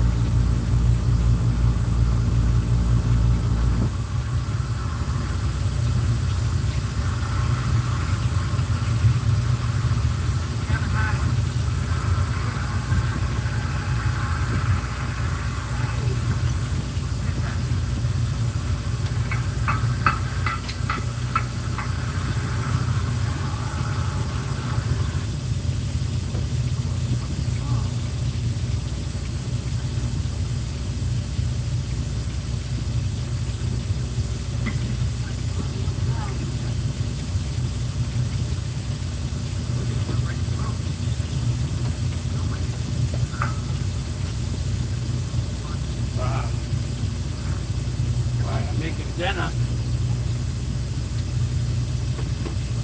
What a good dinner it's going to be, too.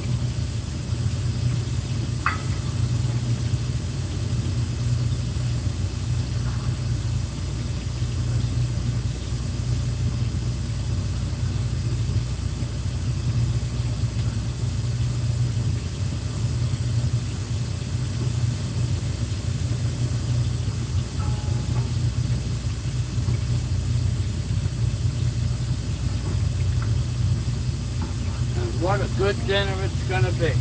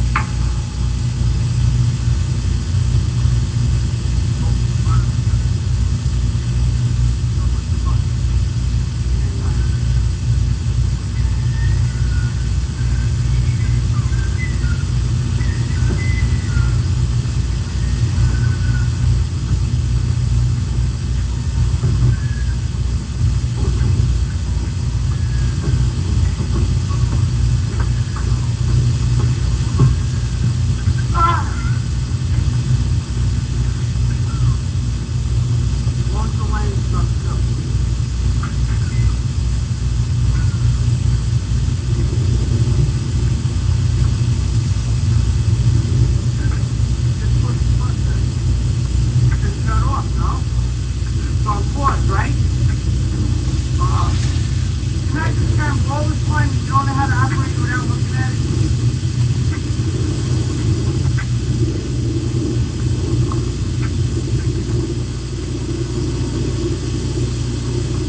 Come on, Steve.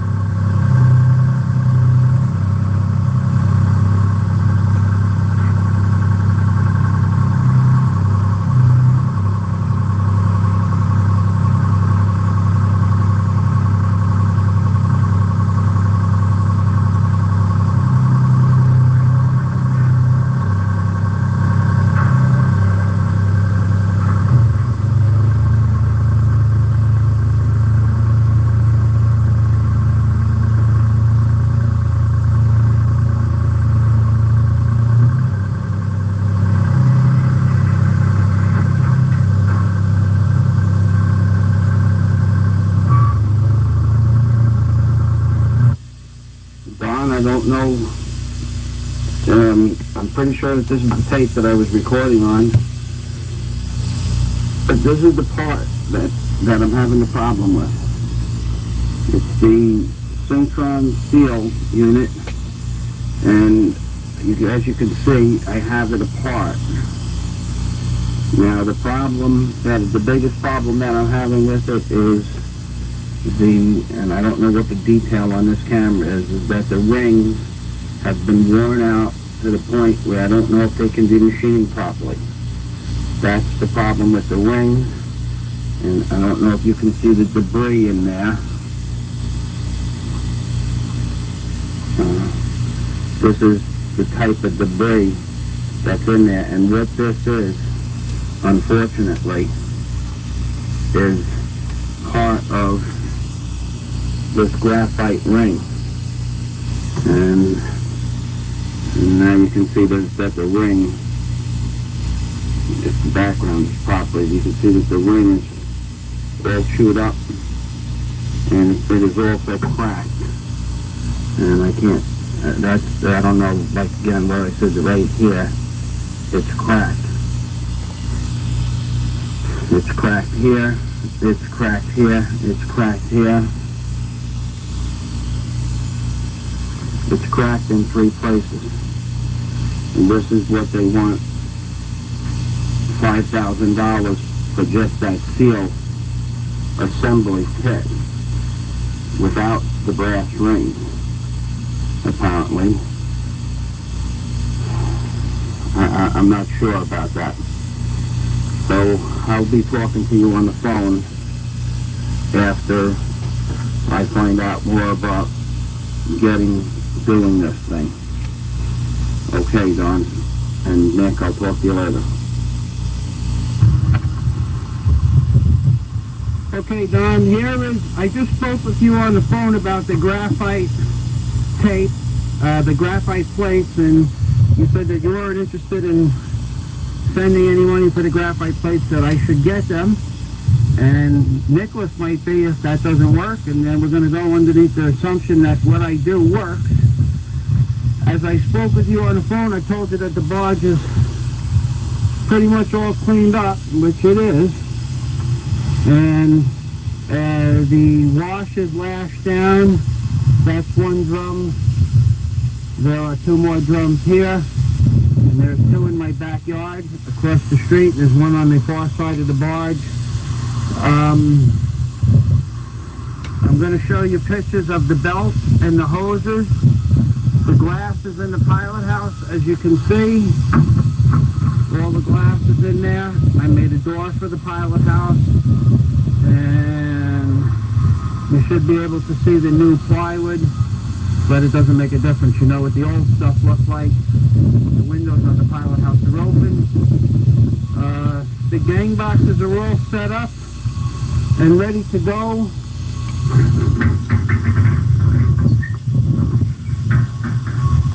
That's a picture of the alternator that I haven't put on yet because I have the panels open. That's rebuilt, as you can see. It's all highly polished and sandblasted.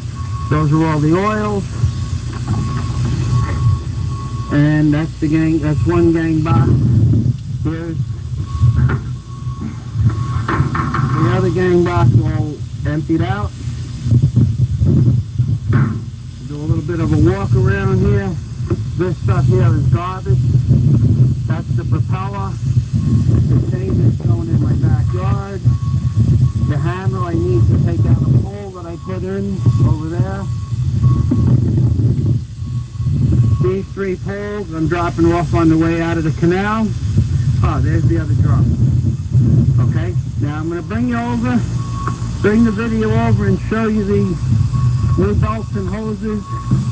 I put the new muffler bracket on there. You can see the new stainless steel bracket. There are your new hoses, all new clamps, hoses. I don't know what kind of magnification we got on there. That's all new stuff. Gates, green stripe. I put new springs on the thing. The oils are octane. This plywood is down here on the deck because this is where I'm going to put the 55-gallon drums. And here I have all my lubricants.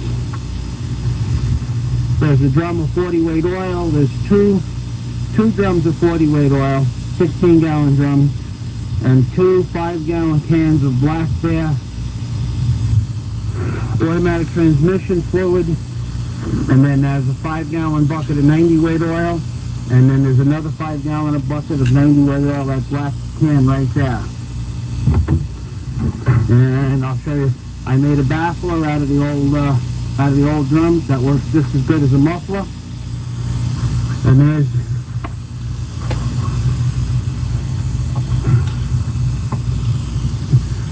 is, I don't know, there's your new green stripe hoses on there, and they're all new hoses also. Okay.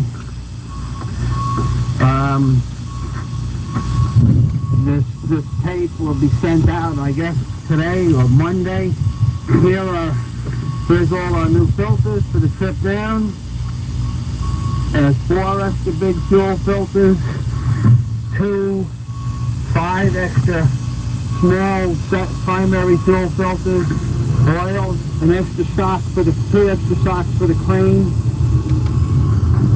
miscellaneous oils, belts, hoses, clamps, antifreezes, so on and so forth.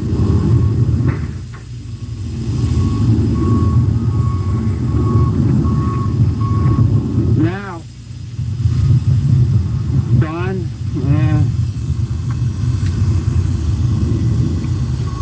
this is the last time that I'm going to be making a tape for you, Don.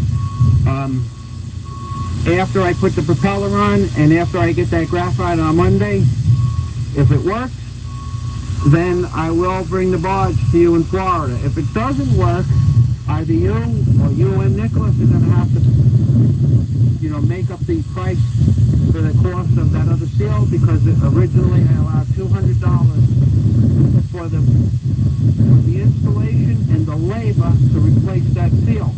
And you said over the phone I should know how to fix everything because it's my equipment. Well, Don, that's unrealistic. It's not true. And no one buys a Lexus or a Mercedes-Benz with the blueprints and then reads the blueprints, because they depend on the fact that it's either not going to break or they're going to repair it when it does break.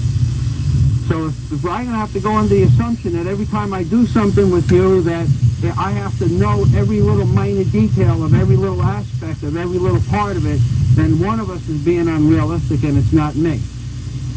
Therefore, if the seal works, I'll bring the barge to Florida. If the seal does not work, then what I'm going to do is I'm going to send Nicholas back his $5,000 deposit, and I will purchase the seal in the spring if I need to go anyplace long distance that I need a seal for.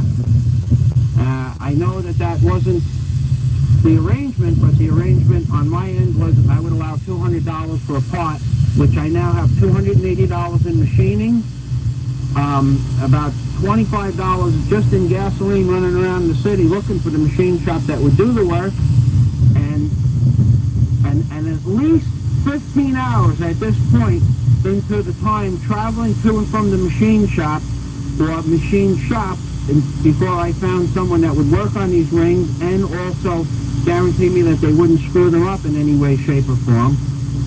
I am not the type of person to change my agreement in midstream, but I also can't take a $5,000 loss for a part, especially being that by the time I'm done with this particular little incidental project that I'm supposed to know everything about, I'm going to have 5 10-hour days involved in this, and it's either going to work or it's not going to work at the end of this week, and then we'll know from there. When I send you this tape, you can send a copy to Nicholas. Nicholas, I apologize if I seem a little bit upset, but your third party had informed me today that I should know everything that there is to know about every part on the barge, including the blueprints, model number, and serial numbers to the part, which is totally unrealistic to get the blueprints for a 50-year-old piece of equipment. And I don't even care. I know what the part is. I explained that the part is a for an '07 Murray and Traverse unit, and it's $4,486 plus tax plus delivery for the graphite sealing system. I'm not asking you for $5,000 for my time. I'm deducting my time from something else. But that's the way I feel comfortable with doing this. I'm working on your equipment, on my equipment, for you, and I'm doing the best that I can. Any more than that, no one that you know would do more than that, because they gave their word that they would fix something. No one. They would want to have money up front, they'd want to have money here, money there. I'm just deducting the time that I spend on the unit to the time, from the time that I would have spent working on the pump and the welder and painting the pilot house. Everything else I did. So with that, I'll leave you, and I hope to speak with you in a few days and tell you that everything is working in proper order. Today's backyard, the ramp, where the barge is located. And I'm going to take a picture of the barge and all the things on it that are going to be going to the Bahamas. Believe it or not. That's the crane. And there's a bucket on the front of the barge. And that lumber is not going to the Bahamas. Those ropes will be some of the support ropes on the way down there, and there are other lines on the other side of the deck. The barge is sectional, as you can see down there on the bottom. There are 28 sections that comprise the full structure of the barge. That configuration is the pilot house and the spud well. And on top of the pilot house is a 6-passenger Coast Guard approved draft. And in the wrapper and behind the spud well is a 6x6 high volume pump. And in the front of the pilot house, there are acetylene tanks just on the other side of the ladder.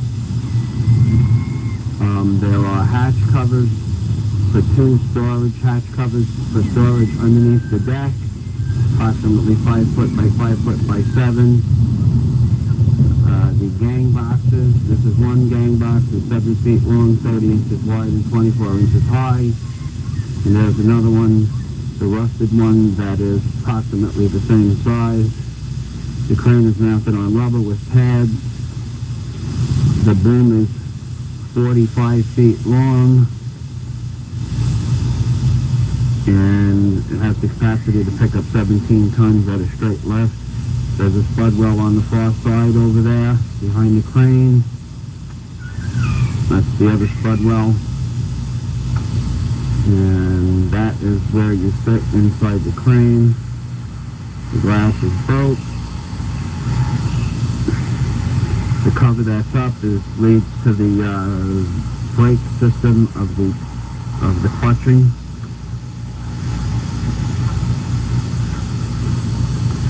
In the rear of the crane, in the rear of the barge, is the stern drive system itself, which you can't see very much of at this point. It's in the water. And that structure there with that looks like a ladder is a structure that helps me take the prop on and off. On the barge is located, on the barge are several different places for storage that I have. There's support package will go with the barge. That particular piece of equipment is a 4,000-pound hammer that goes with the barge. Oh boy. All right, I'm about ready to wrap this up in another half an hour. Just want to show you what real men do in real life. Not like that creep that lives in a closet rubbing one off every time he hears that I get hurt.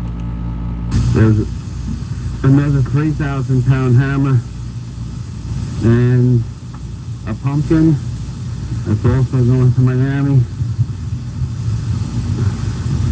The propellers are from a salvage job I did a few years back.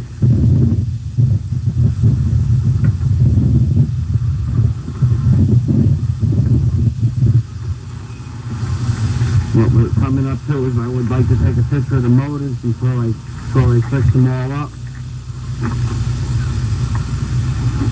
This is a little confusing. This is 2671. I don't know what the visibility is of these. Freshwater cold radiation.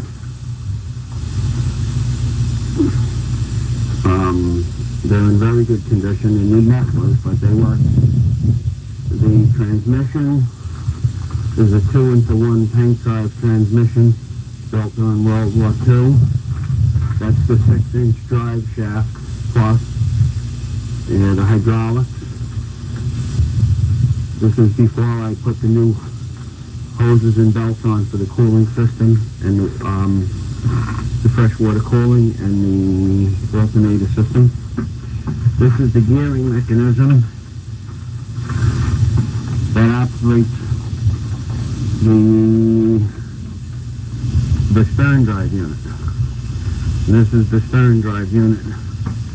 And there's the big propeller. You can see part of it underneath the water. That's one blade of a 66-inch propeller. And this is the back, that's a bracket, that's steel bracket, that's a bracket for building things separate from the barge. Of course, all of these poles will be off the barge. The containers are getting ready to go off at the next point of where I put it. We have a job down the block. And the straps that you see, the welder, which is underneath here, will be going with the equipment to the Bahamas. This is the battery box. I have the batteries, one of the batteries on charge. While the alternator is being rebuilt. That's the crane. It doesn't look like much, but it runs very well. Those are the controls for the crane. And I'm going to get off of here and bring you up to the pilot house. This is the area where I live. This place I did some of my work. That's the house that the barge is parked at for the winter. And you can't see the poles for the barge. Rather sunny out. I don't know if you're getting involved with the light so much as I am.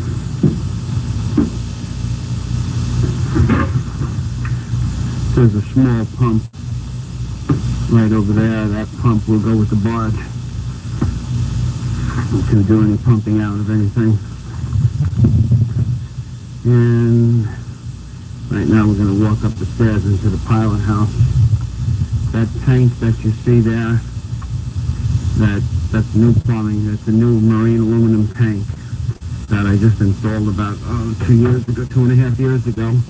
And there's a smaller tank next to it for the package that operates the 6x6 pump.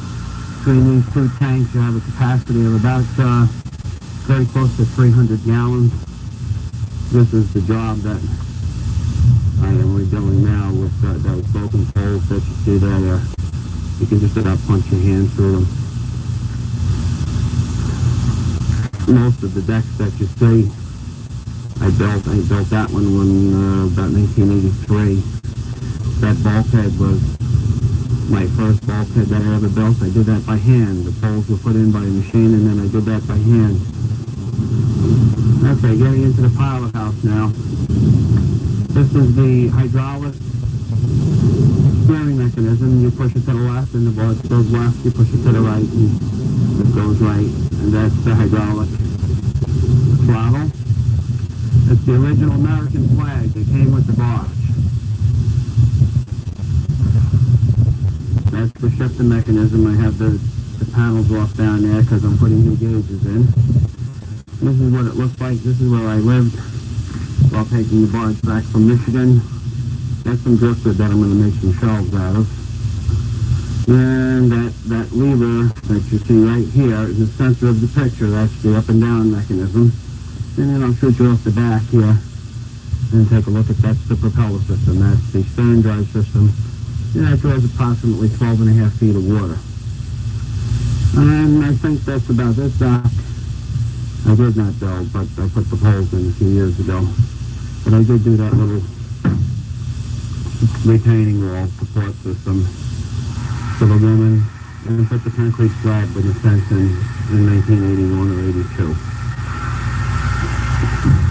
And I built this house with a man named Irving Klein, who pretty much taught me everything I knew by the age of 12 as far as carpentry was concerned. He was a master carpenter, and him and I built this house from the time I was 8, and he died when I was 17, and I finished the house for his wife. Well, by the time I was about 23, the house was done.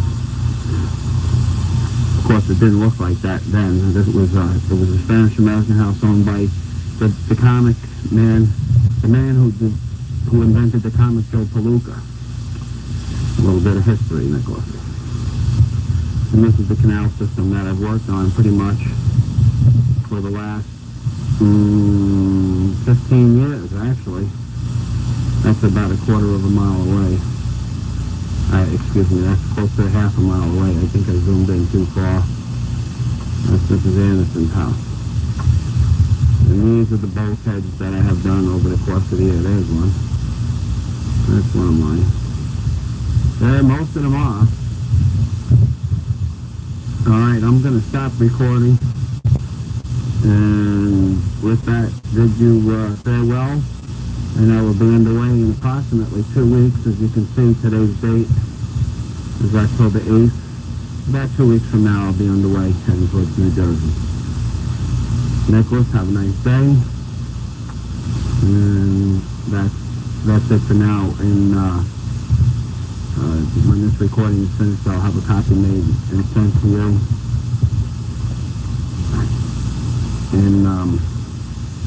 In the Bahamas, I guess. I'll send it to Don, and he can track it. He can, relay it on to you. Good day.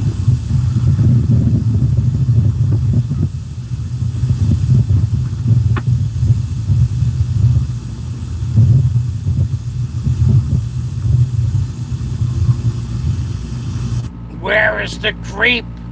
That's what I want to know. Where is the creep to deny that I own the barge? He's rubbing one off.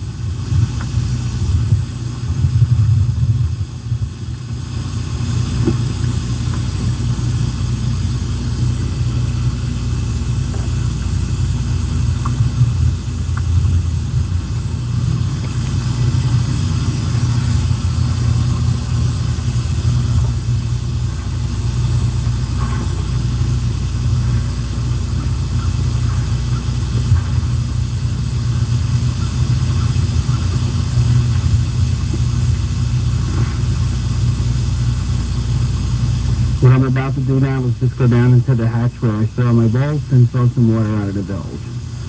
And this is the type of thing that you do when you own a barge.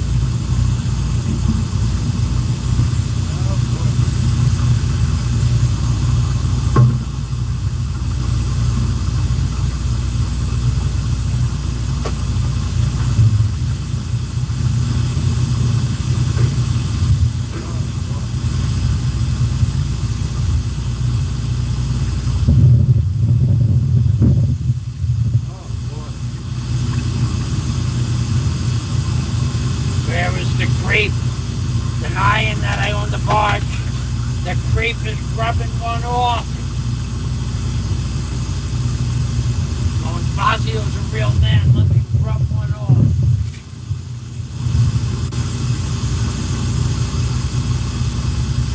In the name of Fazio.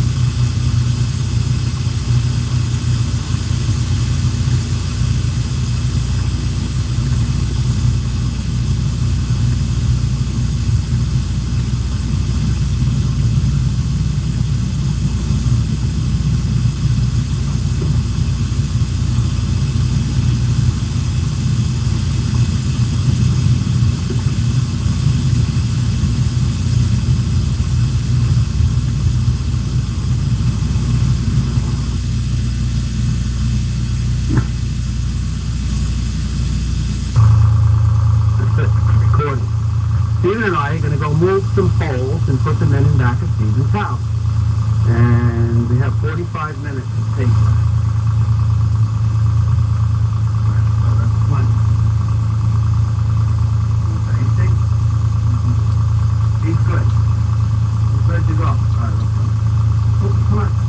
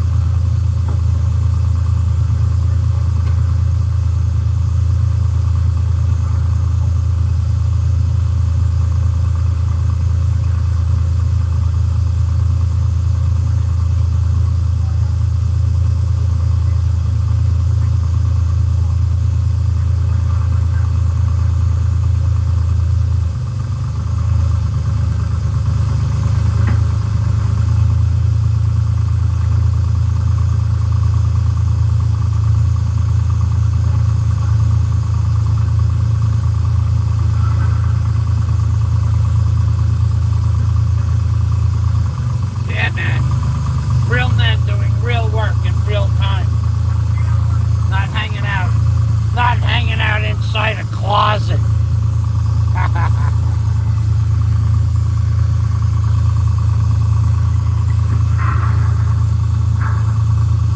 Yeah, baby.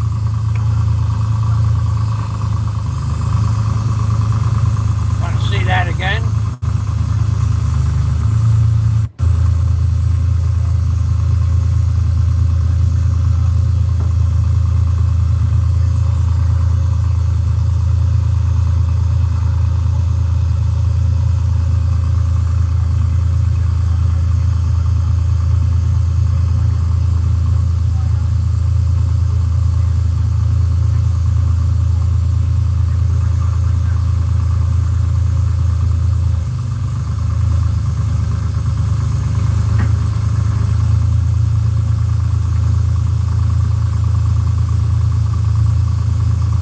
There it goes.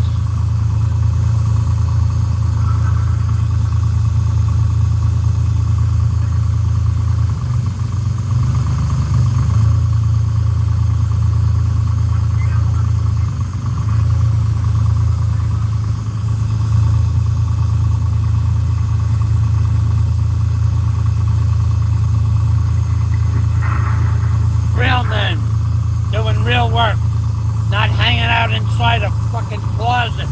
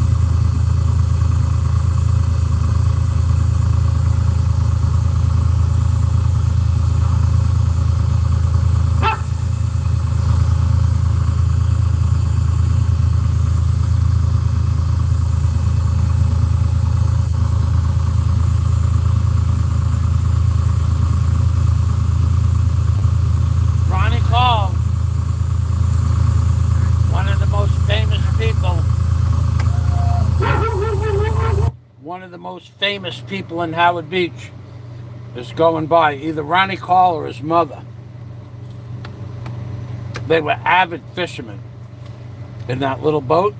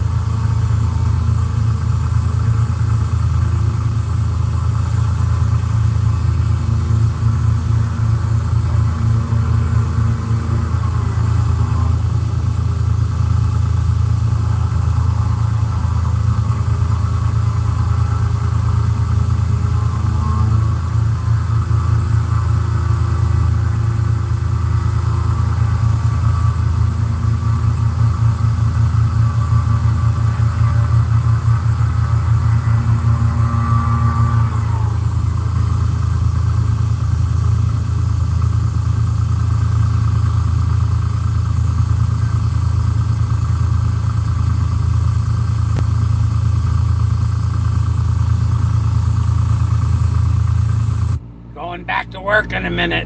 Not like that closet dweller.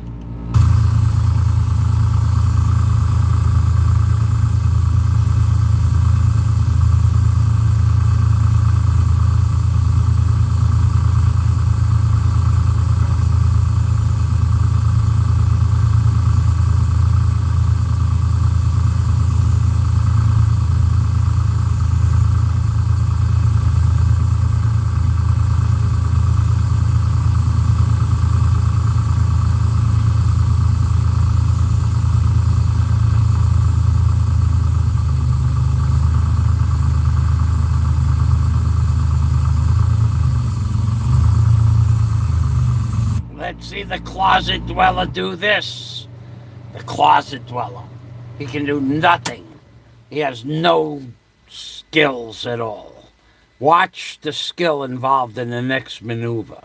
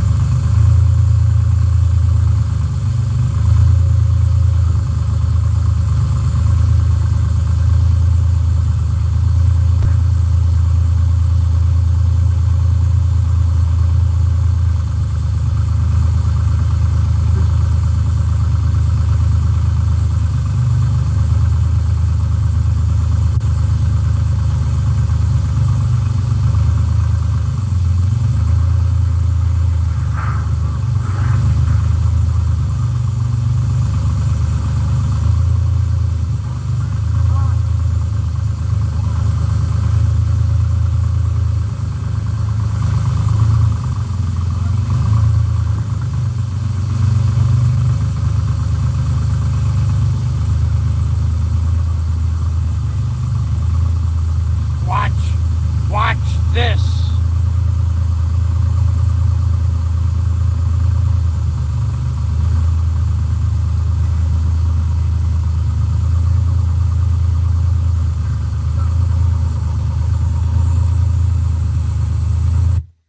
Let's see the closet dweller do this. Closet dweller. He can't even make a video without putting his finger over the lens, let alone do this. I used to call this the Fazio maneuver.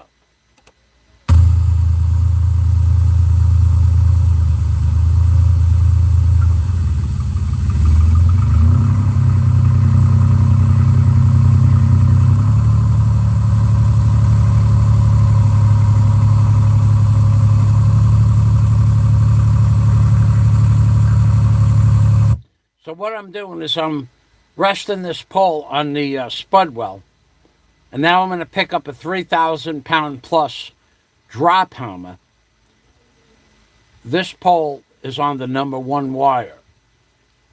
Now I'm going to pick up a 3,000 plus pound drop hammer and put it over the top of that piling.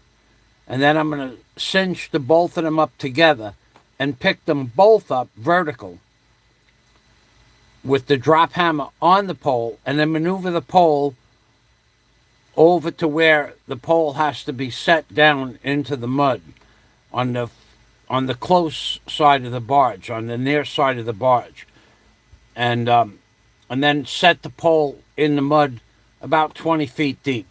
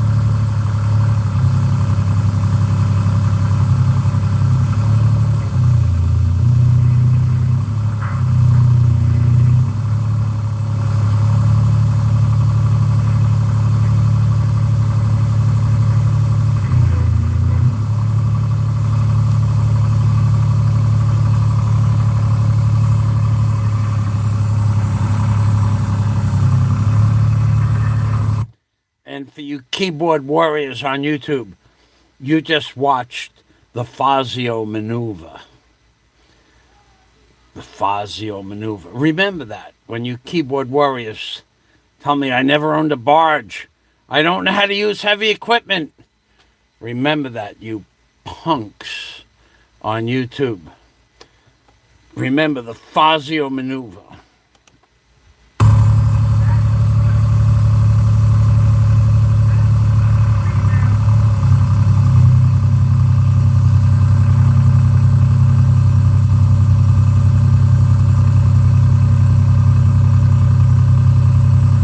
You should also think about how much faith the man, the low water man, that's underneath all of that, thousands and thousands and thousands of pounds of equipment and cables that could snap at any time, how much faith he has in the operator, otherwise known as the Fazio.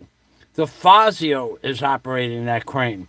Just think about how much faith people put in me for 17 years running heavy equipment under my tutelage. And never once did anybody get hurt until the very, very, very, very, very last job. Somebody lost a fingernail, literally lost a fingernail. That was the first injury in 38 years. He lost the fingernail. And it was his fault. The Fazio maneuver. The Fazio has skills that you have no concept, no understanding, no comprehension. Watch what we do next.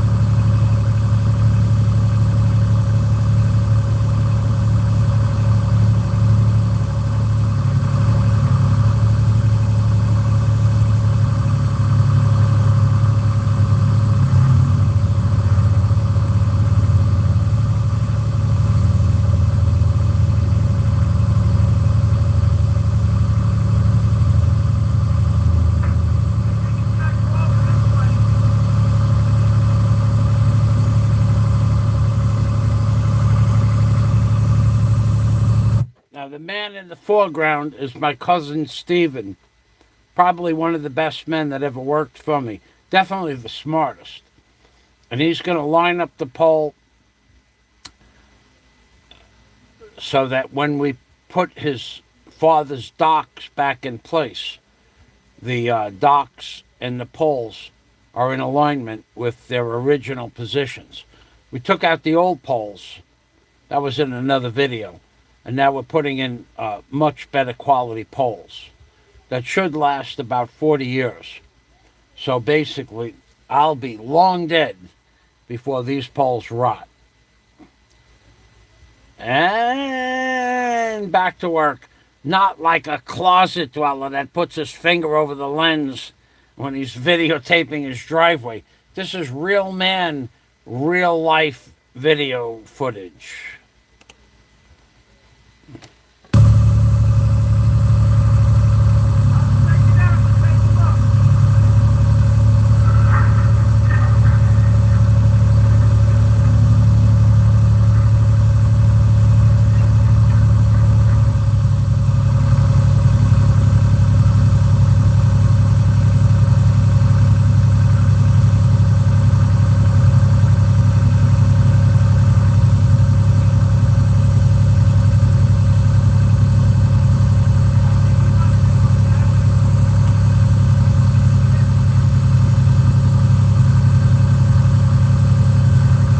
Now, what you can't see is the man in the foreground is giving hand signals to me, but his body is covering up the hand signals.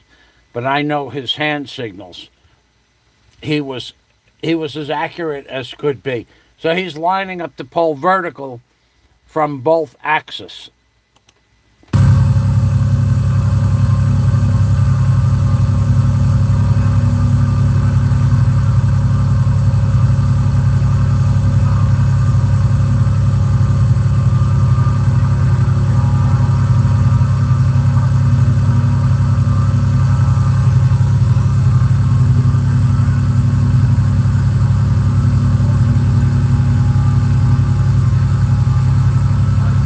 If you notice, his hands are moving. He's talking to me with his hands because you can't hear anything in the crane.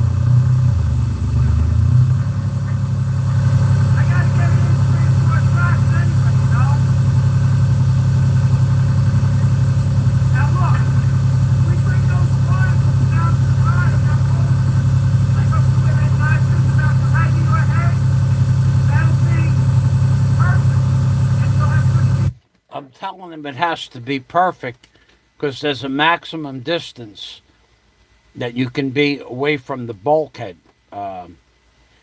with the dock plus the boat. There's a maximum distance, so it's got to be exactly as far away from the bulkhead as possible, and not too far that it goes into what is called the into the canal itself, into the body of the canal. Something higher than me. Hold straight there. Get me straight.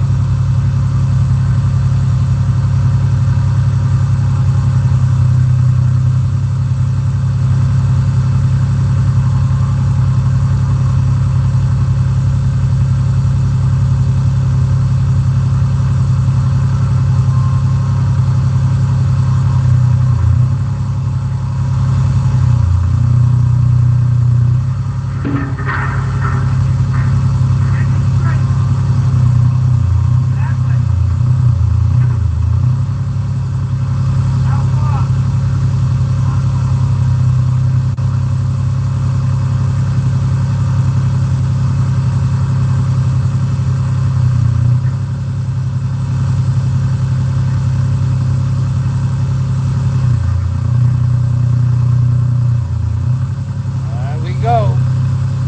Drop.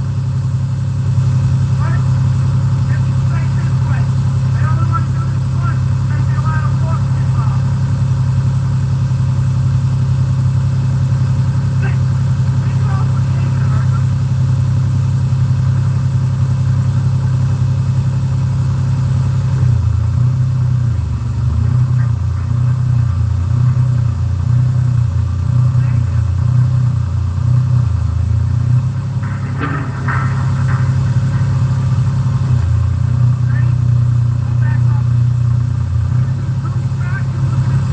You are witnessing what is called a drop, DROP, drop hammer pile installation.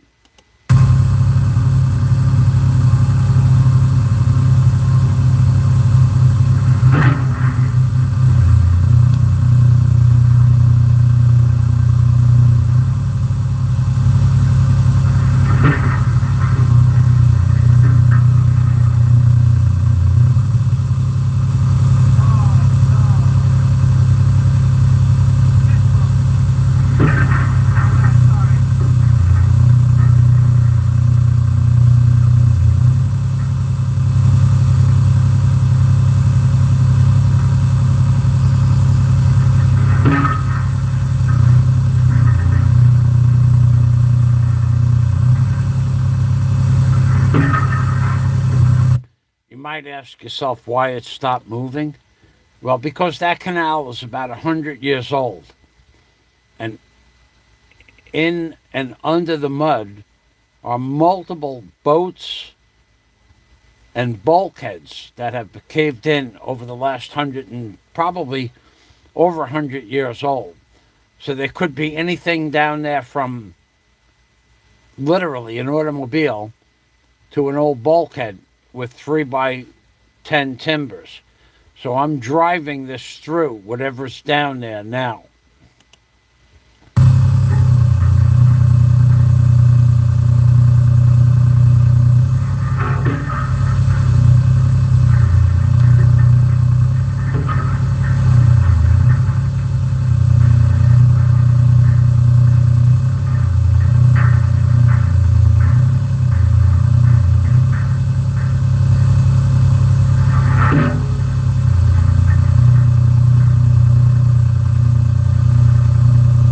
What you're witnessing is about 20 tons, 40,000 pounds of hammer hitting that piling, and it's not moving so far because it could be going through rocks, could be going through an old boat, it could literally be going through an old car. We don't know what's down there.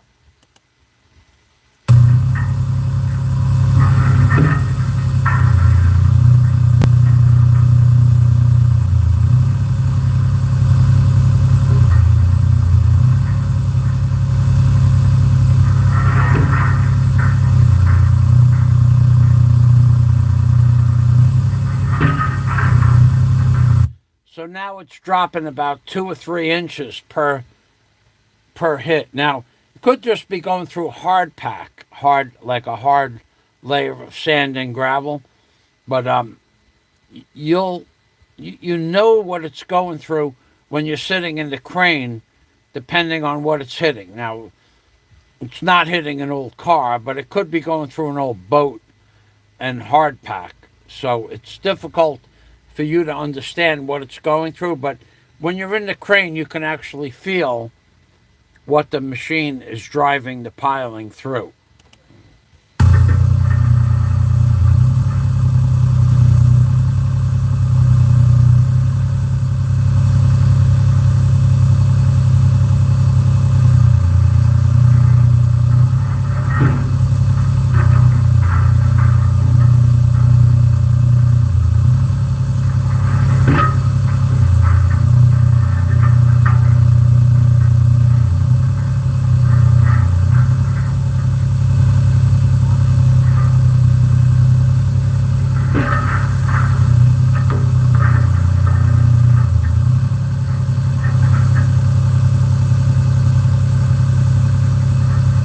Now I'm letting it bounce back and forth because it makes a nice big hole. But the pole could snap. I don't ever remember a pole snapping on me, but they do snap.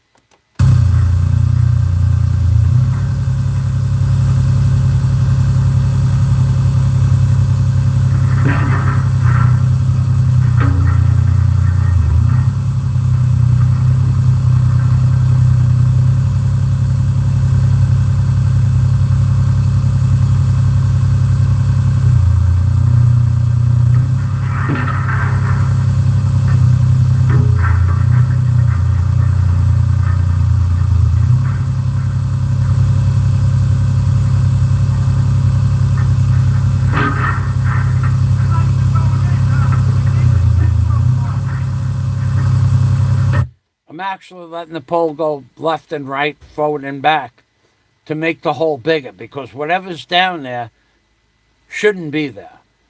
There's something down there that it's trying to drive the piling through. It's not hard pack. It's old bulkhead debris, rocks, like landfill that they used. In this canal, someone used a landfill of the old Belt Parkway, the creosote roadway, and I am not talking about like 4 inches of the old Belt Parkway. I'm talking about 2 or 3 feet of the old Belt Parkway was used to fill in parts of this canal. I dug out hundreds of cubic yards of blacktop.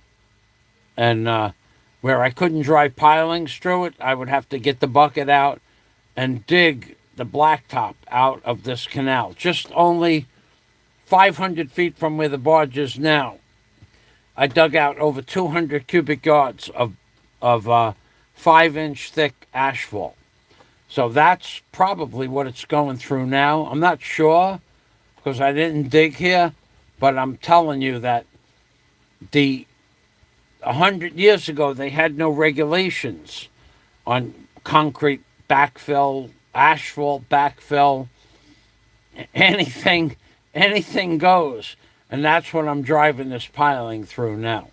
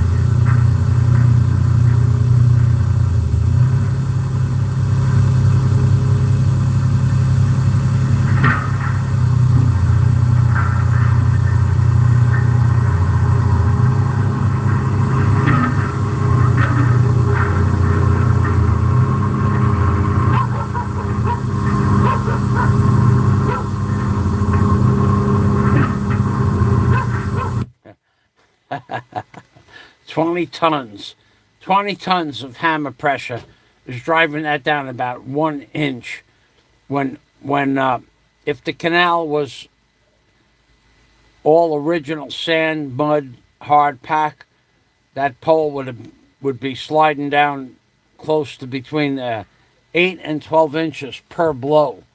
But right now it's going through, I don't know what, no one knows what, without digging it up. And you're talking about something that was dumped in the canal as landfill 120 years ago.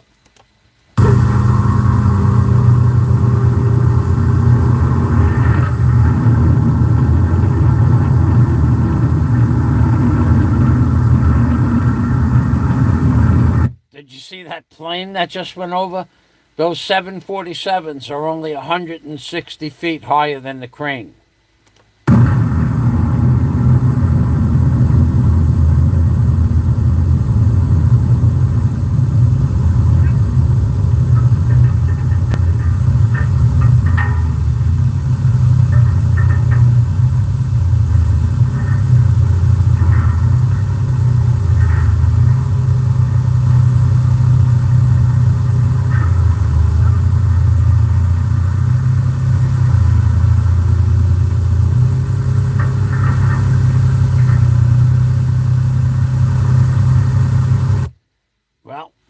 That pole wasn't going in where it was, so I pulled it out, and I'm going to set it someplace else. Because whatever it was hitting was not allowing it to even go down 1 inch. So I have to move the pole. So whatever, I'm telling you what's down there, the old Belt Parkway, sometimes 5, 6, 7 layers of asphalt. On another job, I dug for months to get the Belt Parkway out of the way so I could put a bulkhead in, and this is only 500 feet away, so it's probably the same material.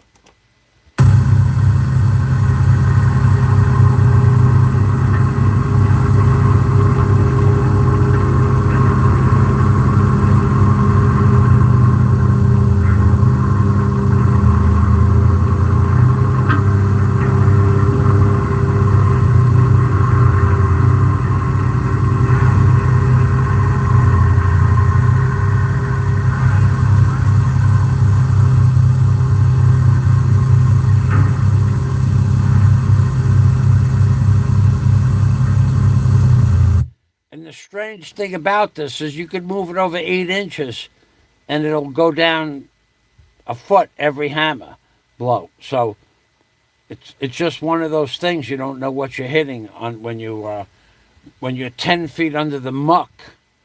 You have no idea what's down. It could be an automobile, could be a truck, could be anything. And that was not going down at all. Per hammer blow, maybe a half inch. So I had to move the piling to a new location.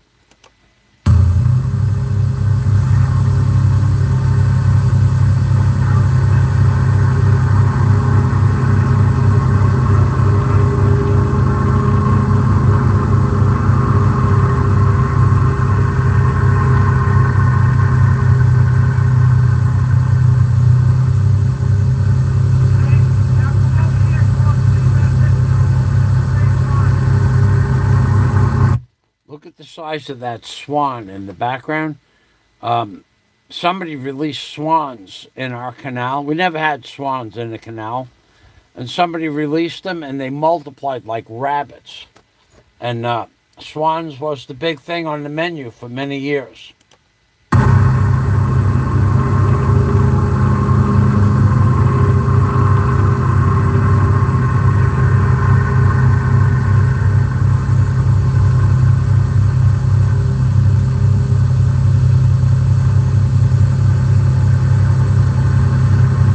Also were a hazard and a nuisance to the ducks and the other wildlife because they ate like 5 times as much bottom food as the other inhabitants, the natural ducks.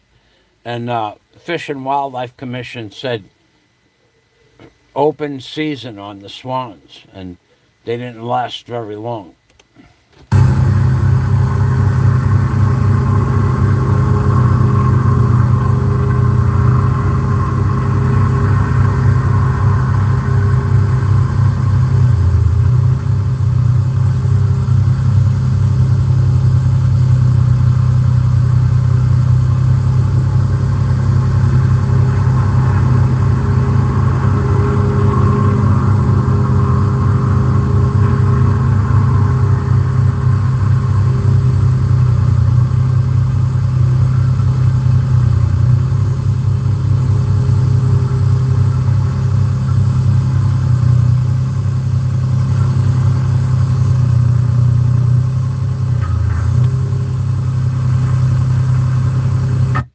those of you just tuning in, this is the barge that the creepy closet dweller says I never owned. The creepy closet dweller said I never owned a barge. The creepy closet dweller said I never owned a barge and I don't know how to run heavy equipment. The creepy closet dweller, he's delusional. And by the way, he's still in the closet, by the way.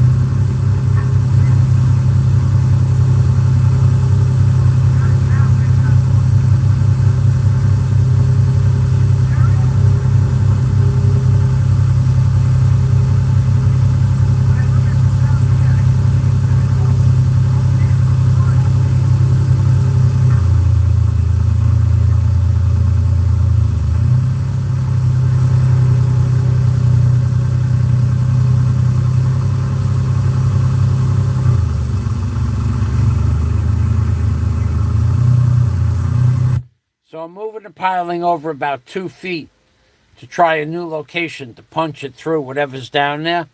And the strange thing about dropping these pilings in the mud is that there could be 500 feet away, there was the old Belt Parkway, but there was also some sort of concrete embankment that was 14 inches thick, 5 feet wide, and just random lengths. And there was no way to drive a piling through that. So I would have to dig around it or wash around it, pull that piece out, put it up on shore or behind the barge, and then drop the piling in and then drop the debris back into where the piling was. But some of the stuff that's down there is literally 14 inches of concrete, 5 feet wide, and in random lengths, anywhere from 4 foot to 10 foot pieces. You are not dropping a piling through a 14-inch piece of concrete. You either have to remove the concrete or move the piling over 6 inches and it'll go to the side of the concrete.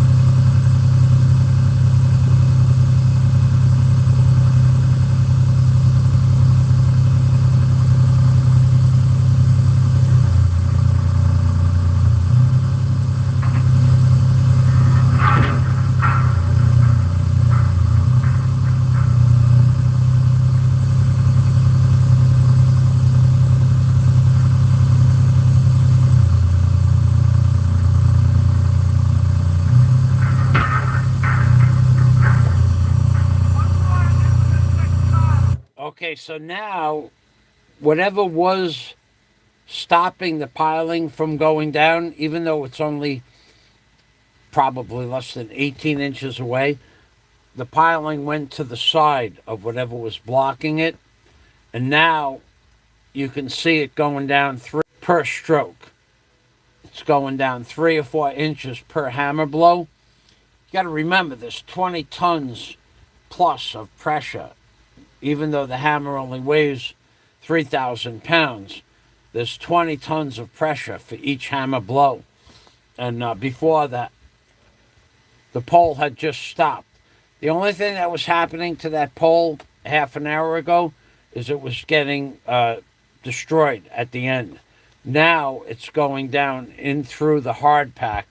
And once it goes through the hard pack, it's going to get, the hammer blows are going to, instead of it going down 2 or 3 inches, it'll go down 5 or 6 inches per blow. So here we go.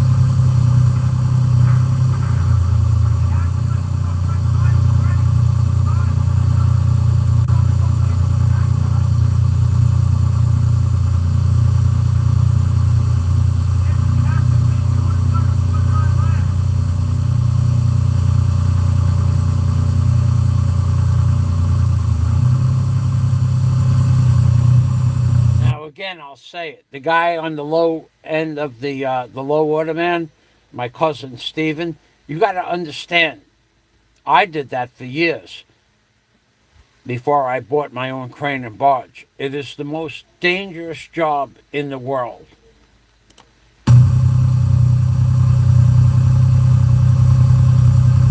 There were so many things that could go wrong. The pole could snap and shoot a piece of lumber right through your body. The cable could snap. The brake on the crane could fail.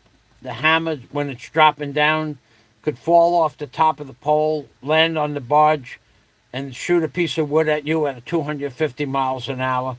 It's so dangerous. It's unbelievable.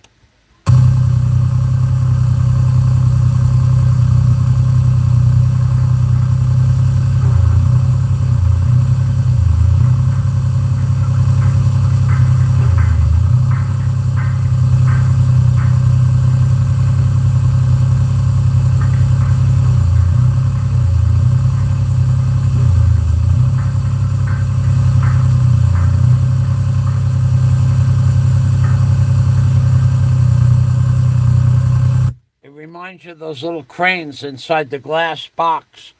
The crane is moving, the barge is moving, the pole is moving, everything's moving, and you can't see it only from one angle. But you got to remember, you have three different cross sections to check where it is.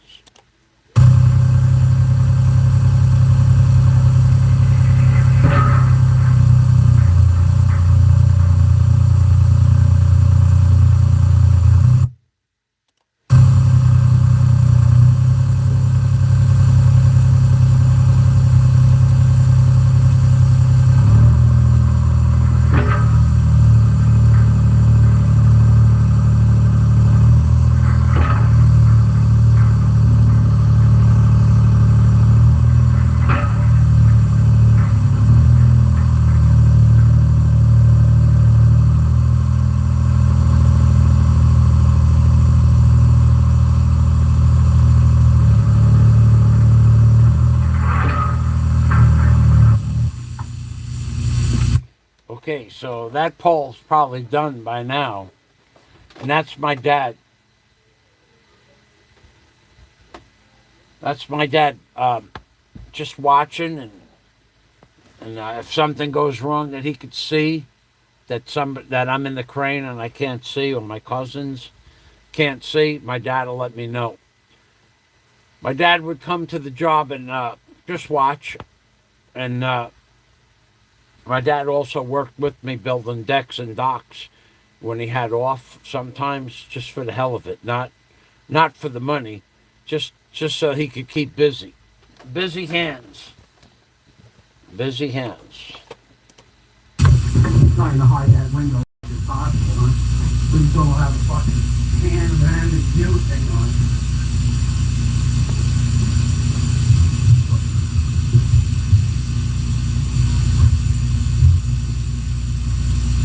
See, this is another pole.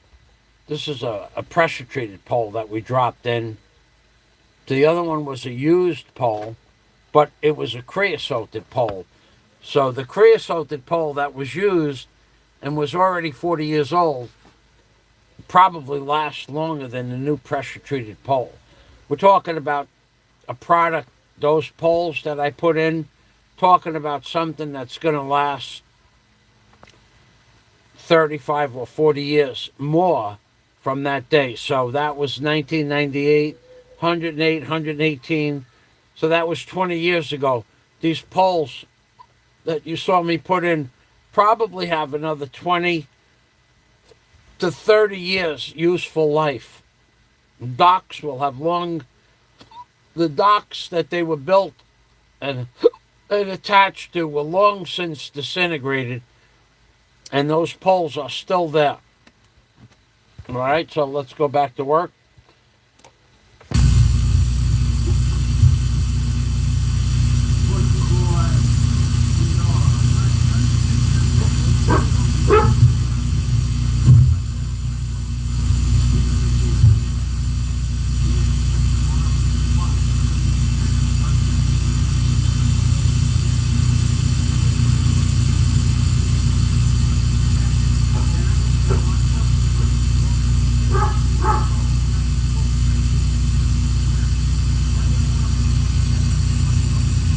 This may have even been a different day. I don't know.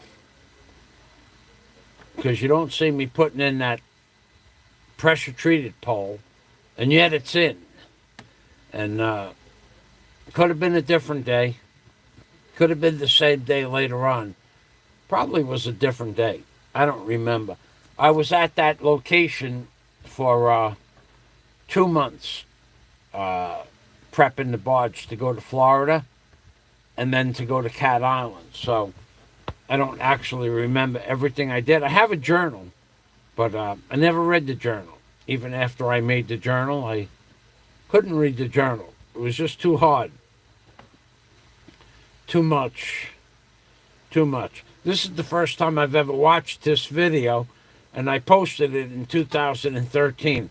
I have never watched it because it brings back a lot of memories.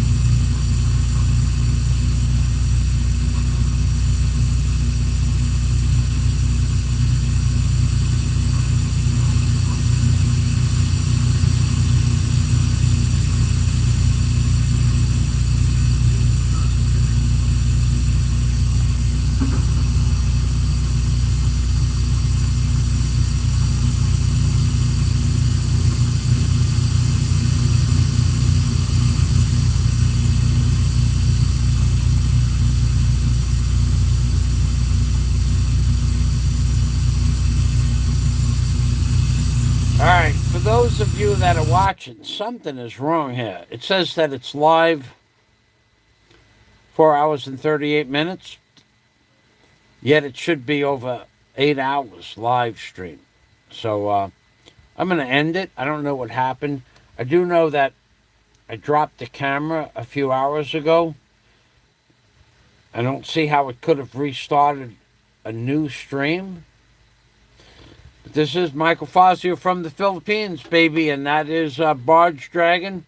This is my dad, Captain Thomas Fazio, my cousin Stephen, and this is December or maybe October of 1998 in preparation to bring the barge to Florida. So thanks for watching. Amping Permi, which means take care always, and I don't understand at all why the video shows only 4 hours and 39 minutes. Well, let's see what happens if I... 4 hours and 39 minutes. We'll see what happens. Let's see what happens if I... 4 hours and 39 minutes. Huh.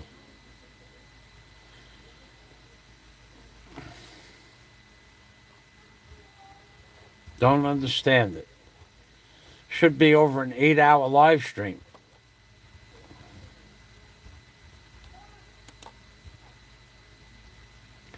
Okay, thanks.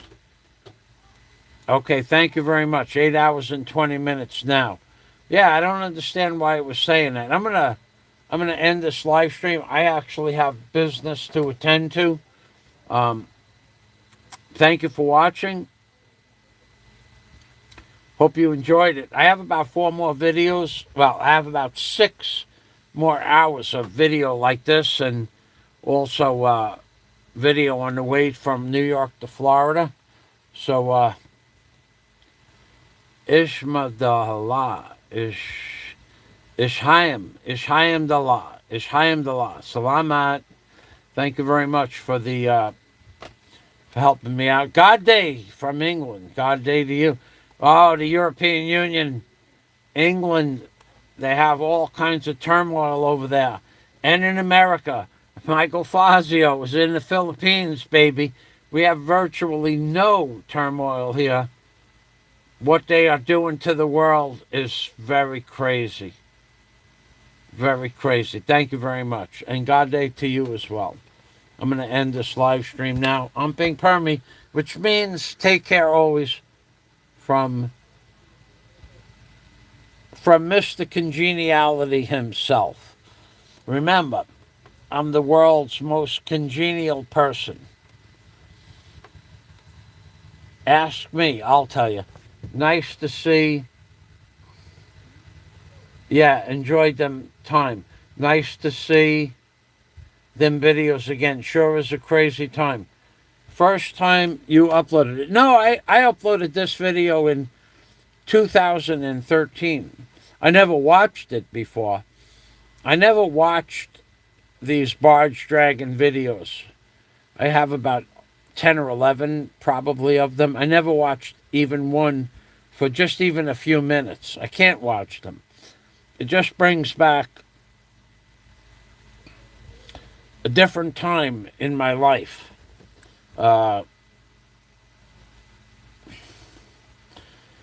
When things were cool.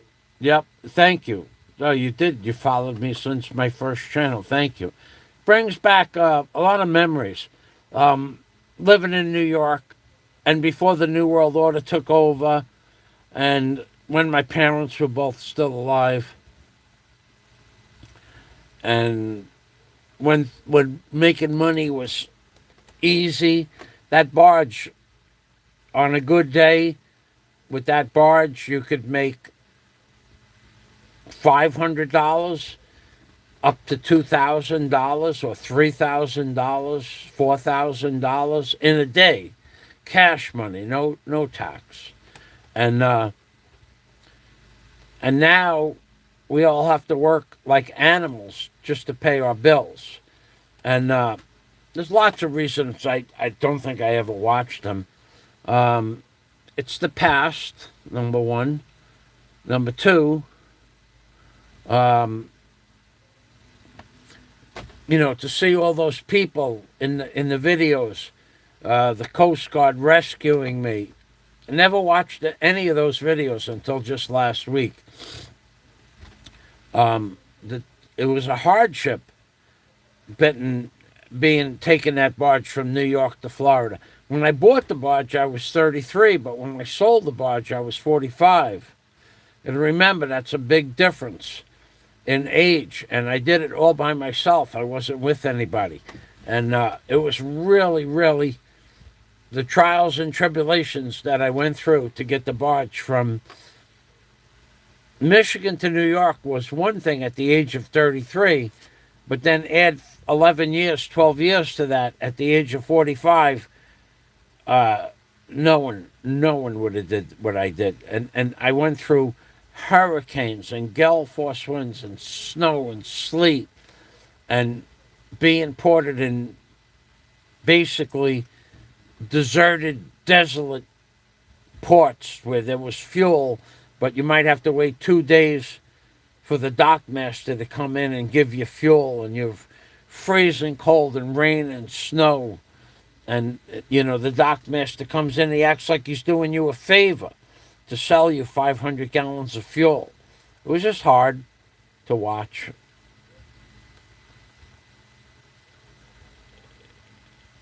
Shayam the law. That's pretty cool that you've followed me that much time. A lot of people have followed me. Look what YouTube has done to me.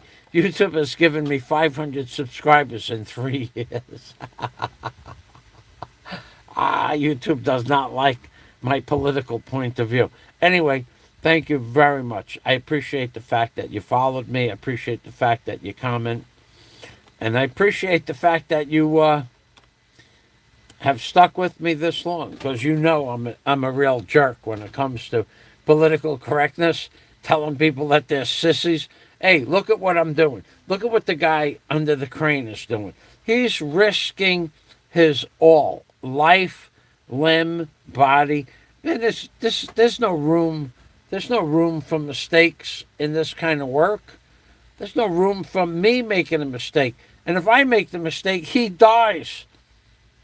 I could die. I've made mistakes where the poles have literally come through where I'm sitting, and if I didn't bend over down towards the floor, the pole would have just decapitated me. And that's happened twice that I can remember. It may have happened more, but I had a 70-foot stick on the 1 and 2 wire, and I picked it up the wrong way, and it was coming at me. And even though I dropped the boom, I boomed down, the pole was coming at me very slow. I could watch it coming, and it went through where the front window would be, over my head, over the controls, and through the back window. A 70-foot piling got stuck. It got stuck in the frame of the window, the pointy part. Not that it makes a difference, but come on, that shit is dangerous. That shit is dangerous. And I just was ducking down. If the pole would have been like 2 inches lower than it was, it would have hit the controls, and it would have. I had my hands on the controls, but not on the top knobs. I had my hands on. If the pole would have hit the controls, it would have made the boom go down, would have made the boom go up. It would have made. I would have dropped the 1 wire, would have dropped the 2 wire. The pole might have dropped down on top of me. Come on, man. That was just crazy dangerous, that job. There was nothing normal. That's why you got paid the big bucks. You know, to put one of those poles in like you see me doing, where I had to put it in, take it out. Typically, that was $500 for the hour. But I had to move the barge to get the barge there.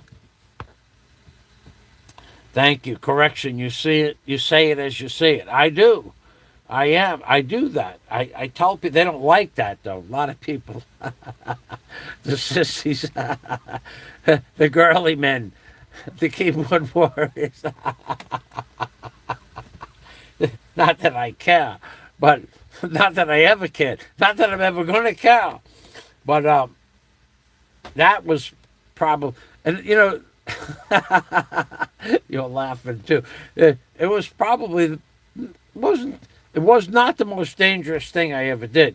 The most dangerous thing I ever did had nothing to do with machinery at all.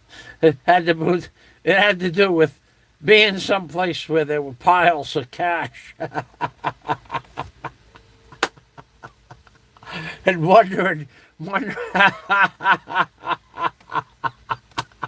I can't talk about that, but that was probably more dangerous than the barge. You never know if someone was going to snipe you, just like in the movies. It's fun. I did some crazy shit to make a living, but the barge is something I could videotape. The other stuff, not so much.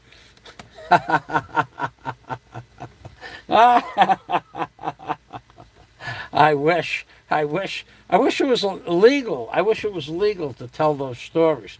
Then again, one time in 2000, I guess it was 2011 or 2012, just one time, I mentioned an area that I lived in. And I mentioned a guy's nickname. And I posted the video, maybe at 10 o'clock in the morning. And then I went to work out in the yard. When I got back, the answering machine, because remember we had answering machines, the answering machine had like 30 messages on it. I go, what the hell is going on here? And there was like 3 different people. What are you doing? What the hell are you talking about measuring the so-and-so, the guy's nickname, and the area that you... Are you nuts? Are you crazy? Don't... And it was just a nickname and the name of the area that I lived in. And they told me, you can't do that. The so-and-so will come and end your YouTube career.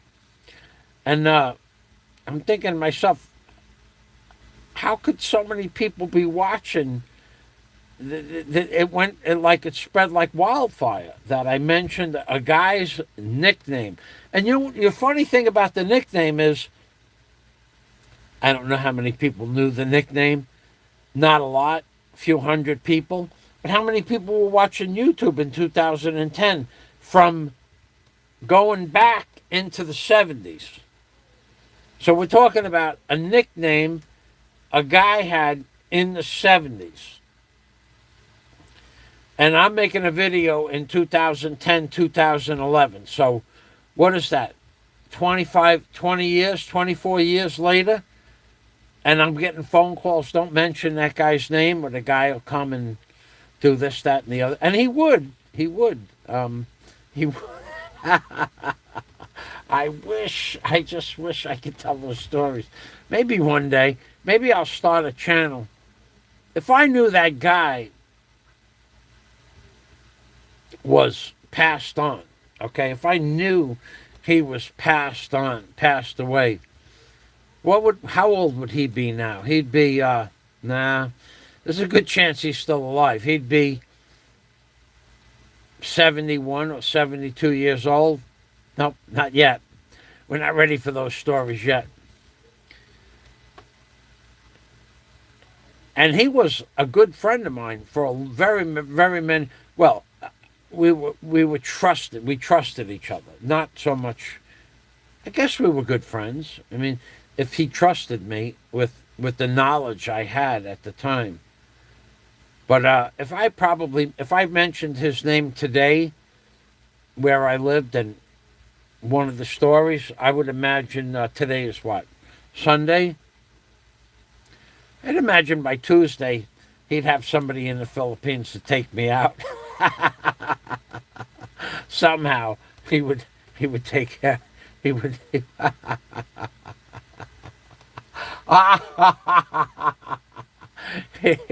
He was not the kind of guy to hesitate. Anyway, I kind of miss him. Taught me a lot about life. He taught me the big picture. The big picture is that politicians are basically pawns in a bigger game, and the bigger game are pawns in the bigger game. This guy.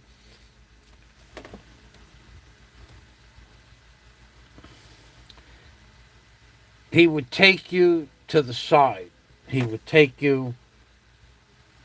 you in a car with him, and he'd drive somewhere, some obscure place. Like we're in New York, he would drive somewhere. I don't know where. I won't say where. And you'd get out, and you'd sit down by a lake, and you'd talk for 2 or 3 hours. He was basically sizing you up to see if he could trust you. He was giving you an interview, so to speak. And if you passed the interview, you were in the fold. If you didn't pass the interview, he didn't use you, you know. But then, if you did pass the interview, then he'd give you the speech. We called it the speech. And people, I'm not kidding about this, people would say, did he give you the speech? And the speech was very, very simple. You, Fazio, you work for me. I'm the boss. You, Fazio, you do what I tell you to do. I'm the boss. If you don't do what I do, there will be consequences, and it'll only happen one time. Never were truer words spoken. Never were truer words spoken. Then he would explain to you how the big picture was going to work and what was going to be involved. And at that point, you still had an option to walk away. But if you didn't walk away, at that point, you were in the fold. And the other people that all of a sudden, as you got introduced to other people, as soon as you were introduced, you were well liked and you were their friends. Because you have been tried and tested and found true. Just that simple. You have been tried and tested and found true. And I gotta tell you, I don't know of anybody that I grew up with that faulted later on during the course of the indoctrination. But I do know of other people. It didn't work out. It didn't work out well for them at all. I can't even tell you. This is the kind of thing that you people think that I'm kidding about, but I'm not kidding about this stuff. There are really people in this world.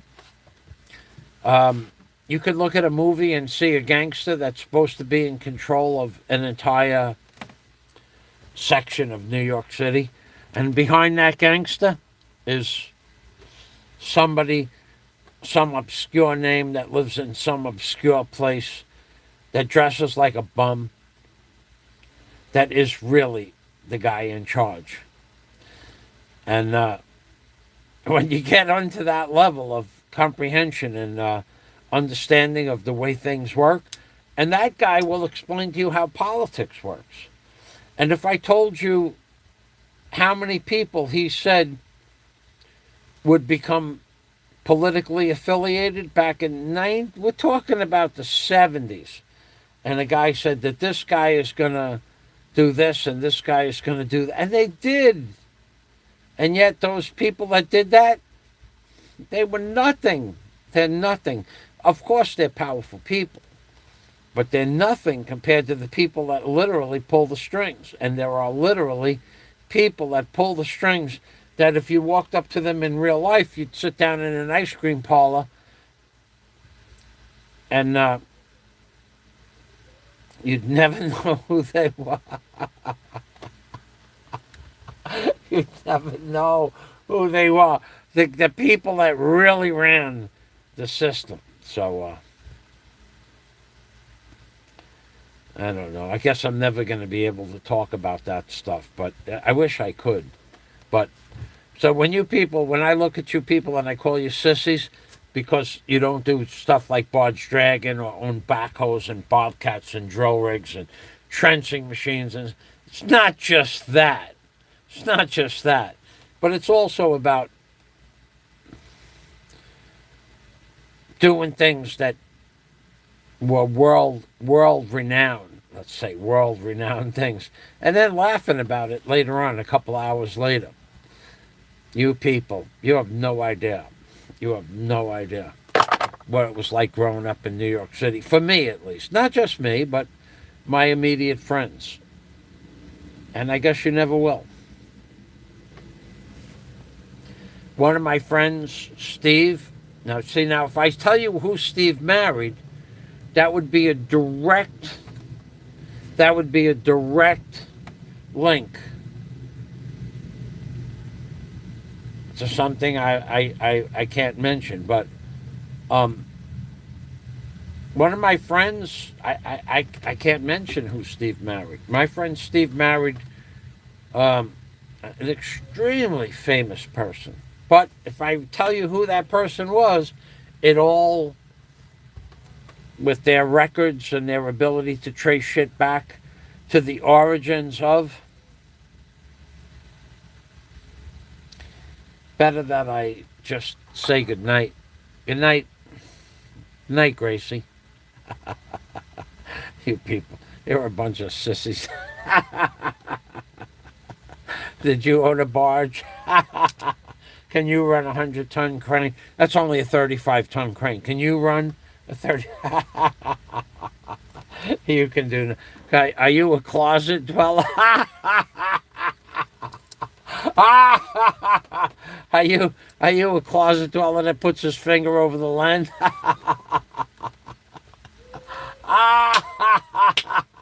I make me giggle. I gotta go. I'm getting a little giddy. I'm hungry. I think I'm gonna have a sandwich. Thanks for watching. I'm Bing Permy from Michael Fazio in the Philippines.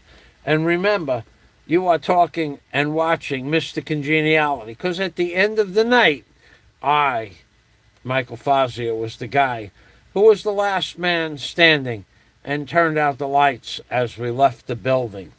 Cheers. Back at you, buddy. I'm Bing Permy. And let's see if we can find that X. There it is, right there. X marks the spot. You guys are a bunch of keyboard warriors.